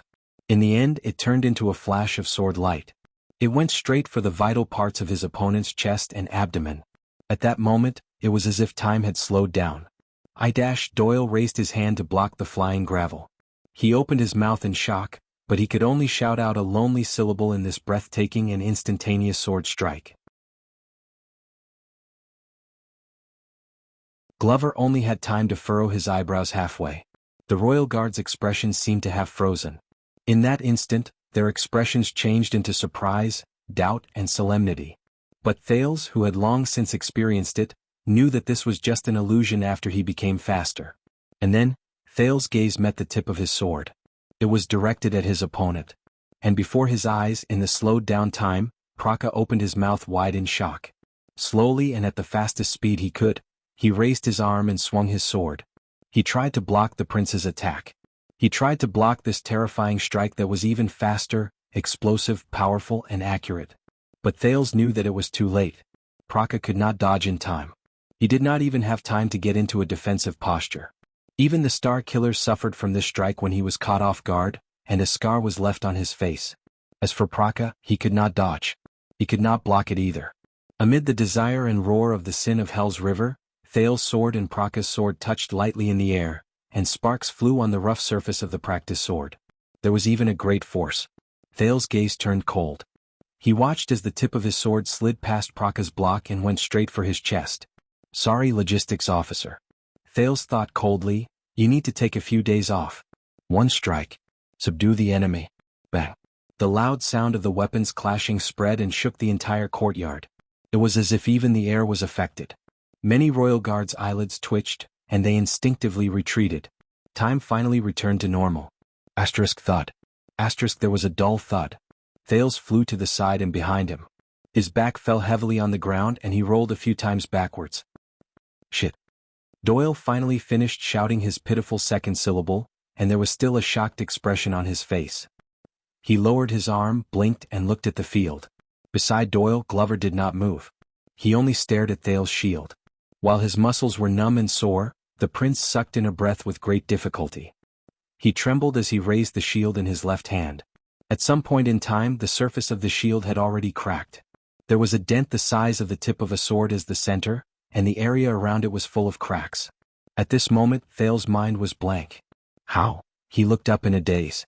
Praka stood before him unscathed. He pulled back his long sword with ease and smooth movements. In the air, the prince's weapon, the practice sword that had once launched a terrifying attack, spun a few times in the air. In the end it fell weakly.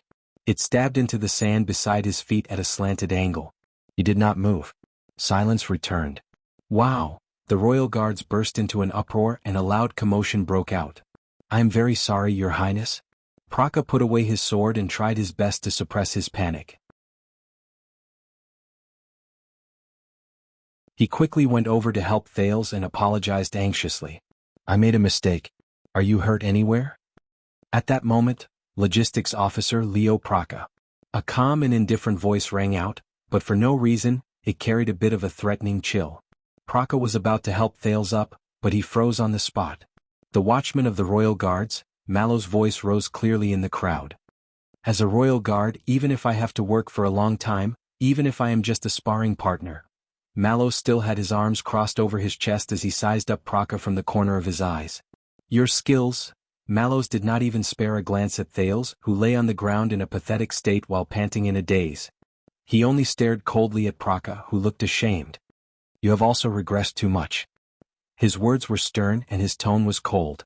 The royal guards quieted down. Praka was stunned for a moment and he looked ashamed. He looked at the prince anxiously, then at his commanding officer. He wanted to say something but he did not. He did not know what to do. Thales still lay on the ground and breathed in a daze. How, the sin of Hell's River? I was already, how could I still? He sensed his left arm gradually recovering from its numbness. He also sensed the quiet gazes directed at him from all around him, and he had mixed feelings in his heart. The entire training field fell silent. The royal guards exchanged glances, and they occasionally discussed in low voices. Doyle tugged at Glover's sleeve, but the latter seemed to be deep in thought and did not react. "As for you, respected Prince Thales," Mallows spoke again. The royal guards quieted down and Praka, who wanted to help the prince up, also stopped in his tracks.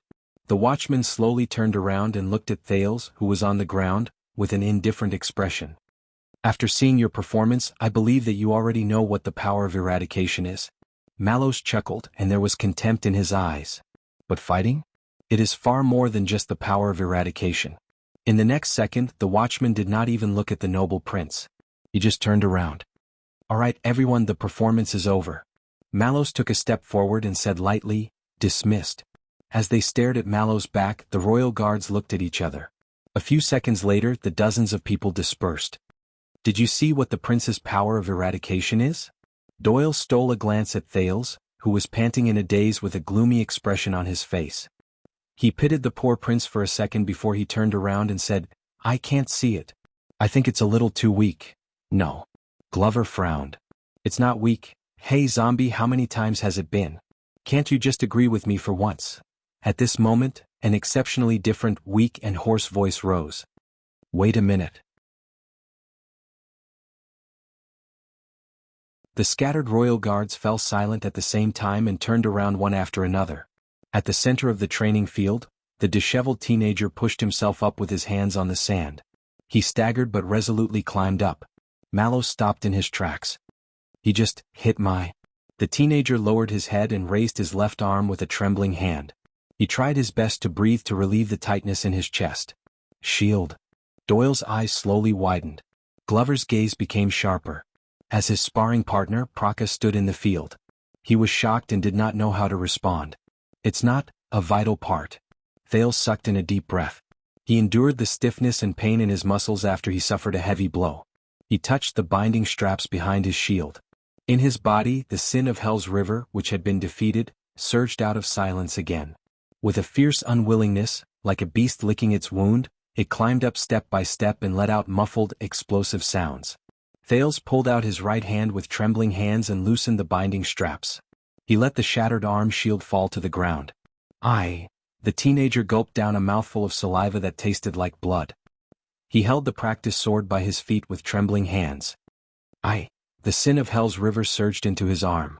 In the next moment, Thales stabilized his breathing, gritted his teeth and drew his long sword. The teenager stared at Mallows' back. "I didn't lose." The royal guards burst into an uproar again. They cast the prince a puzzled look and discussed among themselves. Many people also quietly looked at their commander. They waited for his reaction. 1 second. 2 seconds. Mallows remained silent. He did not turn around. He only turned his neck slowly, turned his head and cast a sideways glance at Thales. The watchman's lips curled up. He formed a cold and mysterious smile.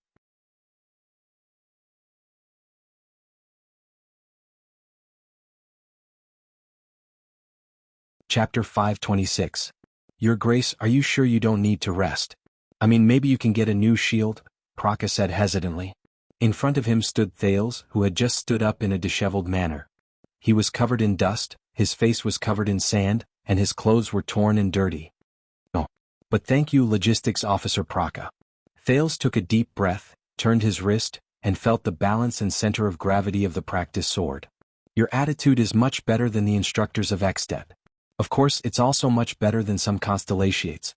Praka forced a smile. Around the training field, the royal guards who had gathered again were a little impatient, but Mallows' silence made them all quiet, and they did not have any objections. The pressure was on the training field again. Thales clenched his left fist. Abandoning the shield made his left arm much more relaxed, but the numbness and pain from the previous heavy blow was so real and unforgettable.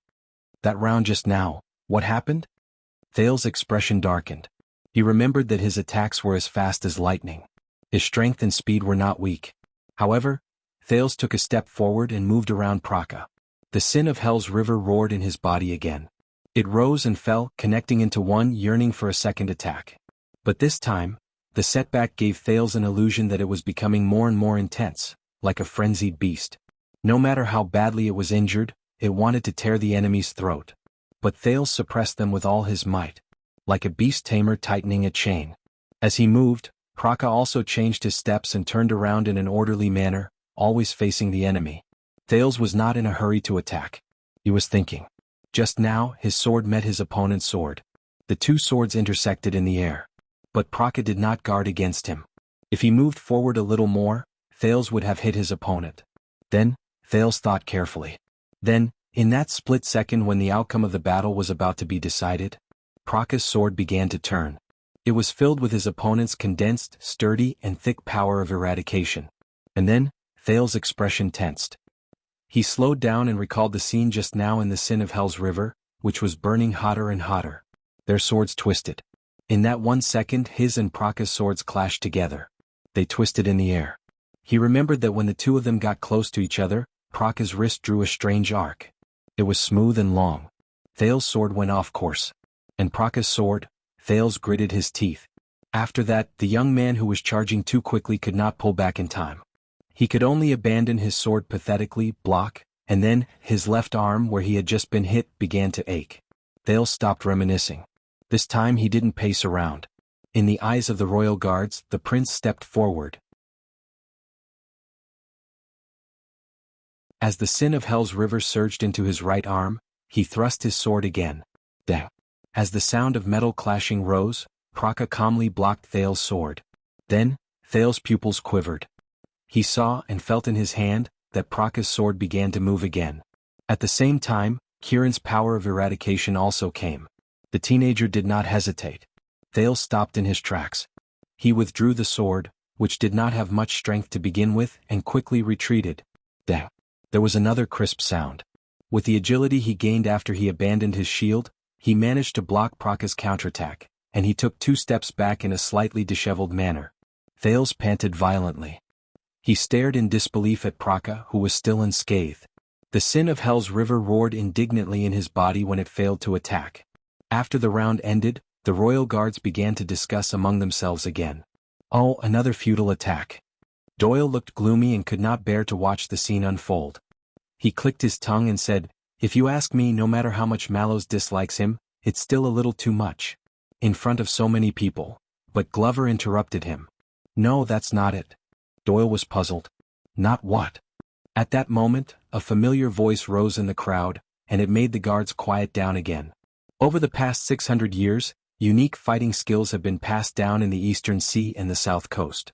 They are the descendants of the Southern Knights from the Empire and the Church's Knights. The voice was calm and indifferent. They were very familiar with it. Thales calmed his breathing and turned his head in surprise. The culprit who caused him to fall into such a predicament, Watchman Tormund Mallows, was standing leisurely with his arms crossed over his chest. Many families are still used to nurturing new people with the legacy of Cavalier Squires. It has strong local and even personal characteristics. Compared to the other martial arts in Constellation, this style is more classical and elegant. The sword styles are unique, and the techniques are exquisite and meticulous. Praka pursed his lips and turned to the commanding officer as well. Mallows said nonchalantly, "So, in the kingdom, the people who are represented by the Southeastern Knights are also known as the Martial Arts Faction." Martial Arts Faction? Questions filled Thales' mind. Mallows paused for a moment and sighed slowly. Of course, due to many reasons, the once famous Martial Arts Faction, it had gradually declined and was not as good as before. Perhaps it would eventually disappear and return to nothingness. It was just like the countless factions that flashed through the long river of history. Mallows looked up. Why are you daydreaming?" Mallows reminded the two of them in a nonchalant manner, as though he was just talking in his sleep. "Continue fighting." Thales took a deep breath. As he pondered over Mallow's words, he looked at his opponent again. Then Praka, the orderly officer, stood with his sword in hand and flashed him a bitter smile. Thales did not think about it anymore. In the next second he first moved to the left, then to the right, took a feint and swung his sword again. Asterisk clang. Asterisk this time, Praka also moved his feet, changed the distance between them and blocked Thales' attack. He hit his target. Thales' expression darkened slightly. But he still did not manage to hit his target. The sin of Hell's river surged in his body, and he could only roar madly in vain. He was like an orc facing a cavalry. There was no place for him to use his skills. Thales, who was at a disadvantage in his attacks, blocked his opponent, gritted his teeth and persevered.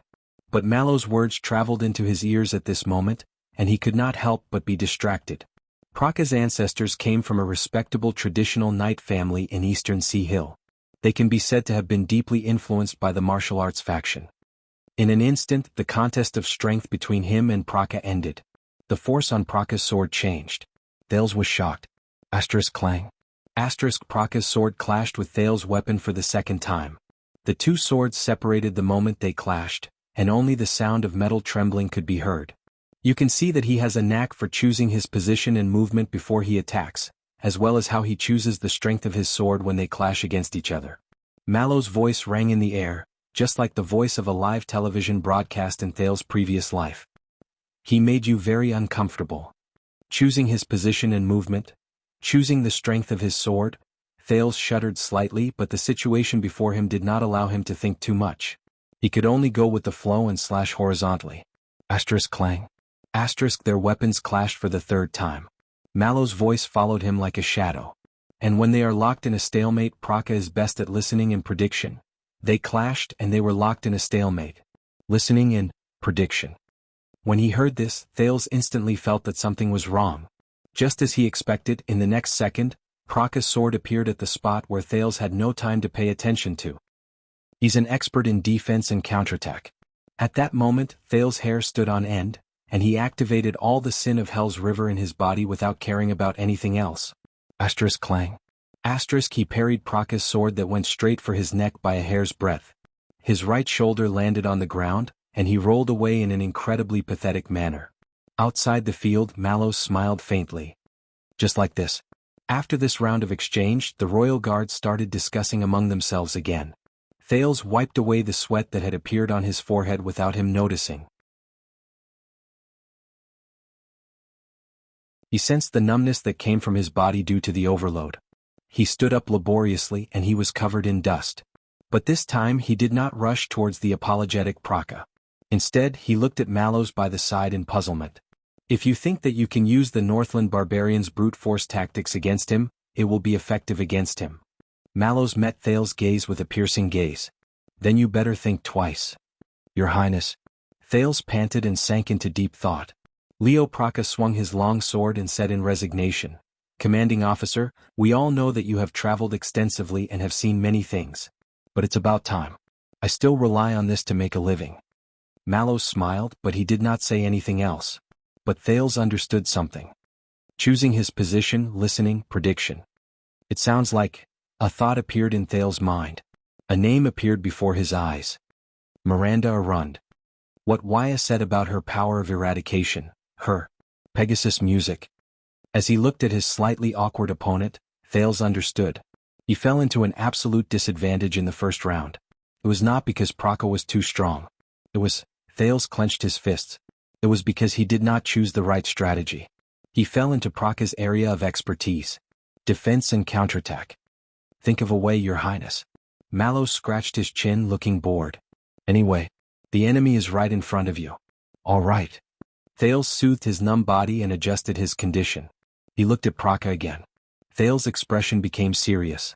The prince's attack came in the next moment. Asterisk clang. Asterisk Praka parried Thales' sword slash again, but when he was about to counterattack, he was a little puzzled. This time the Duke of Star Lake's strength, it was very small. Asterisk swoosh. Asterisk the wind from the sword blew past. Thales took a step back and avoided his opponent's counterattack. The two of them separated again. Leo Praka. Thales thought calmly. His ancestor was a knight from Eastern Sea Hill. He was skilled in martial arts and he specialized in defense and counterattack. His brain started to work, thinking about his opponent's advantages and his own strategy. Praka could listen and predict the opponent's strength in an instant through contact with his opponent. This was not only good for defense but also for finding the most suitable time to attack. The fiercer the opponent's attack, the greater the force, and the more exposed, the more incisive his counterattack. In that case, the sword I used all my strength to attack just now was all useful. His opponent's counterattack. Thales felt indignant. Wait a minute. Listen and predict? Nicholas' face suddenly flashed in his mind. It flashed in the trajectory and strength of the Star Killer's blade that changed in an instant. Thales understood now. If he were to fight against the dead face, Praka would not stand a chance. Because it was impossible for him to predict the Star Killer's strange skill of changing 3 times in one move just through the contact between their weapons. So, Thales gripped the hilt of his sword tightly. Twist of fate, right? With a single thought, the sin of Hell's river surged as if it had a life of its own. It wanted to turn into the silver power that resembled thousands of needles, just like it had done countless times in the past. It allowed its master to make an incredible change in an instant. Thales sucked in a deep breath. At most, I'll find an excuse to tell them that I inherited the dead face's power of termination. But, the sin of Hell's river? There are so many ways, but you chose the stupidest, the least effective, the most troublesome, and the most boring one. This is your power of eradication, and it is the current you. You are forced to move forward, dragged forward, without a goal, without direction, swaying left and right, going with the flow, and even without a sense of self. Thales was in a daze. He raised his head and looked at Praka, who was smiling shyly and waiting for the prince to attack. More importantly, when you rely on imitation and ignore these things, it means that you lack the most basic things about the power of eradication that other people condensed with their lives, to every person you imitate, to every opponent you compete with, and even to yourself. More importantly, when you rely on imitation and ignore these things, it means that you lack the most basic things about the power of eradication that other people condensed with their lives. Respect. Ricky. That damn demon. Thales frowned fiercely. In the next moment, the sin of Hell's river receded like the tide, leaving behind only a bit of power with waning interest, as if it still carried a bit of nostalgia. It was like a lover who came in high spirits but left disappointed. No, this is not a martial arts lesson. This is not a simple test of the power of eradication. It is more thorough and purer. Battle. Sensing the gazes of the people around him, Thales bit his lip and closed his eyes. No, if I still need to rely on Nicholas' power to survive. If I can't even get past this stage. Remember, the important thing is how you are, not how strong your opponent is. How much you gain, not how much you imitate. No. If I really want to get past this stage, if I really want to get rid of this paranoid situation. Thales lowered his head. He sighed slowly in his heart. Damn it, Ricky. *CKU. In the distance, Mallows, who had been observing Thales, had his pupils move slightly. A few seconds later, Thales raised his head. But yes. If I don't dare to try now, how much longer do I have to wait? The next time I'm in danger?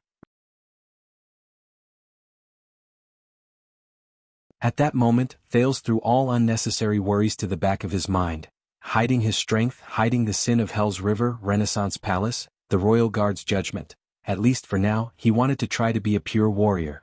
He wanted to be clear of all distracting thoughts. The advantage of the sin of Hell's river's endless transformations is not that you can disguise yourself as all your opponents, but it allows you to calmly and fearlessly face all your opponents. The sin of Hell's river burned again, but it was much more docile than before. He did not know whether it was because it had used up too much energy, or because it had failed too many times. It was as if that crazy beast had turned into a calm hound, licking its wounds in the corner. It only glanced at him coldly from time to time. It bared its sharp teeth at the enemies outside the cage, harboring malicious intentions. This is the real, the omnipotent power of eradication. Thales opened his eyes slowly. The sin of Hell's river did not surge through his entire body like before. Instead, it focused on his eyes and ears, filling his senses. At that moment, the teenager entered a state he was familiar with. Hell's senses. Thales' eyes started to become unfocused, as if he had lost his focus. But only he knew. At that moment, the world before his eyes became colorful. He could see it. The power of eradication in Praka's body was thick and solid.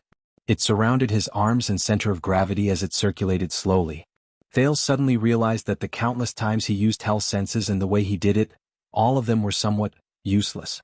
He either imitated the power, used his night vision to scout ahead, or eavesdropped through the walls, or hell with it. But the time when I should really use Hell's senses, Mallow's expression froze as he watched the battle from outside the field. Time seemed to have slowed down, and Thales inhaled slowly. He attacked abruptly. At that moment, it was as if someone had struck a war drum. The still scene moved along with the sound of an explosion. The sin of Hell's river surged again. The wind from the sword whistled and sliced through the air. Asterisk clang. Asterisk Thales held the sword with both hands and swung it down with great force. It hit the long sword that Praka had placed horizontally in front of him.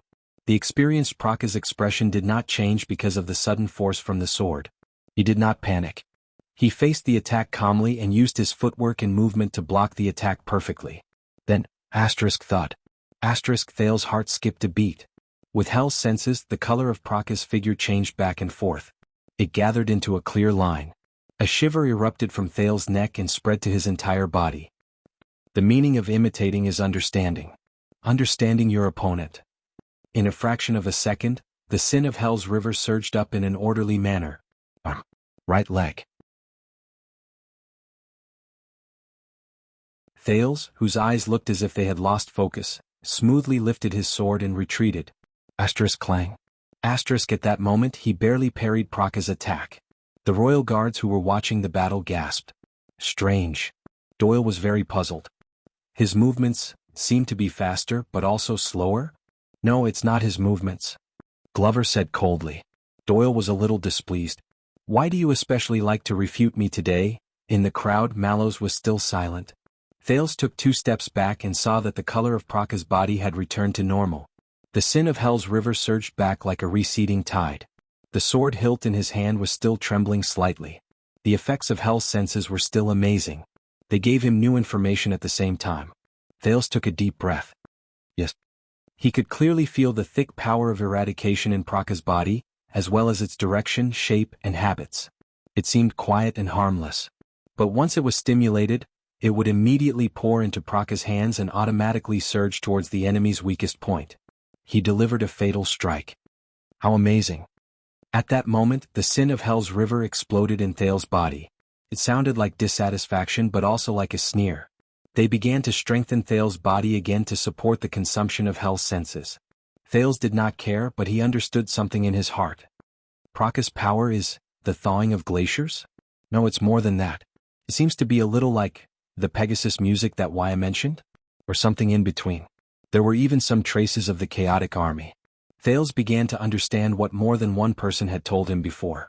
In different people, even if they had the same power of eradication, they would have different characteristics. That was because the power of eradication was the warrior himself. The battle was not over yet. Thales raised his sword again as he thought of Ricky's words. A swordsman who was inclined towards defense and counterattack had a power of eradication that was good at listening and predicting. And then? Observe. Thales observed. Think again. Asterisk clang. Asterisk another round. Another exchange of blows. Thales made a light slash to the side, and in exchange, Praka turned his sword around and thrust it at the prince's backhand. The teenager dodged agilely. But this time Thales sensed it. Some hazy but crucial clues. Technique. With Hell's senses, Thales thought expressionlessly with a dazed look in his eyes. Technique. Praka. His opponent was too passive, too reliant on defense, and too reliant on these techniques for counterattacks. He was too reliant on, and too concerned about his enemy's actions.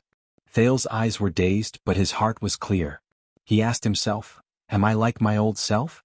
I only focused on my enemy's moves, and only knew how to imitate my enemy's strengths? So, Thales closed his eyes gently. Hell's senses slowly faded away. When Thales opened his eyes again, they were clear. The power of eradication was the warrior himself. He remembered Mallow's words, though he did not quite understand it. But the battle itself was far more than just the power of eradication. Thales swung his sword in a daze and it went straight for his opponent's waist. Praka swung his sword in an ingenious manner. The swords touched and separated again. He launched another ingenious counterattack and it was aimed at Thales' face, which he did not have time to deal with. But Thales was prepared. He left some leeway when he attacked. Hence, the sin of Hell's River flowed into Thales's waist with ease, supporting him to lean backwards and dodge the sword. Praka furrowed his eyebrows. After 2 to 3 rounds, he suddenly realized that the prince's attacks were mostly probing attacks, and his own counterattacks were no longer effective. At the moment he dodged, Thales's mind became clear. It was as if the fog had dispersed, and his blurry vision became clear. So Praka. He gave up the initiative in the battle and gave up control. In exchange for a chance for his enemy to reveal an opening. And in a battle where life and death hung by a thread, giving up control meant Thales returned to his original position. He held his sword with both hands and lowered his center of gravity. The sin of Hell's River climbed up his arms and waist excitedly. It started to roar fiercely. Like a lone wolf that had climbed to the top of a mountain, it howled at the boundless mountains and the cold moon. In the next second, Thales no longer held back. He charged forward. Asterisk clang. Asterisk their swords clashed again. Praka's gaze focused. This time he finally received the prince's unreserved attack. This was a chance to decide the victor. He wanted to end this battle that made him feel incredibly awkward. Praka's power of eradication solidified. His wrist and arm moved at the same time. The two swords intertwined with each other, and they let out a metallic groan. He twisted his sword. Praka calmly turned the tip of his sword. In a fraction of a second, he determined his opponent's strength. Sensing the direction of his opponent's force, Praka's power of eradication was triggered at any moment, as if he had heard the order. Just like the countless times he fought against his enemies when he was young. Parry. Judgment. The final blow. Praka thought calmly. He did not stop moving his hands. The tip of his sword was thrust forward smoothly, and he attacked the spot where the prince could not defend against because his attack was too strong. Asterisk thud. Asterisk a muffled sound rose. At that moment, Thales only felt pain in his leg. At that moment he could no longer hold on. His left leg went limp. Asterisk thud. Asterisk another muffled sound rose, and it was much louder than the previous one. Finally, Thales' left knee landed on the ground and he knelt down in pain. He panted violently, enduring the soreness and numbness. The round ended. The training field quietened down. Looking at the prince kneeling before him, Praka's lips curled up. It was as expected. His sword hit the prince's left leg. At that moment, the logistics officer thought in a relaxed manner. Right, I can't go overboard. I have to leave some leeway so that the prince doesn't lose too badly, and also make the commander feel that I'm not being perfunctory. Because he offended too many people when he was young. After he was injured, his future became extremely difficult. Unfortunately, the boy and his family had reached the age of marriage. But he had no other choice. He was almost 50 years old and he had to force a smile and respond humbly. He had to lower his head and fawn over these nobles who were in their 20s or even teens, but whose status was much higher than his. Praka's expression changed. He sensed something. How? The logistics officer took a deep breath. He lowered his head slowly. When he saw what was before him clearly, Praka's pupils suddenly trembled. At some point in time, Thales' sword had moved from bottom to top. He blocked it firmly. Praka's chest. And the hilt of the sword was in Thales' hand, who was kneeling on one knee. But he did not use any force. Praka was stunned. The victor had been decided. Wow! At that moment, like waves crashing against the shore, the royal guard's cries of surprise instantly rose and invaded this part of the world. Doyle looked at this scene in surprise. He wanted to say something, but he did not know what was going on. He could only open and close his mouth repeatedly. Glover's eyebrows slowly relaxed. In the field, Thales, who was kneeling on the ground, lowered his head. He was still panting violently and his arms were trembling. Shock, excitement, curiosity, doubt, confusion, and countless other emotions rose in everyone's hearts. Among the many pairs of eyes, Mallow's gaze was the sharpest and the most complicated. He stared at Thales' sword without moving. It was as if the deepest secret was hidden there. Thales trembled. No one knew that at that moment, he was trying his best to suppress the inexplicably excited and raging sin of Hell's River in his body. He was suppressing the thought of continuing to thrust his sword. Praka calmed his emotions and put away his incredulous expression. With a complicated expression, he stared at the prince who was trembling under him. He attacked intentionally but predicted my counterattack? And sacrificed his left leg. In exchange? Praka looked at the long sword in his chest with a gloomy expression. A few seconds later, the logistics officer sighed. You won, your grace. You were full of tricks and your response was appropriate. Praka flashed a bitter smile. He threw down the practice sword and admitted defeat. I was not his opponent. The discussions among the royal guards became even louder. Old Praka went easy on him, right? Against that child, Doyle whispered to the person beside him in puzzlement. He casually defeated him just a moment ago, and in the next moment he casually defeated him again. Even a knight would not dare to write such a thing. Shut up. Glover finally seemed to be unable to hold it in any longer. He said coldly, "Do you think that fighting is like doing arithmetic and comparing who is stronger or weaker? That you only need to know how to add and subtract?" Doyle was rendered speechless, and he cast Glover a resentful gaze. There were many more conversations like this. But Mallows only looked at the two people in the field without saying a word. Thales panted a few more times and he managed to stabilize his body. He put away his long sword shakily and stood up. Praka bowed resentfully, turned around and prepared to leave the field. But Thales called out to him. "No, Logistics Officer Leo Praka." The prince looked a little disheveled. His sweaty face had a smile on it. "I know. You went easy on me." Thales also threw down his long sword and extended his right hand gently. "You have taught me a lot." "Thank you." Praka was stunned for a second, and then he smiled in a reserved manner. He hesitated for a while, but in the end he still held the prince's hand gently. Thales nodded. "I am honored to have you in my guards." The logistics officer was expressionless, but he took 2 steps back, pressed his hand on his left chest and bowed. But compared to the first bow, he was much more respectful. "I knew I went easy on him." Doyle showed an envious expression by the side of the field. TSK, this veteran. That flatterer, really knows how to behave. Glover glanced at him and did not say anything. The guards were still discussing among themselves, but the way they looked at the prince gradually changed. Thales picked up his water skin and started to drink to replenish himself. But as he drank, he raised his head and looked at Mallows. He threw him an unfriendly gaze. Mallows also looked back at him faintly. The emotions in his eyes were unclear. "Praka?" Mallows did not turn his head. There was a questioning tone in his voice. "Please forgive me, commanding officer." Praka's tone was a little tired and resigned. "I'm old and the Duke." The logistics officer glanced at Thales with a complicated gaze. "Not bad." Mallows was silent for a few seconds.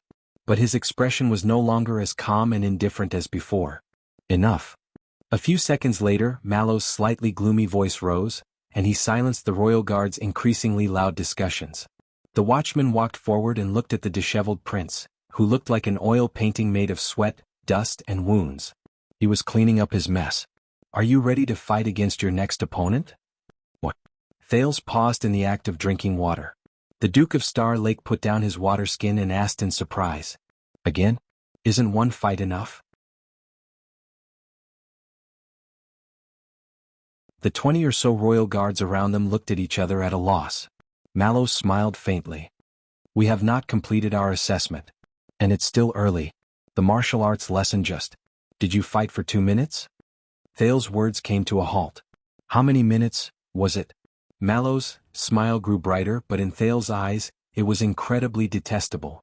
"Of course we can understand that you might have had a hard time. After all, everyone's endurance is different. So, you can choose to give up, Your Highness." Mallows' voice became deep, and his eyes shone with an unfathomable light. "As your humble servant, I do not dare, nor do I have the right to stop you from giving up." "That is your right." Mallows shrugged. "Then we can be considered to have understood you, a prince for 2 minutes?" Thales was stunned again. What prince?" Mallows smiled and did not answer. A few seconds later, Thales sucked in a deep breath and exhaled slowly. "If you want to offend me, Tormund Mallows," the Duke of Star Lake said with a hint of anger in his voice, "you did it. But, I am honored, Your Highness." Mallows was not bothered at all. "It means that I have done my duty. Then have you decided to rest? I believe that everyone, including His Majesty, will understand." He glanced at the royal guards around him with a mocking expression. "After all, you experienced the exciting, difficult, adversity, survival in adversity, and turning the tables in your martial arts class for 2 whole minutes. It's a world-class epic duel." At that moment, Thales, who had been staring at Mallows with a hostile gaze, twitched a little. 2 minutes? 2 minutes of what duel?" Thales' expression was stiff. Mallow smiled as usual. At that moment the training field was silent. The royal guards were silent. They did not speak a word. Everyone stared at Thales and Mallows in fear. They did not even dare to breathe loudly. A few seconds later, "Come." Thales suppressed his displeasure and closed his eyes. Mallows raised his eyebrows. Thales opened his eyes swiftly and his tone was hostile. "Why are you daydreaming? Come." He clenched his teeth and urged. It's just getting beaten up. I'm already used to it." Thales roared in his heart while crying. Mallows showed a happy smile again. He did not turn around. Instead he shouted a name. "John." "Yes, it's you, John Commodore." The royal guard spread out and made way for a short and strong man in the crowd. The man was stunned. He blinked in bafflement. It was clear that he was not prepared for this. His colleagues around him looked at him sympathetically. It was as if Commodore had just won the lottery to clean the toilet. "Listen, John, you might as well be bolder and more intense in your actions." The watchman continued to speak. Thales was stunned. "Bolder and more intense? What does that mean?" Commodore, who was assigned to him, also looked confused. Mallows looked at Thales again, and his expression became stern. "It's different from Praka's test. This time we're going to find out what's so interesting about your highness." A cold glint suddenly flashed in his eyes. Power of eradication.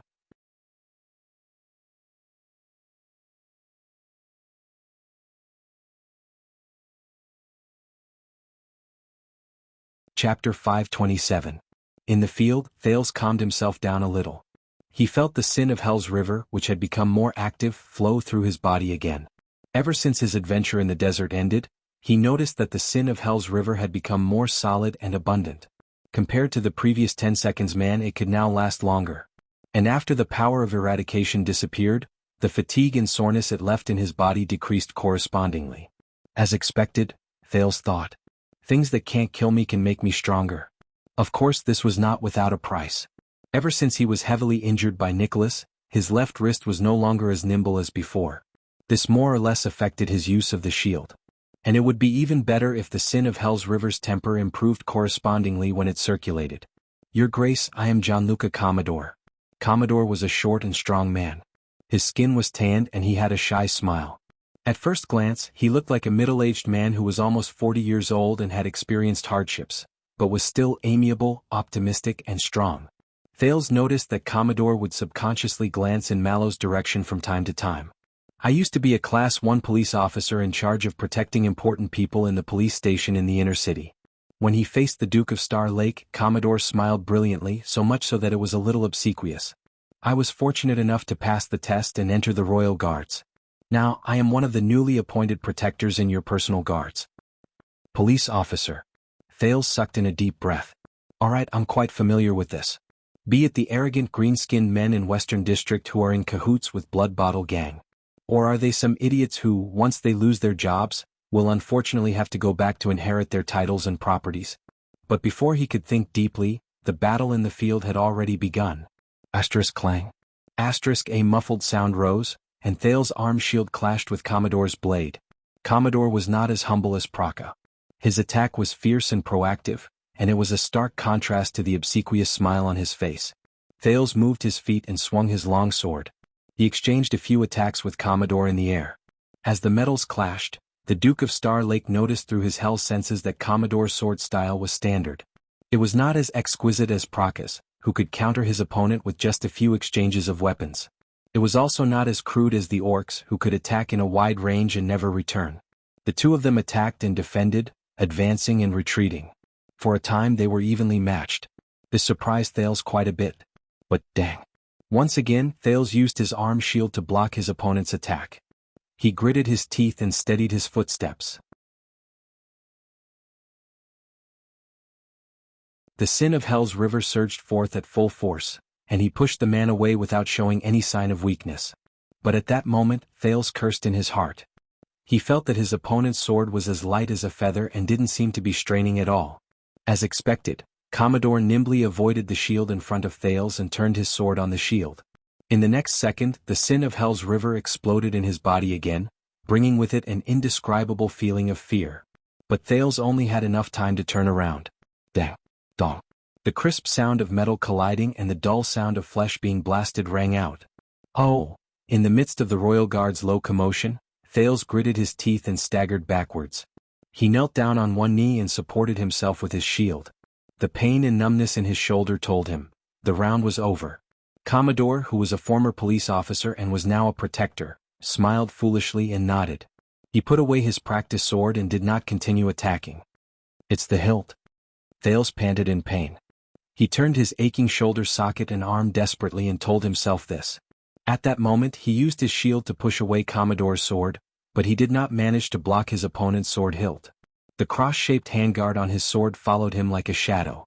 He seized the chance when Thales pushed his shield forward and pushed his arm forward to spin at Thales. If Thales had not reacted in time, he might have been hit in the ribs under his arm. Then he would basically be lying on the ground. But even so, Thales sucked in a deep breath. "My shoulder socket. Ah, it's terrible." There were also moves in the Northland military sword style that used the hilt to subdue the enemy, but most of them were used when both parties were in a stalemate and other methods could not work. There were very few people like Commodore who set up everything just so he could use the hilt.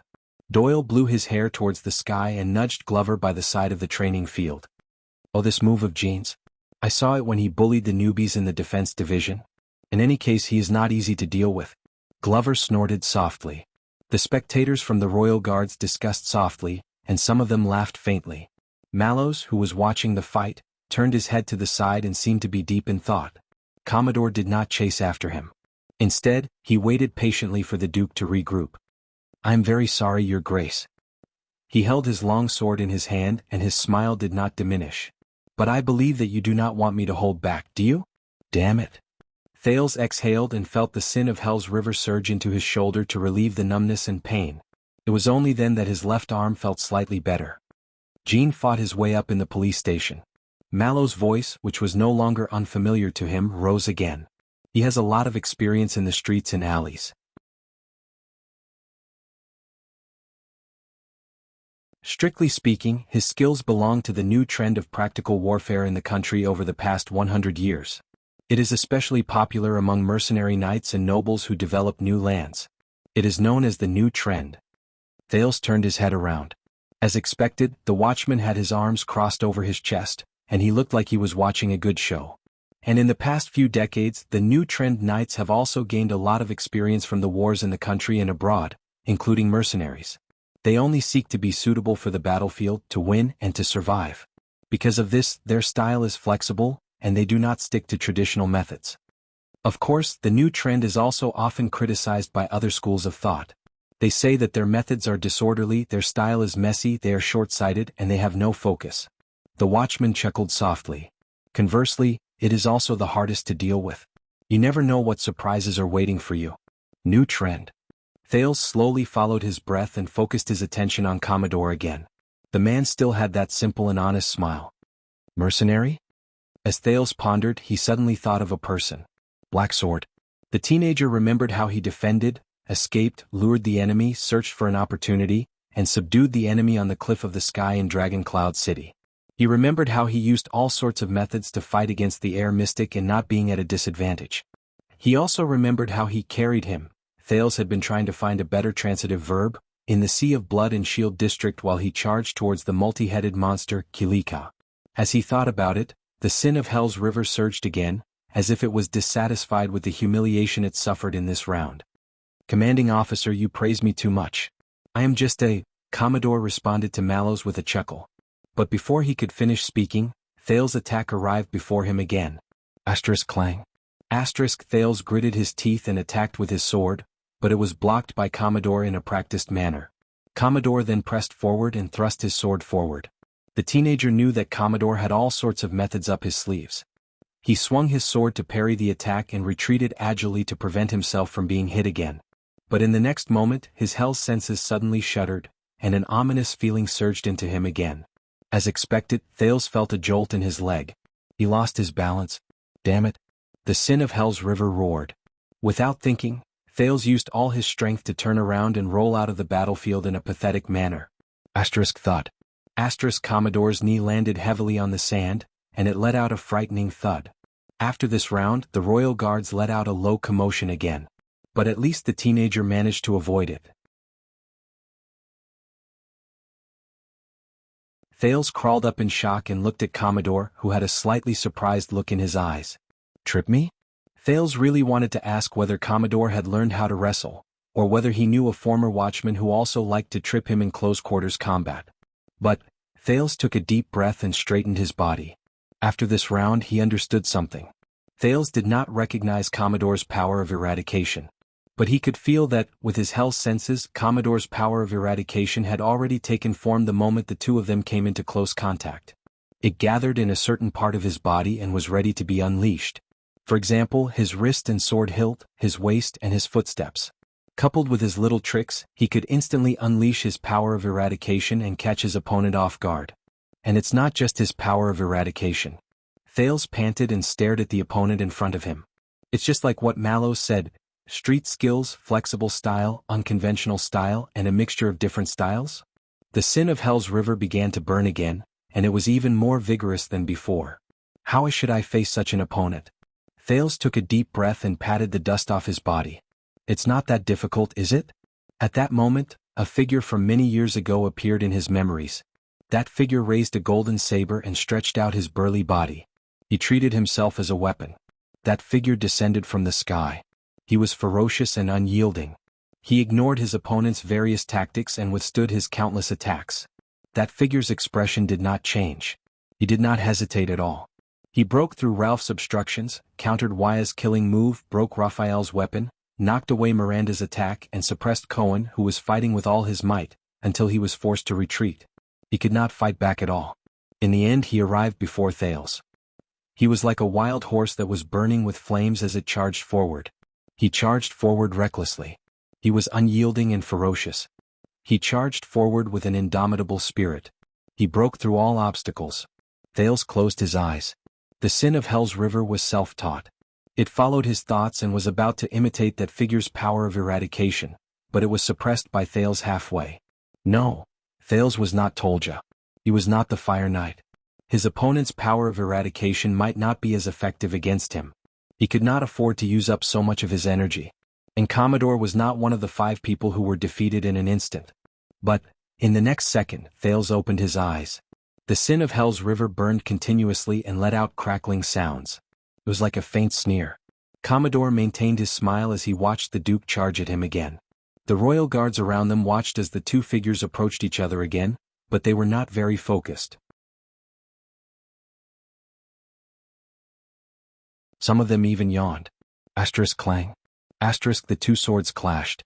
Commodore smiled faintly. He used a twisting sword that had the charm of Praka's defense and counterattack to launch a counterattack. In his hell senses, Commodore's power of eradication was ready to be unleashed. Thud. Thales' shield blocked Commodore's blade again. This time, Commodore's sword suddenly trembled. Thales immediately felt that the shield was weak and powerless. He also felt the shudder that the sin of Hell's River reminded him of. As expected, Commodore smiled. His long sword cleverly bypassed Thales' shield and went straight for the teenager's sword-wielding hand. But this time, Thales' mind was clear. He suddenly understood a little. How to fight. It was the same as what he had come to understand in the past few years when he was shuttling back and forth in different political whirlpools and struggling to survive in different desperate and dangerous situations. What was important was not power, weapon, tactical skills, or even the power of eradication. It was people. People. His opponent's power of eradication was the same as Commodore himself. He seemed simple and honest, but he was actually sly and smart. He always thought of ingenious countermeasures beforehand, and when the time came, he would follow the prescribed order and reap the fruits of his labor. But the sin of Hell's River surged up and filled Thales' left arm. In the next second, Commodore realized to his surprise that the prince did not dodge or avoid the attack. He used the most disadvantageous position to receive his sword. Thales' face was filled with pain. He could not withstand it, and his long sword fell from his hand. The guards let out soft cries of surprise. Some of the people who had some expectations for the prince shook their heads. All right, this is the same as admitting defeat. Commodore thought in pity. He moved his body to avoid the Duke, who had lost his weapon. He still had a lot of close-quarters combat skills, but he could not show them. But forget it. I was going to lose anyway. But Commodore's thoughts stopped at this moment. Because in that second he saw to his surprise that Thales' shield, which was still attached to a few straps, smoothly slid down. It revealed his left arm, which was already clenched into a fist. And the Duke's gaze. Commodore stared blankly at Thales's face, which showed that he was enduring the pain with great difficulty. Asterisk thought. Asterisk another dull sound rose. The teenager's left fist struck Commodore's right rib violently. The strength was astonishing. At that moment Mallows, who was watching the fight, furrowed his eyebrows. Commodore felt half of his body go numb. He could not feel his right arm. Just as he thought that things were not going well, the Duke's face, which was gritting his teeth, grew larger in his field of vision. Asterisk thought. Asterisk Commodore felt pain in his forehead. He saw stars and lost his balance. Asterisk thought. Asterisk both of them fell to the ground. Two dull sounds were heard. Thales's shield and Commodore's long sword fell to the ground. A few seconds later, everyone snapped out of their daze. Commodore was already lying on the ground. The former police officer was shocked and angry. He struggled to get up, but he realized that at some point of time, Thales was already sitting on top of him. Your Grace? The teenager pressed his left hand against Commodore's neck. His right arm, which had his long sword knocked out, was dragged by his side. It was trembling slightly. The crowd, who had already relaxed, let out stifled cries of surprise again. Mallows was deep in thought by the side of the field. He would occasionally turn his head to say something to a guard beside him. You did very well, Protector John Commodore. Thales panted as he looked at Commodore, who looked ashamed and angry. He revealed a weak smile. But you relaxed in the end, and I had the opportunity to take advantage of it. The exhausted teenager stood up while trembling. He looked at Commodore, who was too ashamed to show his face. A small hint. Don't do this, especially when you are facing orcs. Commodore crawled up in a submissive manner. He did not even dare to look at Mallows. He apologized incoherently and left in a hurry. It was only then that Thales exhaled. The sin of Hell's River was still surging in his blood vessels. Its momentum was like a flood behind a dam. It was waiting to pour down at any moment. But at least Thales stopped attacking. The teenager staggered backwards and turned around. He panted as he picked up the water skin to quell the surging sin of Hell's River. Even though John went easy on me, how should I put this? Doyle narrowed his eyes and looked at Commodore's back, who was too ashamed to face the crowd. In a real battle, John will lose his throat, but our prince will also lose his right hand. Doyle shook his head in resignation. This desperate move and the method he used against Praka. As expected, our prince came back from the north. However, no. Glover spoke coldly, and his answer was simple. In a real battle, the prince will lose some saliva. Doyle was stunned. What? Saliva? Glover stared at him with a burning gaze. Then John will be crippled by all of us who will charge at him together. While the crowd discussed among themselves, the two of them were silent for a while. What you said is... Doyle blinked before he nodded awkwardly and continued the conversation. Is it really that real? Glover ignored him and turned his head around. But I still can't tell. Doyle stared at Thales and asked in puzzlement, does he really have the power of eradication? But if he doesn't, how did he do it? Under the crowd's gazes, Thales took a deep breath and put down the water skin. He sensed the emptiness and excitement in his limbs after the sin of Hell's River faded away. He ignored the crowd's discussions and sizing them up.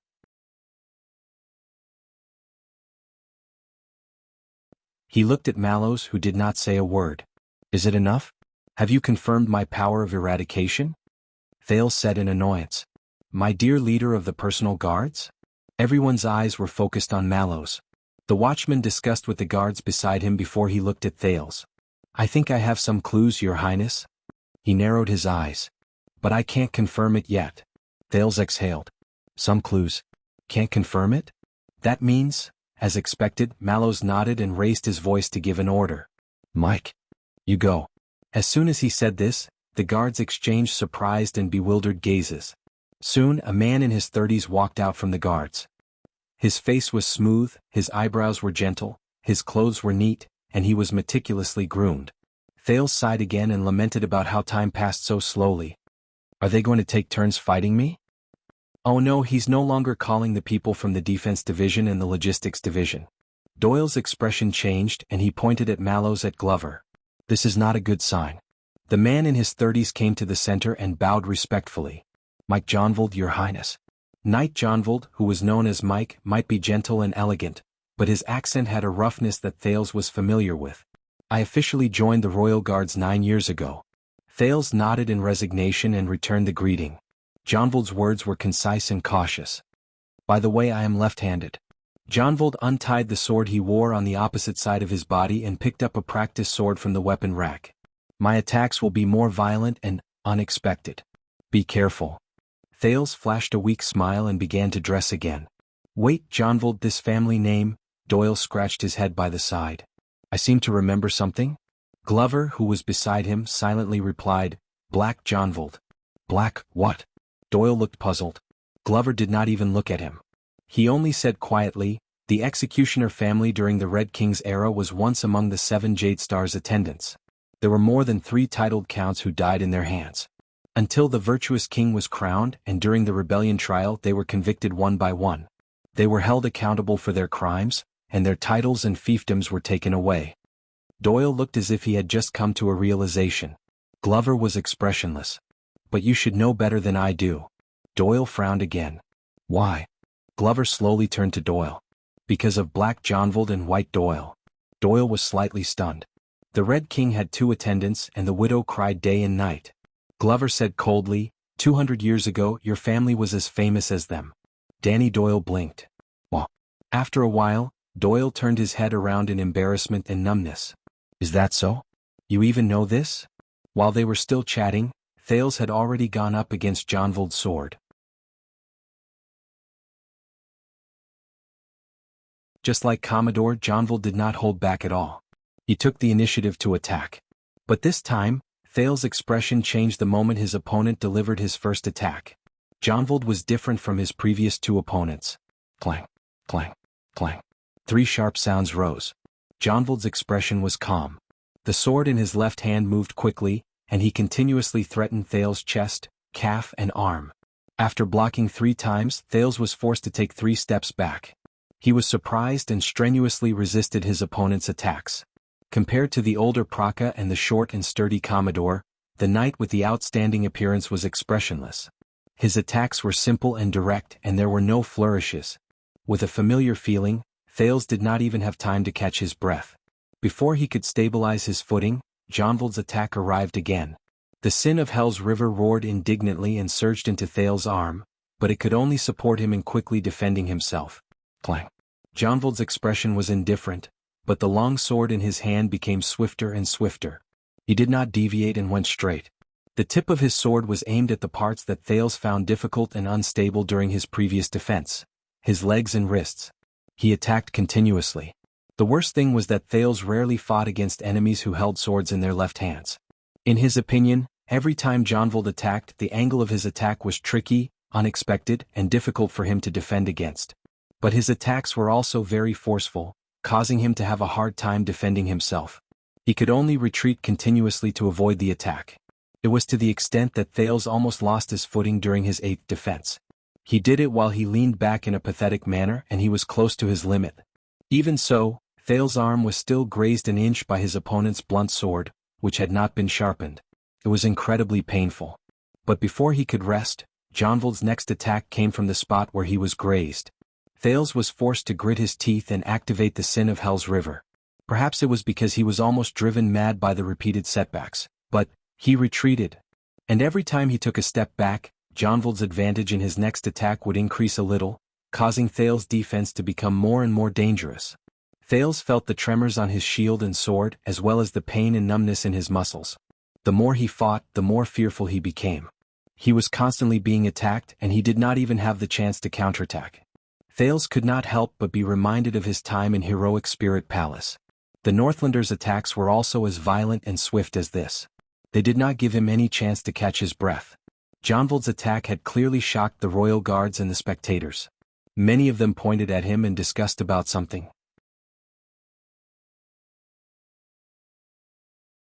Even Mallows nodded repeatedly as he watched. What the heck? By the side, Doyle widened his eyes. There's such an amazing person in our team? Even Glover was rather surprised. Either his opponent is too weak, or he's hiding his strength. When I was in Renaissance Palace, I never heard of such a person in the Vanguard Division. But compared to the spectators who were pleased with themselves and commenting on the fight, Thales was not in a good mood. He gritted his teeth and used his shield to withstand Jianghu's full-powered slash. Then he activated the Sin of Hell's River at all costs and finally launched a counterattack.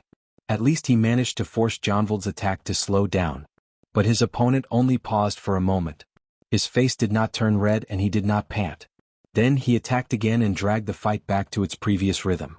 Thales was about to go crazy. At that moment he was like a small boat floating in a stormy sea. He was doing his best to tug on the sails to ensure that the boat would not capsize. But the water at the bottom of the boat was getting deeper. He could not hold on anymore. But his opponent's power of eradication was endless. With Hell's senses, Thales could even see his opponent's skin shining like stars. "Your Highness, you should be very familiar with this style, right?" Soon that familiar but very annoying voice rose. When Mallow's voice faded away, Jianghu withdrew his sword and retreated with ease, perhaps because it was related to him, or because he respected his superior. He stopped attacking. Thales finally had a chance to catch his breath. He did not have to defend himself so hard anymore, so he panted heavily. At the same time he placed his shield and long sword on the ground. The Sin of Hell's River seized the opportunity and surged into his body, relieving his soreness and the small injuries he suffered during the battle. Mallow spoke slowly and nodded at flag-bearer Fubby beside him. Although he was born in the Central Territory, Mike had a cruel stepmother. He was sent to a poor relative's house in the Northern Territory when he was young. He was raised by a knight of the Northern Territory. As soon as he finished speaking, many guards cast their gazes at Jianghu.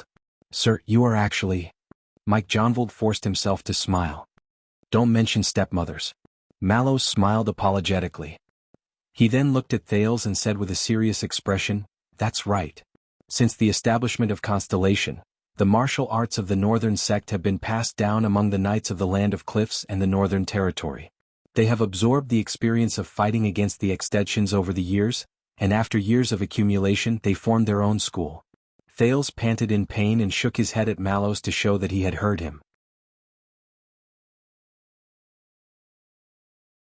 They have the advantage of the Northland barbarians in seizing the opportunity to attack and advocate suppression, but they also retain the traditional skills of Constellation's knights.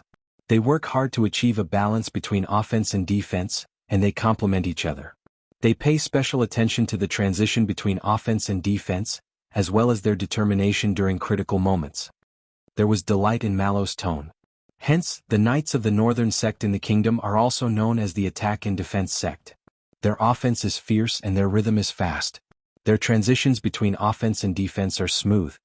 When they fight against them, if they are careless, they will suffer a crushing defeat and they will lose everything. Northern Sect? Attack and Defense Sect? Their offense is fierce and their rhythm is fast, attack while defending and defense while attacking. Thales' breathing became smoother. He raised his head in puzzlement and looked at Jianghu, who was not panting at all and was fighting with ease. Jianghu nodded at him respectfully. As for the typical representative among them, Mallows crossed his arms in a relaxed manner and gave a nickname that made many people fall into deep thought. "I believe that you must have heard of the Kingdom's Wrath?" Thales froze for a moment. Kingdom's Wrath? Many years ago, the scene of him breaking out of the Broken Dragon Fortress flashed in his mind. If one was careless when facing an enemy, it was a crushing defeat, a complete loss. The prince took a deep breath. The corners of Thales' lips curled up. He had more than heard of it. But, wait a minute. Thales stared at Jianghu and narrowed his eyes. No, not just the Kingdom's Wrath. He was not the only one. Several different figures appeared in front of him. They were Barney Jr., who was fighting for his life in the dungeon, and Bruley, who had lost the ability to speak and was charging around like a bear. It was them. Knights of the Northern faction, right? Finally, Thales took a deep breath and stood up. "Let us see, Your Highness." Mallows smiled faintly. Over the past 6 years, when you faced extension-style martial arts, Mallow's eyes shone brightly, and it shot straight at Thales' sweaty face. How did he deal with it? Stealing fragrance.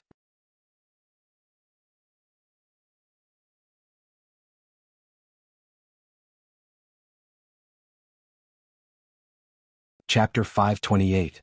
The moment the watchman finished speaking, Jianghu attacked at the right time. Clang. Thales blocked the first horizontal slash. But Jianghu felt that something was not quite right. The prince's gaze seemed to be a little unfocused.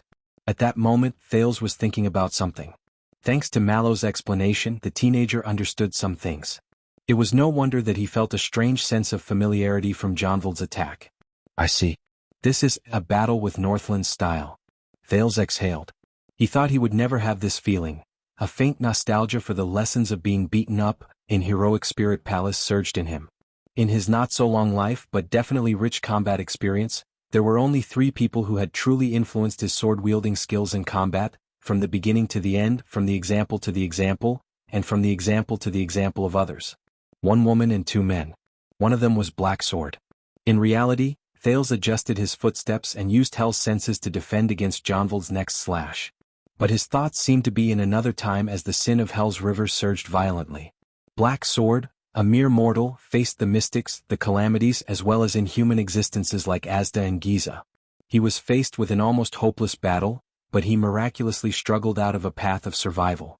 He even used the strange sword in his hand to forcefully create a chance for victory.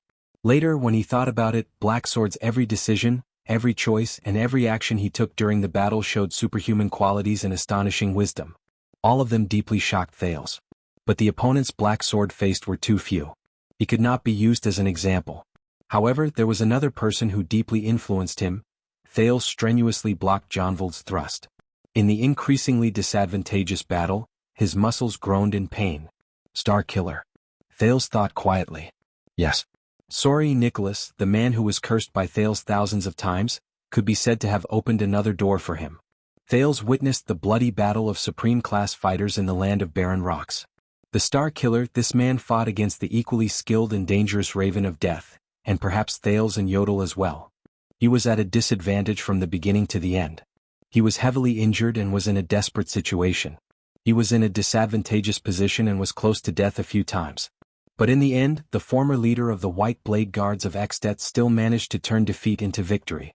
Thales instinctively avoided Jonvald's powerful and heavy slash. He swung the shield in his hand and with a tremble, he parried Jonvald's attack. This made Jonvald feel slightly displeased. This time the prince's defense seemed to be effective.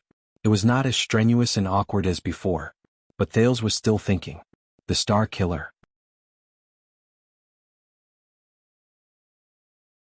He did not rely on strength to win. Instead, it was patience, calmness, tenacity, observation, and analysis. In the most disadvantageous battlefield, what Nicholas did was not fight to the death like a cornered beast in a frenzy of despair. On the contrary, he used extraordinary patience and willpower to receive each of Monty's arrows.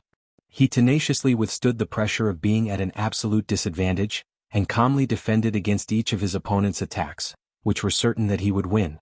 During critical moments, he observed the Raven of Death's unique fighting habits and analyzed the enemy's most likely choice in each situation. In the end, the Star Killer succeeded in one strike and overpowered his opponent.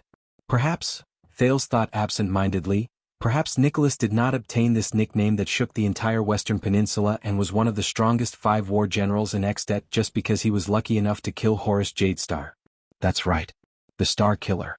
Thales suddenly realized that the person who influenced his fighting style the most was the Northlander he hated the most. Thales instinctively raised his shield and attacked.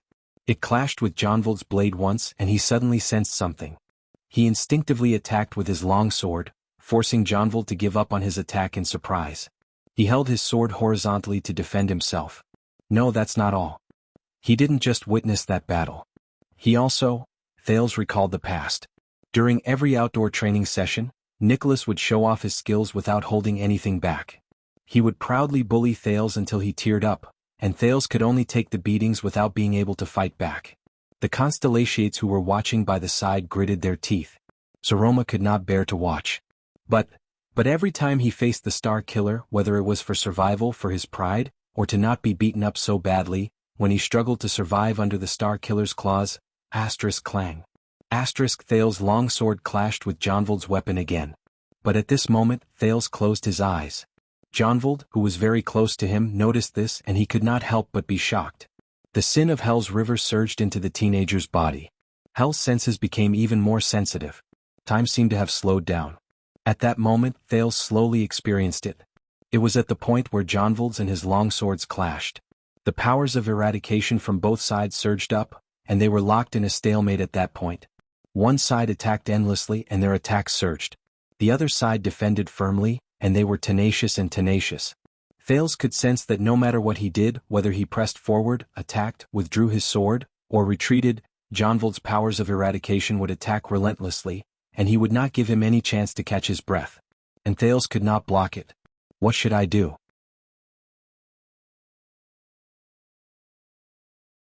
What should I do? During that second, Thales still had his eyes closed. He sensed everything with the feedback from Hell's senses and the sin of Hell's river in his hands. The corners of his lips curled up slightly. The teenager understood. Thales Jadestar. He was not a monster with a strong body, a genius with exquisite skills, or the main character of a knight who had peerless skills. Come on, release your mystic energy and you'll be able to kill them all. Dark Thales, who swung his fists and roared in his heart.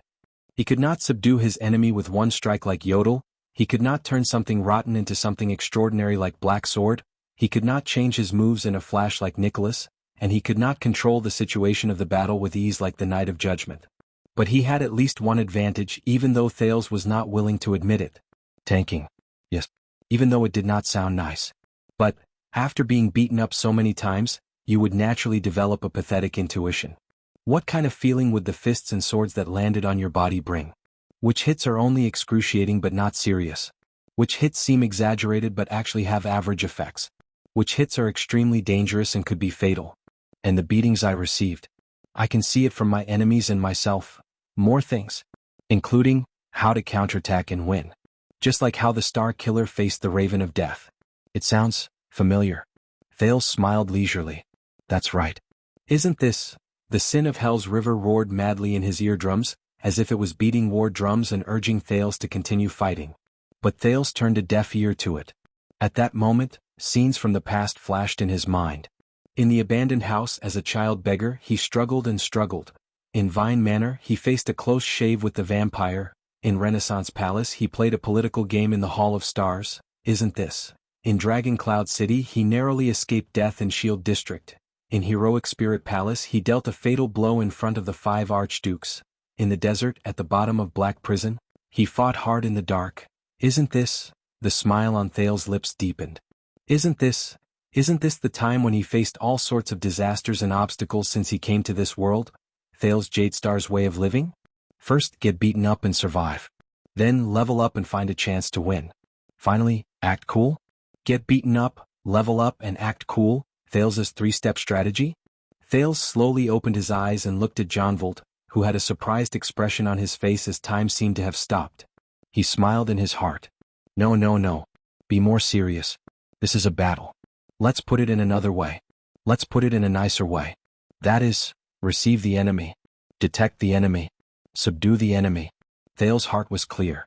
The sin of Hell's river boiled and was almost burning. But in Thales' mind that clue became clearer. It was as if he was getting closer to a certain goal. He knew. This was his sin of Hell's river. His power of eradication. His fighting style. Or according to what Ricky said, it was himself. It was Thales Jadestar himself. Or, a thought appeared in Thales' mind. This is the basic quality that every powerful fighter has. Receive the enemy, detect the enemy, and subdue the enemy. In the next second, the sin of Hell's river in Thales' body exploded with a bang. It was exuberant, excited, and climbed to a climax. Time seemed to have returned to normal at that moment. The surprise on Jianghu's face disappeared in a flash, and it turned into seriousness and fierceness. Thales sensed that at the point where their long swords clashed, Jianghu's power of eradication also roared. Jianghu's attack was about to begin again. But the prince only moved and turned his wrist. His long sword drew a circle in the air, and it started to twist along the trajectory of Jianghu's weapon. The metal rubbed against each other and let out an unpleasant sound. Doyle, who was watching by the side, could not help but let out a gasp. In the blink of an eye, the two swords separated. Jianghu's long sword came charging at Thales with an indomitable momentum. Thales turned around gently. His long sword also flashed and he slashed forward. Their figures overlapped with each other on the training field. Bang. There was an explosion. Both of them stopped at the same time. It was only then that the guards watching by the side let out soft gasps of surprise. Mallows stared at the training field without blinking. He did not even hear the people beside him urging him to hurry up. Thales panted harshly in the training field. He felt the sin of Hell's river, which was almost completely drained, tumble about indignantly. He turned his gaze and realized that at some point in time, the upper half of his shield had already shattered. Only the lower half was still connected to his hand. Jianghu's practice sword had already stopped at his shoulder. The metal blade was pressed against his neck, and his skin was cold to the touch. As for Thail's sword, it had just grazed past Jianghu's shoulder by a hair's breadth and stopped in midair. It did not work. Thail sighed as he felt the soreness and numbness all over his body. I still lost. The sounds of discussion among the guards grew louder. But at that moment, I lost. Before him, the clean-cut knight in his 30s put away his long sword in an extremely elegant manner and nodded respectfully. Thales looked puzzled. I might have attacked your vital spot, your highness, but that is because your practice shield has been attacked many times, and it could not withstand the force. Jianghu put on a friendly smile and pointed at the remaining half of the shield in Thales's hand. He took a step back, sighed and touched his chest. A new scratch appeared on his leather armor.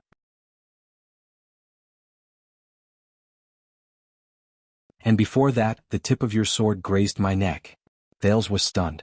Jianghu looked at Thales sincerely. Even though the back of the sword only grazed you a little, Jianghu smiled and shook his head. But if it had been a real sword, I would have lost. The guards burst into an uproar. Thales stared at him in a daze. A few seconds later, the teenager shook his head and shook off the epiphany he had from the battle just now. No, you fought very well. I did not even have the strength to fight back. Thales sighed. In the end, you still had the strength to hold back. This proves that you are much stronger than me. You should be the winner. Jianghu bowed and did not answer. He only smiled, put down his practice sword and turned to leave. That's right. Thales cleared his mind. He knew that regardless of whether it was Praka, Commodore, or Jianghu, they were just sparring partners for him. Besides, the difference in power and status among them made them hold back and show mercy. If it had been a real sword, Thales felt the soreness and swelling in his arm. He looked at the bruises on more than one spot. He had long since become a prince-cut cake. Loose. The guards discussed among themselves. Mallows turned his head around to discuss something with flag-bearer Fubby, who was beside him. He did not seem to have the time to look at Thales. He was clearly about to lose just now, but why do I feel that there's something? Doyle turned his head around in puzzlement while he was at the foot of the field, but Glover interrupted him. Listening skill and judgment. The vanguard known as Zombie crossed his arms over his chest. His eyes were like torches. Jianghu's offense was fierce and it was unstoppable. Hence, the child learned from logistics officer Praka's method just now. He used his defensive counterattack style and the idea that the stronger the opponent he faced, the stronger the opponent he faced. He also found an opportunity from it. Glover stared at Thales, who sat down dejectedly. But in the end he was not strong enough. He was unlucky. Doyle's expression froze. Praka? What the hell? He chose materials on the spot and came up with a strategy? Doyle stared at Thales, who was digesting his battle experience in a daze. So, our Duke is quite quick-witted? This time, Glover only shook his head. He did not answer. While the guards discussed among themselves non-stop, Mallows finally snapped out of his daze. Then who is next? The watchman asked faintly. The guards who were still chattering excitedly instantly quietened down. But when he heard this, Thales' expression darkened. Again? I'm about to collapse, okay? Lord Mallows? Thales said indignantly. Since you speak so logically, you must have extraordinary skills. The Duke rubbed the bruises on his arm and gritted his teeth. Why didn't you fight on your own?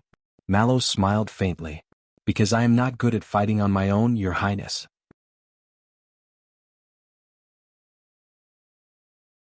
Not good at fighting on your own? Thales was stunned. He then remembered the figure of the other watchman. Then why did they make you the watchman? Mallows' smile was still elegant. My forte is battlefield observation, decision-making, and deployment. Thales furrowed his eyebrows. So what are you? Thales snorted coldly and said sarcastically, a fantasy version of Wang Yuyan? Mallows narrowed his eyes. Wang what? Thales coughed. What I mean is, even if you go up against a rookie like me, are you not confident? Mallows smiled faintly. I've said it before, I'm not good at fighting. If I go up against your highness then? Mallows looked at the guards around him and said with a smile. It's a 50-50 chance. Thales was so angry that he rolled his eyes.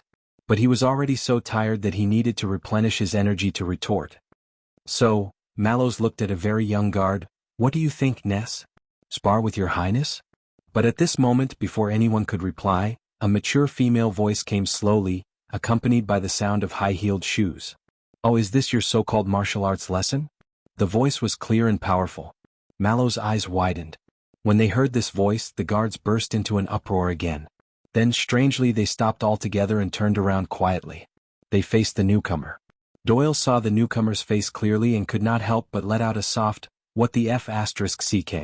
Then he quickly shut his mouth and lowered his head, hiding behind Glover. Thales turned his head and was also stunned. He stared blankly at the field outside. He looked at the mature, steady and elegant middle-aged lady who walked slowly from the porch. Compared to Gilbert and Kessel, even after 6 years, she still looked graceful and charming. Her black hair was as black as ink, and her eyebrows were as beautiful as a painting. Other than some wrinkles, there were few signs of age. Her high-heeled shoes still tapped the ground forcefully and rhythmically. Regardless of whether she was facing a stone floor, a lawn, tiles, or gravel, it was the same as before and never changed. Thales stared at the lady in a daze.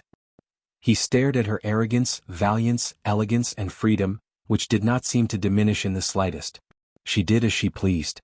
The members of the Star Lake Guards looked at each other, seemingly hesitant. But in the end, under Mallow's lead, they all bowed and saluted respectfully. But the black-haired lady did not seem to see them. She did not care about them and only looked around. Her gaze landed on Thales for a moment before looking away.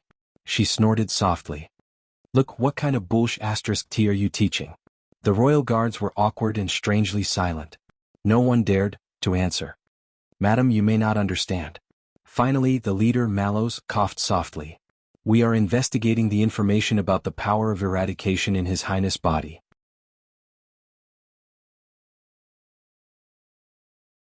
This is to help him better." "Then, have you finished your investigation?" The black-haired lady interrupted him without giving him any face. Her tone was impatient.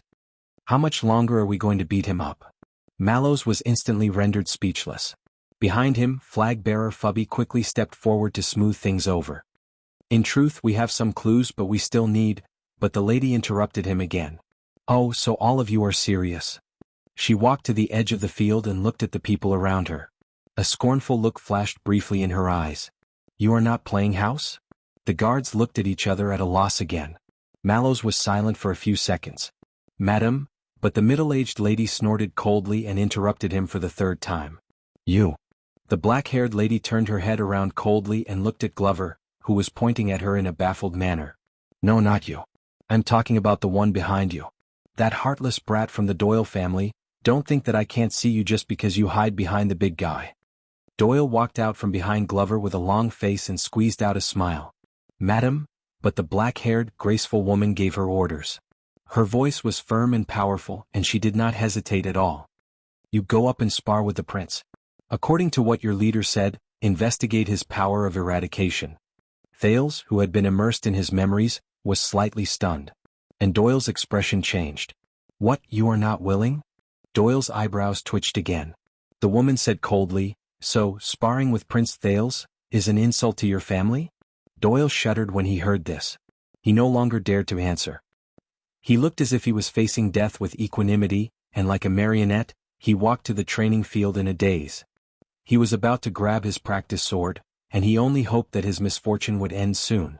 But his beautiful wish still fell through. "Wait." The woman's words rose in a leisurely manner, causing Doyle, who had taken a step forward, to stop in the air. He did not dare to move. "Use your own sword." When she said this, the royal guards burst into an uproar. Mallow's expression changed. He seemed to be unable to maintain his original indifference. Doyle turned his head around in shock. He did not care about the fear in his heart. "Use a real sword?" The woman snorted through her nose in a rising tone. "What else?"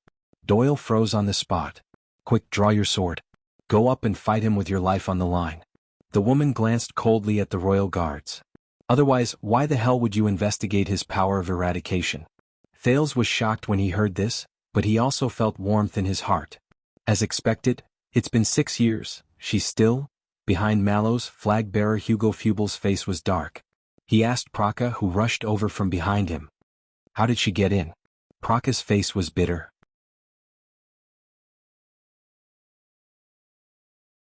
He spread his hands in resignation and helplessness. "Commanding officer, you know that she is His Majesty's." In short, in all of Mindy's hall, even among our brothers, no one dares to stop her. Fubel was instantly exasperated. Thales sucked in a deep breath and looked at Doyle, who did not even dare to breathe loudly after being scolded. He took a step forward. "My lady, I—" But the moment he opened his mouth, Madame Jinsbachkovic, the first-grade female official of Renaissance Palace, his father's lover, and the person who enlightened him in the Northland military sword style, interrupted him with an impatient expression. "Shut up, brat." Thales instantly choked. "How many times have I said it in my letter? When you come back, I want to test you on real sword training." Jines walked in front of him. When she saw that Thales was almost as tall as her lips trembled slightly and her gaze moved. But the female official quickly turned her head around and extinguished the trembling in her eyes while it was still in its infancy. "And what are you doing now?" Jines looked elsewhere and said sternly, "Toy sword? Playing house. Are you still 7 years old?" Jines swept her gaze over the 20 royal guards and said sternly, "Are all of you 7 years old as well?" The leader, Mallows, was silent. He did not answer. "Why are you standing there in a daze?" Jines exhaled. She seemed to have had enough of her anger. She turned to Doyle. The latter was trying his best to act like a stone pillar in the middle of the field. "Go up, D. Fight him with your sword until you get rid of his power of eradication." Doyle raised his head while trembling. I, my lady, this sword was passed down to me by my grandmother. I cannot use it easily." Jines mercilessly exposed him. "Nonsense. How many times did I capture old Doyle in Red Street Market when I was young? Your grandmother passed away a long time ago. Every time it was your grandfather who paid the bail." Doyle shuddered when he heard this. He lowered his head and did not dare make another sound. Jines snorted coldly. Her high-heeled boots tapped against the ground with a clear sound as she walked past the guards. "Then you use a real sword and go up to spar with him?" No one answered. No one even dared to raise their heads. Jines snorted coldly and turned to the leader. "You might as well call yourself Mallows." The female official said scornfully, "Aren't you His Majesty's loyal servant? The kind who will cut whoever he asks you to cut?" Mallows was silent for a few seconds. Finally, the watchman sucked in a deep breath. "There is no need, my lady. Our duty is complete. We have already understood His Highness' power of eradication." Thales was shocked when he heard this. Understood? What? Sin of Hell's River? The power of eradication that Black Sword mentioned was best not to show to others? Understood just like that? The martial arts lesson has ended. Mallows forced a stiff smile.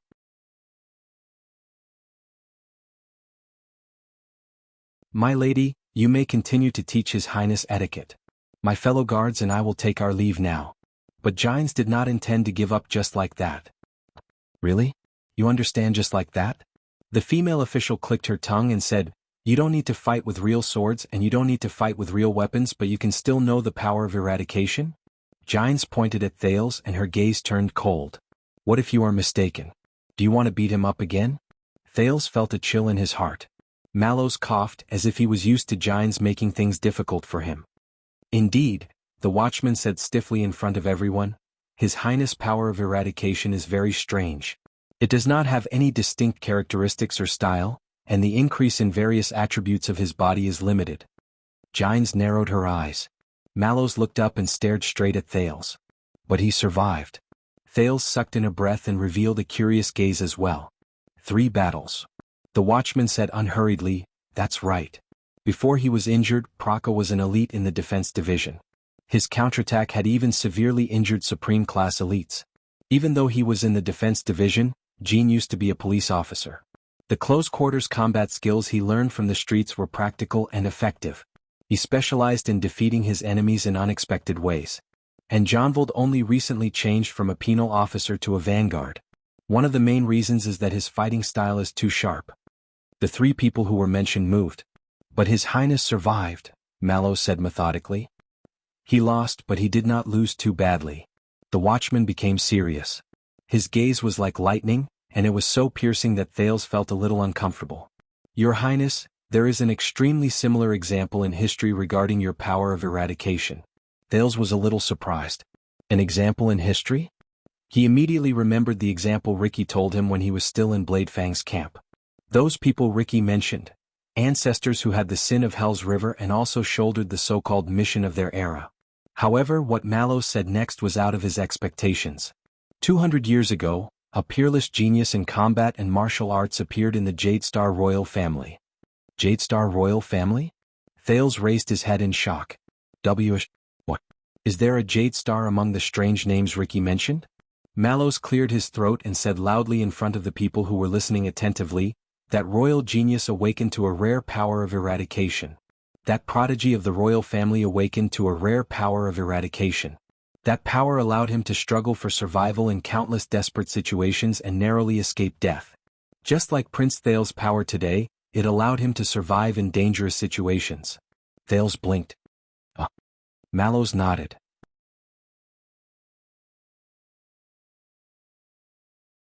In the end, that genius became a supreme-class legend of his era. His fame spread to this day. Gines furrowed her eyebrows. And that is? Mallows took a deep breath and looked at Thales. That's right. He is the free and uninhibited romantic prince, the legend of the century who has never met his match in the Western Peninsula. Kayla Jadestar. The watchman's eyes shone brilliantly. People call him the enemy of the wolves. The crowd burst into an uproar. Thales was completely stunned. Legendary prince, Kayla Jadestar? Enemy of the wolves? Mallows raised his head. He looked solemn and serious. And the legendary power of eradication that Prince Kayla relied on to become famous and shock the world is called, the watchman said softly, Wrath of the Sea. 1 second. 2 seconds. 3 seconds. At that moment, the entire training ground was in an uproar. The royal guards anxiously whispered to each other. There was no lack of excitement and surprise among them, and many of them kept glancing at Thales. Gines also fell into deep thought. But the main character of the topic was stunned. Anger? Thales stuttered in his heart. Wrath of what waves? I heard that the instructor the Northlanders arranged for the prince is the murderer who killed Prince Horus. The Northlanders purposely used this to humiliate us. Doyle, who had snuck back to Glover's side, poked his colleague in surprise. By the looks of it now, the murderer really taught seriously? While the crowd was in a mess, Mallows took the chance to end the conversation. I'm sorry, Madam Gines. That's all for today. As for you, Your Highness, I will look for information regarding the enemy of the wolves when he was alive. Mallows narrowed his eyes. In the future, your training will be more targeted. The watchman did not wait for their response. He turned to the entire royal guards. Dismiss. Return to your posts. A thought appeared in Mallows' mind. Unless someone wants to catch up with the visiting Madame Gines? The moment he finished speaking, the Star Lake guards dispersed. No one seemed to want to stay any longer. Mallows turned his head around and nodded slightly at Gines and Thales. The female court attendant snorted coldly, turned around and took a step forward. Why are you spacing out, boy? You still have lessons to attend. Thales shuddered. It was only then that he snapped out of his shock and puzzlement. He turned his head around and did not care about his appearance. He jogged all the way to catch up to Gines' high-heeled boots in a hurry. While the teenager jogged, he mumbled in his heart. What's going on? During these 6 years, aside from being beaten up all day long, being drenched in blood and sweat, gritting his teeth to fight against Nicholas with tears in his eyes, and thinking of ways to survive under his terrifying and savage shadow, what else did he do to make my power of eradication turn into something like wrath waves?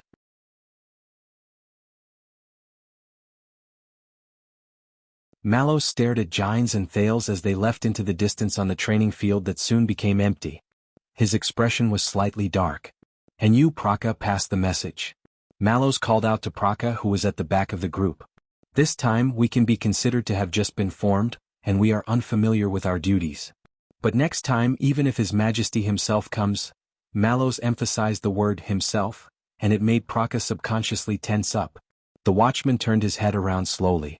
His eyes shone with an incredibly solemn light. The guards under my command are not allowed to come here without any hindrance or notice. Do you understand? Praka shuddered. He suddenly had the misconception that the usually indifferent and relaxed Officer Tormund Mallows did not exist at that moment. Praka quickly nodded respectfully, turned around and left. Mallows stared at his back. His gaze was complicated and his thoughts were unfathomable. After a moment, the watchman turned to the only person left beside him. Hugo. The flag-bearer of the Duke's personal guards, Hugo Fubel, walked over in a submissive manner. Did you record today's training, including the prince's power of eradication? Mallows asked faintly. Of course. Flag-bearer Fubel brought out a notebook, and his gaze suddenly became astute. Wrath waves. And the details of Prince Thales's response but Mallows cut him off. Variant. Fubel raised his head with a puzzled expression. Add 1 to your record, Mallows said softly. His expression and tone of voice slowly returned to their previous indifferent state. Prince Thales's power of eradication is a rare variant of wrath waves. Fubel blinked and furrowed his eyebrows. As for the specific direction and characteristics of the variant, Mallows exhaled. His expression was as calm as still water. Unknown. Fubel was stunned for 2 seconds. Variant unknown. Officer, are you sure?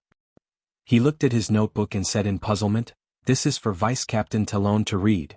This is for Vice Captain Talon to see, and he'll report to His Majesty if there's any inaccuracies. Mallows suddenly turned around.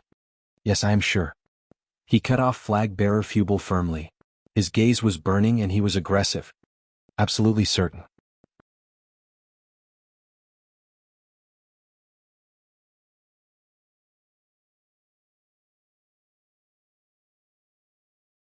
Chapter 529.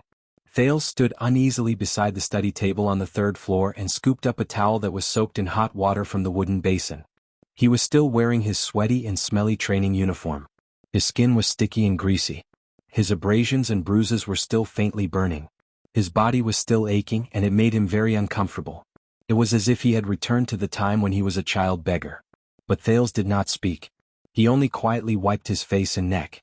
With slight anticipation and nervousness, he occasionally looked at the valiant figure by the window who had her arms crossed over her chest and was looking into the distance.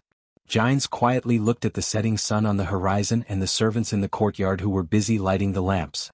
The expression on the side of her face was calm and profound. She seemed to be deep in thought, as if she was remembering something. You should not have let them do that. Jianghu's voice was cold and forceful. There was a hint of determination that came from going through hardships. Thales's arm that was twisting the towel instantly froze. Just now, you should not have let the guards be so presumptuous. The female official slowly turned around. She was as tall and sturdy as she was 6 years ago, like a cedar tree in winter. Boy. Her gaze was as sharp as ever and her tone was as stern as ever. It made Thales remember the first time they met 6 years ago. At that time she also had her arms crossed over her chest like this. She had a profound expression on her face as she quietly sized him up. 6 years later, Thales subconsciously wanted to turn his head to avoid the gaze of the instructor who initiated him. Perhaps. He spoke softly. There was a hint of resignation and faint emotions in his voice. Thales picked up the towel in time and covered his eyes. He pressed his dirty face and his uncontrollable expression into the warm and soft fabric at the same time. Jianghu did not speak. He put down the towel and tried to meet Jianghu's gaze calmly. He tried hard to release his most natural and warm smile. Madam, I am very happy to see you again. After 6 years. Jianghu did not answer immediately. She continued to stare at Thales quietly. Her originally cold and stern gaze now had an indescribable meaning. Very good. A few seconds later, the female official averted her gaze. She took a deep breath as if she wanted to restrain herself. Then your etiquette lesson will now begin. Jianghu's tone became steady and stern again. She walked away from the window. Thales snapped out of his daze. With his habitual nervousness in front of the instructor who initiated him, he suppressed the fatigue in his body and quickly threw down the towel. There is no need for that. Jianghu stopped him from taking the wooden basin away. Today we will not practice table manners. Table manners. Memories of the past surged into Thales's mind, but he forcefully suppressed them.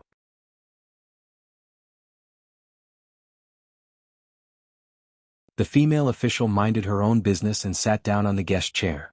She ignored the refreshments beside her, and she cast a gentle glance at Thales, who looked a little disheveled after his training. The first class won't be long.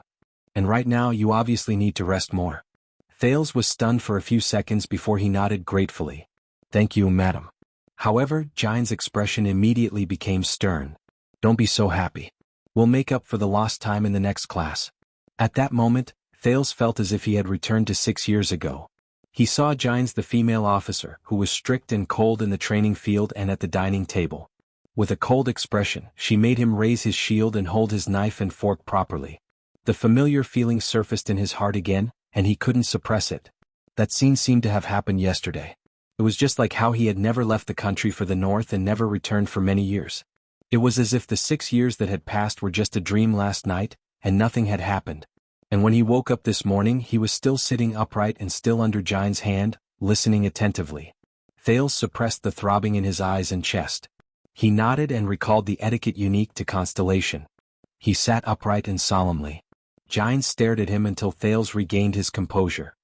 During the age of the Empire 1,000 years ago, the Supreme Emperor sent his personal Praetorian guards to the princes to carry out the duties of knights serving their master. Jiang went straight to the point as usual, but her eyes were still sizing up Thales. After the Battle of Eradication, even though the tradition of knights in the old days was almost extinct, this tradition was inherited by the successive kings of Constellation. They sent the royal guards to the adult princes, and they became their personal guards, attendants, subordinates, assistants, and even vassals in the future. Thales did not expect that Jiang would start talking about history the moment she opened her mouth. But the teenager immediately came to a realization. She was not satisfied with his performance just now. And how to manage and use these subordinates with extraordinary significance and complicated backgrounds, get along well with the royal guards and get along well with each other. This has been a compulsory lesson for every prince since ancient times. Subordinates with extraordinary significance and complicated backgrounds. Thales clenched his fists gently.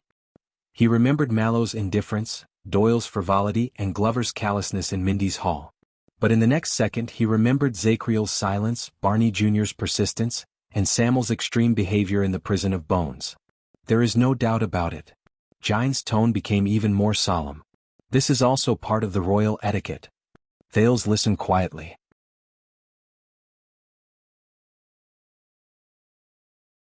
The female official's gaze was like a knife that cut into Thales' heart. Remember, you are the Duke of Star Lake, the master of Mindy's hall. You are also their master. The Duke of Star Lake. Mindy's hall. Their master. The teenager's eyes rippled slightly. You are no longer an illegitimate child who needs to hide and deceive others. You are the official second prince, the heir to the kingdom.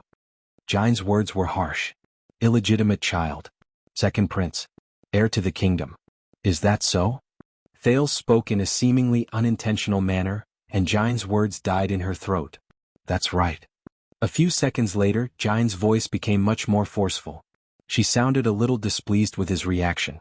As a duke, you have to take the initiative and show them your might, unyieldingness, and sternness. Let your subordinates know the consequences of disrespecting the prince. Take the initiative, show them your might? Might, unyieldingness, and sternness? Thales repeated those words in a muffled voice and forced a smile. The Duke exhaled slowly, but all he saw was the dark and profound Renaissance palace. He also saw the tall throne at the end of the long corridor in the meeting hall. His shoulders slackened. Perhaps. Thales tried his best to curl up the corners of his lips, and he appeared a little quiet. But that's really not my style. No, he did not continue speaking. Instead, he finished the sentence in his heart. Jiang furrowed her eyebrows. It was as if she did not expect that her student, whom she had not seen for many years, would have such a reaction. The silence in the study room lasted for a few seconds. The letter from the north said that you have been through many trials, and your temperament is outstanding. You are fearless when you face enemies who are fierce and tough. You are neither servile nor overbearing. Just like you did in the national conference. Jiang said coldly. Why have you become weak when you face your subordinates here? Thales was silent for a long while. Because that is different. The teenager seemed to have sensed something and sighed softly. In the national conference and in the north, I only have to face my opponents. And what I need to do is to raise my shield according to what I have been taught. Raise my shield. As if she had remembered something, Jiang was a little absent-minded. But here, Thales pursed his lips and sank into deep thought. His expression was a little solemn. What I need to face is not just my subordinates. Thales stared into the distance in a daze. Jiang did not speak. She only frowned and sized Thales up. A few seconds later, she spoke slowly. Your subordinates, Mallows and the others? But Thales interrupted her. My lady, please. Thales closed his eyes and let out a long sigh. Throughout this journey, Gilbert only said good things, Yodel always remained silent, and the others? Jiang was instantly stunned.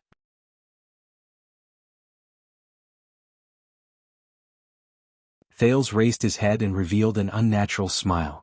But you, my lady, you are the one who taught me sword arts and etiquette. You are also his. Thales did not finish his sentence, but Gines could vaguely sense something. The Duke of Star Lake lowered his head. I thought that you should be more honest than them. Gines repeated in a daze. Honest? Thales nodded and looked at Gines. He doesn't like me. Gines was stunned. Thales stated the truth calmly as if it was the most ordinary truth. From the first time he saw me, he didn't like me. This is not a secret.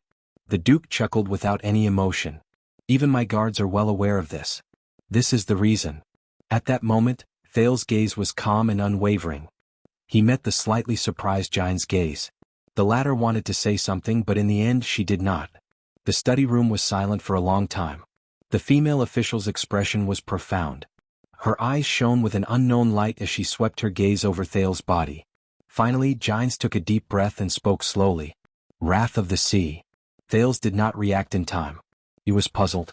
Gines steadied her expression, which had changed a few times, and lowered her gaze. She said in a low voice, Mallows mentioned that you awakened your power of eradication. What is that? Wrath of the Sea.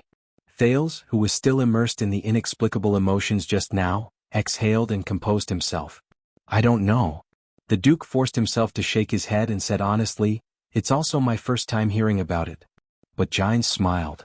Most of the powers of eradication of the knights in the kingdom are similar to their personal experiences, especially those of the teachers who taught them. The female official said faintly, there is also a small group of people who are the complete opposite. The teacher and the disciple are the opposite of each other. Thales thought of something and thought that this was similar to what Ricky said. Is that so? So. Wrath of the Sea. So, the Northlanders have taught you a lot? Gines looked at him and said, intentionally or unintentionally. Northlanders. Thales remembered his life in Extet, and he could not help but curl up the corners of his lips. Sort of. But when Thales raised his head again, he suddenly realized that something was wrong. It was Gines. At some unknown point of time, Gines' stern gaze became gentle. She stared at Thales quietly, and there was an indescribable emotion in her gaze. Thales did not know what to do. His first teacher's lips trembled. There were a few times when she wanted to say something, but she did not. Boy. Finally Gines spoke. This time her voice was no longer cold and firm. Instead it was slow and hoarse. Lost weight in the north. Thales was instantly stunned. Gines stared at him and revealed a smile that Thales rarely saw. I guess so. Her smile was quiet and elegant, but there was a hint of indescribable sadness in it.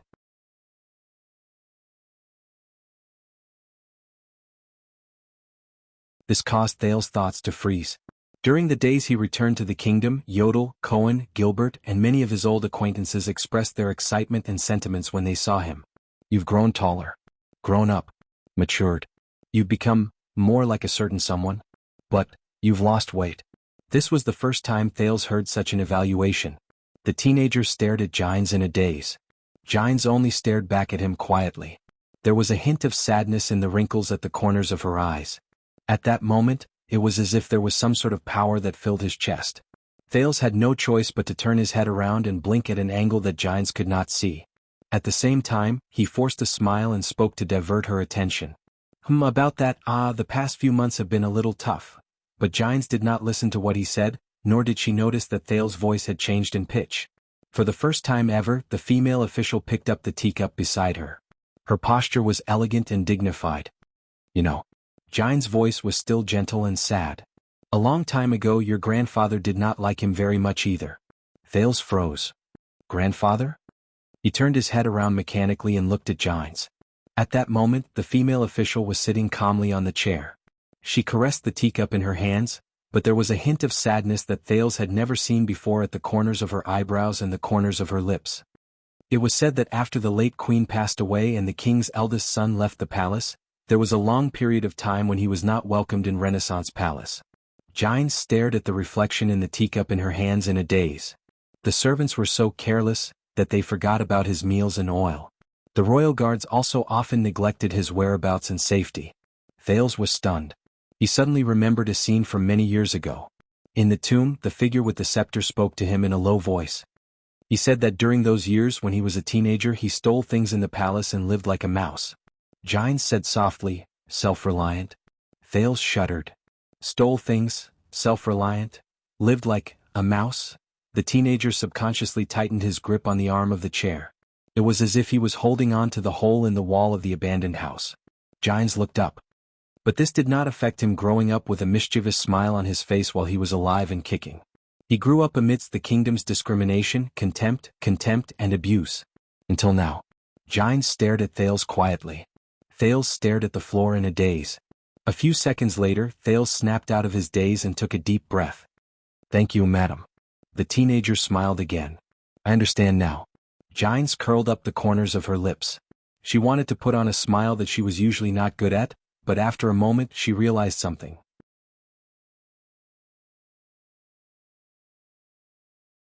She put down the teacup and put on an unnatural expression. "So, boy, I am saying that you are too thin. Look at how others beat you up." Jianghu noticed that her words were trembling a little. She took a few deep breaths and stopped for a moment at an angle that Thales could not see. "Remember to eat more." Jianghu hesitated for a while before she added another sentence. "Also sleep early." But this time, Thales was not affected by her solemn tone. The Duke smiled. "Of course, madam. Of course." A few seconds later, Jianghu turned her head around again. Her expression and tone slowly became cold and stern again. She sounded indifferent. "Speaking of which, boy, how much do you know about your guards?" Thales looked up and adjusted his emotions. "Not much." Jianghu twitched her lips and remained silent for a while. "Listen carefully. After the bloody year, to get rid of the threat, your father was too ruthless and involved too many people." Thales' expression changed. The resentful expression of disaster swordswoman Marina in the dungeon flashed before his eyes. Jianghu said seriously, "So, in Eternal Star City, along with the threat, trust also disappeared." Thales furrowed his eyebrows. "And don't forget, for 12 years your father did not have an heir. This not only weakened his prestige and aroused the ambitions of the dukes, it also dealt a blow to the traditional supporters of the royal family, the vassals of the Jade Star family in Central Territory, who are led by the 7 Jade Star attendants." Thales subconsciously added, "And loyalty?" Jianghu glanced at him and did not comment on it. "During those 12 years, your father had no choice but to promote and put many new people in important positions, such as the 3 marshals, Gilbert, whom you are familiar with, Count Godwin, Viscount Kenny, Baron Garth, Kirkirk Man, Sauter Ryder. They became the main force of the king's party and strengthened his rule. But on the other hand, under his rule, under the dissatisfaction of the other guardian dukes, the traditional vassals of the royal family like the 7 Jade Star attendants fell into a trough and became silent. They gradually distanced themselves from Renaissance Palace. 7 Jade Star attendants. Thales recalled Gilbert's explanation and fell into deep thought. Jianghu said solemnly, "Until?" Thales raised his head and frowned. "Me?" Jianghu was silent for a while, but she still nodded. "Thanks to you, thanks to the Jade Star royal family's restoration of lineage, the 7 Jade Star attendants, who were divided, silent and alienated over the past 6 years, gradually showed goodwill to the 9-pointed star again." But Jianghu's expression immediately became solemn. "But they are still observing from the sidelines. And you cannot win their approval with just your title and bloodline. Your father cannot rely on just one successor to erase their resentment after the bloody year and win back their trust." Thales thought of Doyle and Glover.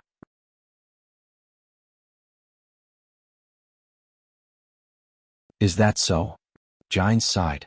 "Your Star Lake guards are just one example." Thales did not speak. Jianghu stared at him quietly and said softly, "Very soon, it will be the day you officially make your debut in front of the nobles in the capital during the banquet."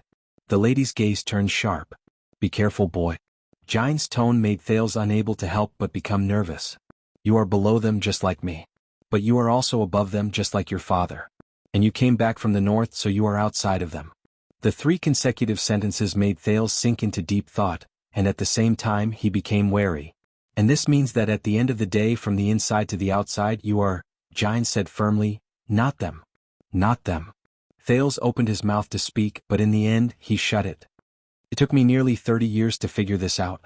Jianghu's eyes showed a rarely seen weariness. "I hope that you can be shorter." Thales exhaled. "Banquet, all right. So." The teenager scratched his chin, feeling troubled.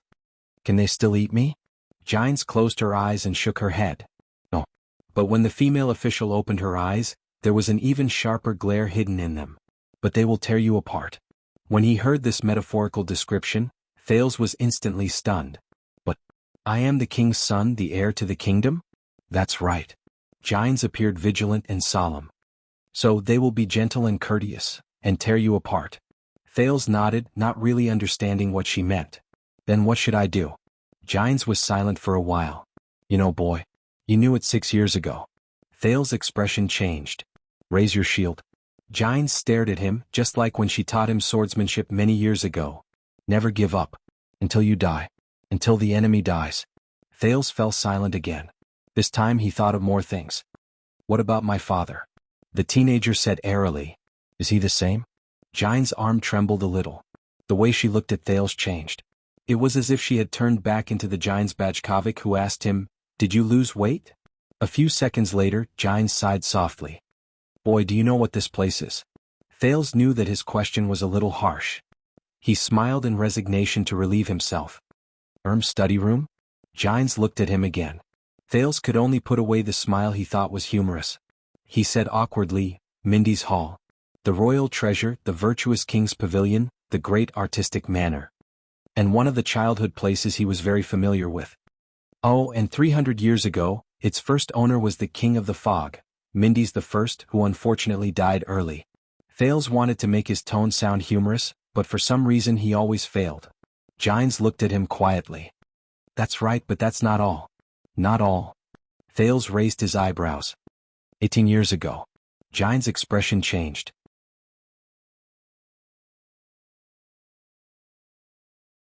The female official's gaze was slightly dazed, as if she was looking at the scenery in the fog. This is the residence chosen by the Crown Prince of Constellation, your uncle, the first Prince Meteor Jadestar after he came of age. Thales' expression changed slightly. Are you talking about that? Yes. Giants looked at him. That person who is destined to sit on the throne. Steel fragrance. You're tuning in to the Han Lee's Wuxia Adventures YouTube channel. We're so grateful for your support, and don't forget to subscribe to join us on this incredible journey through captivating stories. Your generosity through donations truly makes a world of difference, as it's the primary source of revenue that allows me to expand and enhance this channel for you. Thank you from the bottom of my heart for being a part of this adventure.